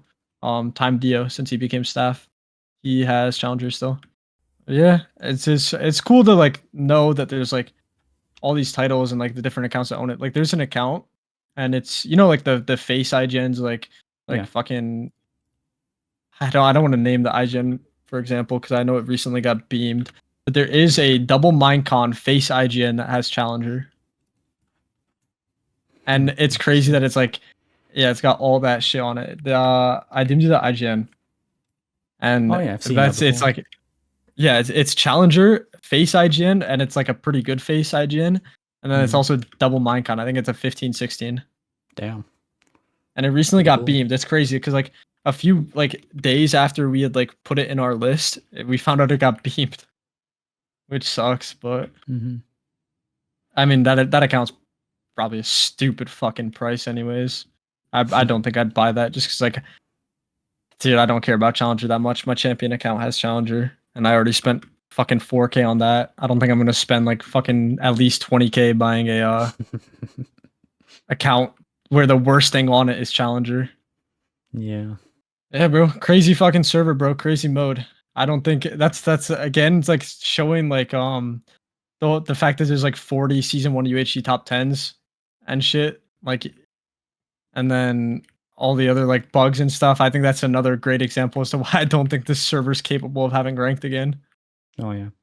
I mean, technically they could if they hire like 50 people, like spectators, actual devs. That's the thing. You don't even need 50 people. They could have 5 people. They have a replay system. They could legit have like 5 people that just watch and check the reports and shit. And that like they wouldn't even have to be 5 like active every single day. Just like if they actually made sure all the reports got checked and shit, bro. Especially with Atlas too. Like their job is so easy. It's so much easier now than it was back then, and there's just even lazier. Yeah, I'm just saying they have the money to do it. Like they could click their fingers, get 50 people, and they wouldn't even do anything to their financial situation. Yeah, they wouldn't notice it, bro. Well, actually, they might now that they have to buy back Hightail. Hightail was such a meme. Would have been cool if it ever did come out, though. Yeah. Do you remember TCG, the Chinese government? It was run oh by my god, Zhang. the locking group? Yeah. So I have that VC saved from the good old days. Bro, so what's crazy is that whole TCG era happened. Like, I know about it, and I heard about it, and one of my friends almost did get their account locked, but he got it unlocked. So that the TCG happened in between, like when I'd quit and come back, it was like gone. It like started and ended. And like I like never, I don't know, because I was friends with Zhang, and like I never like was around for that. Thankfully, bro, I don't want my account locked. I have the TID and like the OGE and everything, but that's just a hassle that I don't want to go through, bro. Of course. Poor Shade got locked. Oh yeah, good account too. Minecon, his IRL name. That is, it does suck, bro. I can understand and like empathize with someone who loses like, especially a really good account like that. That was also their main. It does suck. He also has a triple Minecon, but it was scammed from the OG owner. Who owns a triple Minecon? Shade. Oh, I didn't even know. Scammed. I know he owns Yeah, he owns pretty his much instantly. main now, which is like a 2011. But yeah, look at DM. He got scammed out of it pretty much in like. Oh yeah, that is his skin. Yeah, it's a nice account too. I think, bro, I'm not gonna lie. 2015 is such an amazing cape. The Iron Golem's such a stupid design. Like it's so fat and like chunky. Takes up a lot of the cape, but the color of it is so good. I love that kind of like teal color. Yeah. I think the design of the 2013 is better, but I think the color is better for 2015. 2015 is so nice. The Golem reminds me of my skin. It's just a depressed face. Dude, the Golem is just, bro, it's such a goofy design. It's not bad, it's just goofy, bro. It's the silliest of all of them for sure. I can't take it seriously. But it's such a meme. Yeah. It's a nice cape though. I don't think like, honestly, I don't think any of the Minecons are like bad designs or anything like that. Like there are obviously ones that are better than others, but I don't think any of them are bad. And like I didn't like the MCE cape at first, but it grew on me. I mean, I bought it because of the fucking purple, bro. But I thought the fact that it was like fucking the tan villager and then the green zombie, I was like, why can't it just be a villager head or just a fucking zombie villager head, bro? Why does it have to be both? It looks stupid, but it grew on me. It's alright. I don't use it though. I use my fucking Optifine cape. Optifine on top. Yeah, bro. I have a fucking Pop-Tart. Drippy, bro. I'm gonna send you a screenshot, bro. Can't take this off, bron. There's a heat. Nyan Cat. Stupid ass skin, stupid ass cape, bro. I fuck with it. Holy shit, bro. How long has this been going on for now? I'm curious. 3 hours and 50 minutes. Oh, I got the new number 1. I still have to bro, edit some of it out. Yeah. Yeah, true. Who could pass me though? Like, really, I'm trying to think. Who is like interesting enough and like has enough topics that they could pass me without like just dragging one thing on for way too long? I think only Sosa could pass you. but as you said, it's not even relevant topics. It's just him rambling. Bro, and we talked about insane shit, bro. Like wide variety. CS skins, CS gambling, Valorant competitive and like e-dating. Lobby one Fucking laps. lobby one rage baiting and like role players. Fucking ranked duels, bridge. Holy shit, bro. I think we got everything, bro. What else could we even talk about? Back to CS Yeah, gambling, bro. Not again. Okay, I got a topic for you. What got you no. into like duels and what made you like want to grind sumo? Like why sumo and like what got you into duels? Which one do you want me to answer first? How I got into duels? Yeah, how you got into duels? I think I just found Hypixel because it was the #1 server. I hopped on, got hooked on duels. It's a simple 1v1. You know, it takes like 2 minutes to finish a game on average. And then I found sumo, and I was like, oh hey, this is like 10 seconds long. I can farm wins. It's like the cookie clicker thing from before. Then I quit a Godlike 9 because I'm not doing 1,000 wins. That's too much effort. Yeah, I remember you playing like way back in the day, and then like you just disappeared, and then one day you like came back or whatever. Yeah, and, I like, quit for a year. got back The on main, sumo leaderboard main stuff, and shit. main other games. Yeah, bro. And I became addicted like, to PC building. I remember your name from back then, bro. Plonk OP. Plonk, plonk, plonk. Yeah, then I came back and someone told me about Lilith. And I was like, wow, so now I can dodge and get like 2-second games. And it was literally just cookie clicker, 1-to-1. I was pretty much like sleeping on the keyboard or fapping. The amount of fucking shows and movies and shit that I was able to like go through while just streaking late at night with Raza. Like, bro, I'm not joking when I say this. We would legit sit in like almost complete like we'd hop in the call and start playing, and for a bit we'd be talking. Then we just sit in complete silence. He'd pull up like an anime. I'd pull up a fucking movie or a show, and we would just be like watching. And like occasionally someone would do something stupid, and we'd laugh, or like we'd have to lock in because of a good player or something. But like, bro, we legit just did our own thing and watched shit. Like, yep. And then like occasionally talked. Like, bro, I pounded through so many movies, shows, everything because we're just hanging out late at night, bro, playing bridge, and that's how most of our bridge streaks went. If a good player queued us more often, bro, we definitely would have lost our streaks so much sooner. Because, like, bro, neither of us were locked in, bro. There was a time where Raza... Actually, I don't know if I can say that on video, bro. I don't know if he wants to say that. The people that know me and Raza know. But, like, there's a time where, bro, he forgot we were fucking playing bridge and in a call and shit, bro. And fun times, bro. Fun times. Of course. He was also not sober for most of our bridge either. Which I don't blame him, bro. Playing that shit sober is a terrible. Yeah, being drunk is fun. It's a fun little hobby. Fuck, bro. I'm like thinking, like, do I pass Netty, bro? I need to pass Netty. Someday I'm passing this guy. I can't, dude. It's still like, it's not a big regret of mine, but I regret never hitting #1 for bridge win streak. I was a couple hundred behind Netty, and then I quit Minecraft. Like, why? Why did I quit? Why didn't I just fucking get #1? Because now I'm #9, bro, and it's like, I really could have easily just gone and hit #1, bro. Say I hit it, and now it's like, oh yeah, at one point I was #2. That's just nostalgia. Just a nostalgia boner in general. Yeah. I'm gonna cut this out. Someday I'm passing him though. I'm gonna cut this part out, but I want you to react to this video. This little clip. What is the noise I just heard, bro? The dying whale. Fuck. Yeah, what is that noise, bro? Oh my god. I've gotten so many pings.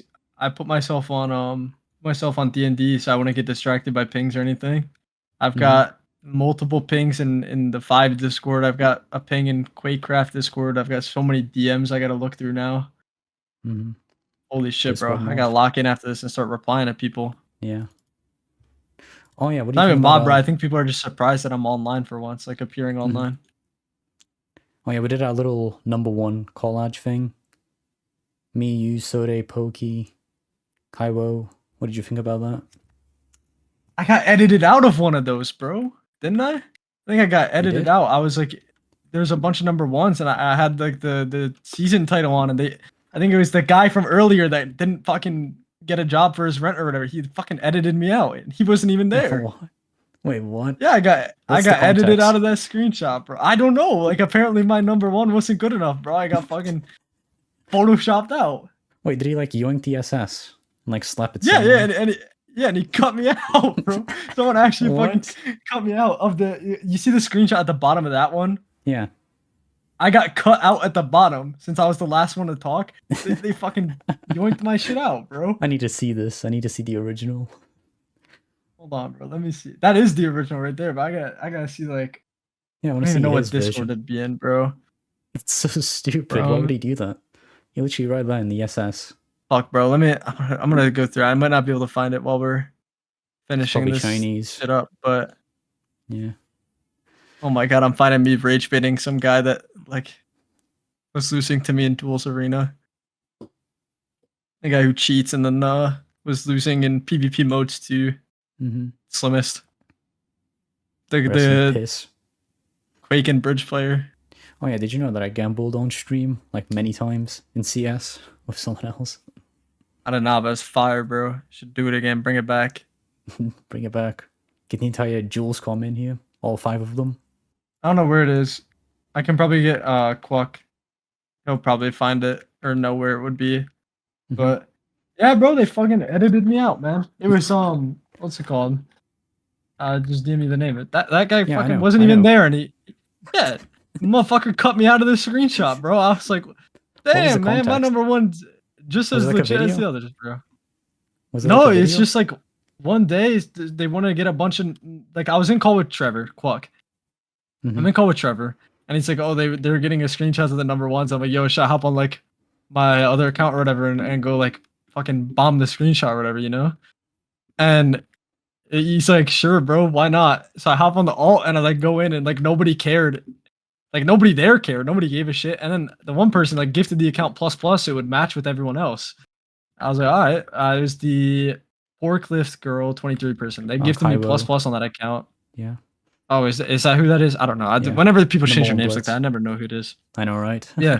So they like gifted me plus for the screenshot because everyone put it on the like black plus, and I was like, I bet, bro. No one there even cared. Like everyone was just okay with it. And then we get in the lobby, we take the screenshot, and then I find out 20 minutes later the fucking screenshot's going around without me in it because that kid fucking cropped me out. Like what the hell, man?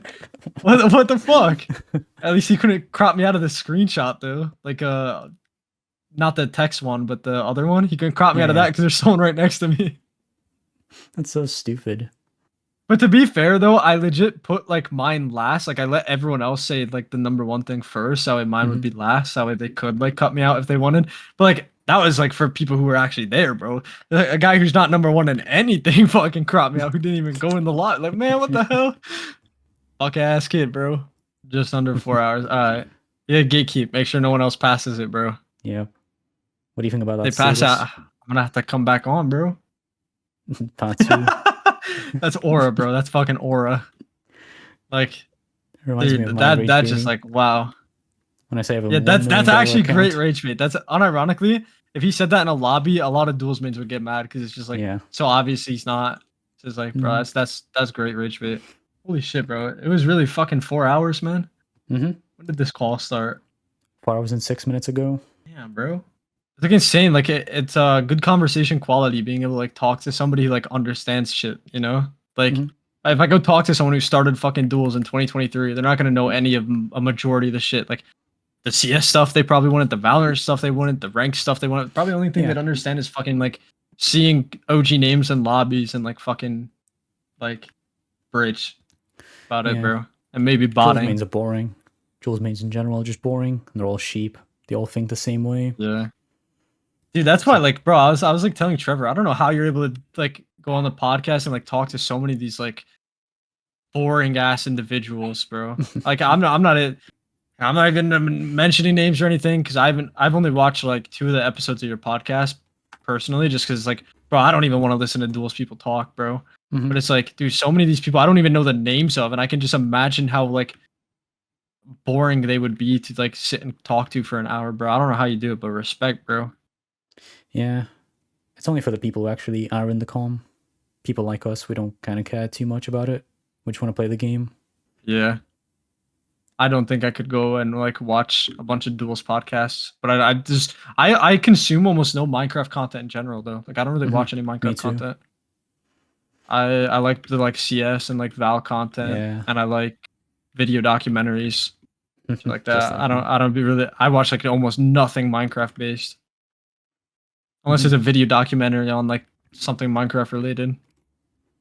I find it funny how so many like hackers started with Minecraft, like pop PvP, Yeah, bro. factions, all that shit. Bro, I still like.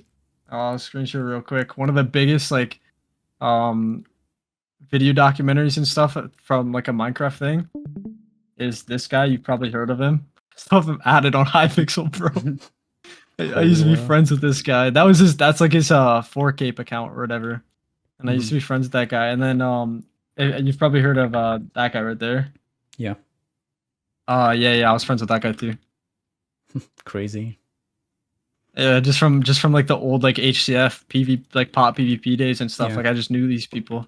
And I was not close friends with either of them, but like I would talk to them if I saw them. There's the first guy I ran some the second guy I ran some HCF with back in the day, so we knew each other from like being on the same team in one of the HCF servers. But bro, outside of that, like I wasn't like close with either, but like holy shit, like I knew these people, bro. And now I'm watching like 40-minute video documentaries on like the shit they've done. And wow, bro, what a fucking game, man! What a game. I wonder what these like sim swappers and like frauds and like account beamers and shit would be doing without Minecraft if it didn't exist. Yeah. I mean, I'm sure they would find some other forum, like hacking forum. There's like plenty of them. But it's like, bro, like these people, there's so many of these people who have like almost no skill sets, or like if they do have a good skill set, they use it for like fraud and stuff. And then it's like they get arrested because they're cocky and like start flexing everything and shit, get themselves caught. It's like, bro, just apply this skill set to like something legal, bro. You'll make good money still. Like you're not getting arrested. But it's like, bro, I'm like working. I'm like going into cybersecurity. If like nothing works out with like Valorant shit, that's my plan. And it's just like, bro, like so many of these fucking companies, like yeah, you can make like fucking couple 100,000, maybe max, maybe a mil, off like exploiting companies and shit like that on average. But like, bro, you can still make good money by finding those same exploits and just becoming a fucking consultant for them and shit. Oh yeah. White hat hacker, all that stuff. Yeah, like you don't have to use it for malicious intent. And like I get it, like the numbers and like the adrenaline and stuff, that's got to be like it's insane, like can rush. But bro, most of them are gonna get caught eventually.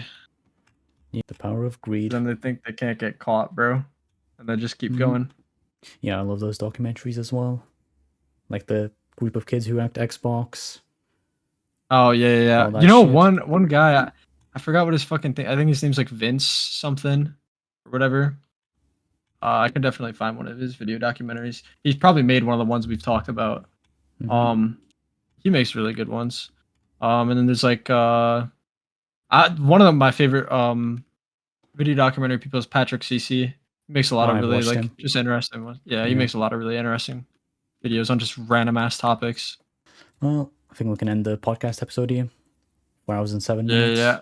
Should be I over. don't think I can find this guy. I don't know. Oh, Vince Vintage. That's his name. Well, it was a good talk. Yeah, bro. I actually like, bro, enjoyable.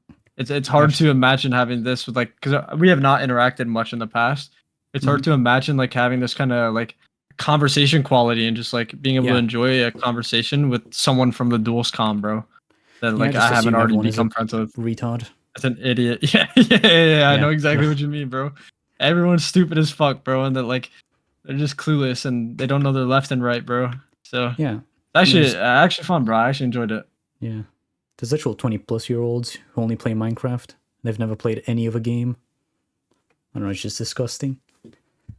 Yeah, bro. Like the names I'm about to fucking DM you. I don't know how you did a fucking podcast episode with them, and I know like it's one of your quickest, but I saw that and I was like, holy shit!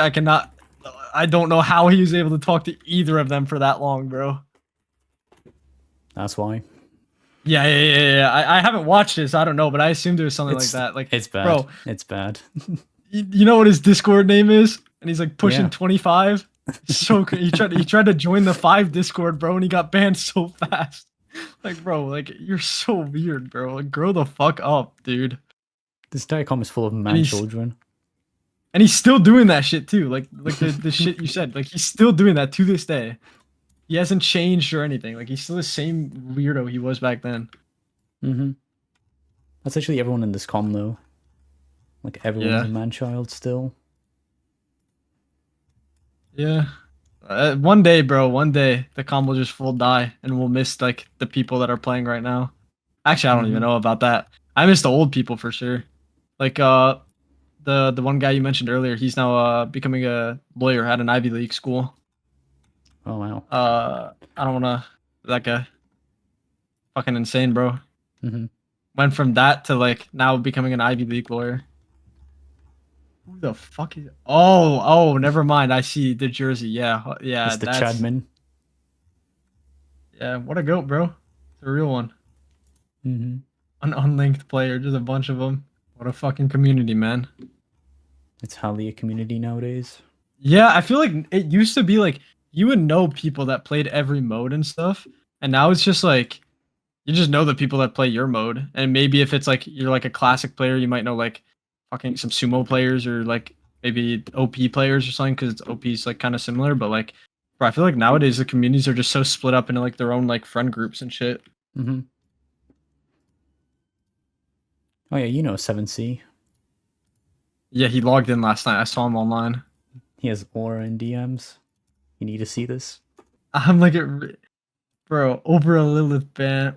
Expect yourself on top spin, little guy. That's aura, bro. That's actually aura. At least he put the Oh my smiley god, I remember face. that like chair breaking thing. Holy fuck, bro. That's so what a pull, bro. I forgot about that. I forgot about that guy, bro. Do they still play? Nah, he quit.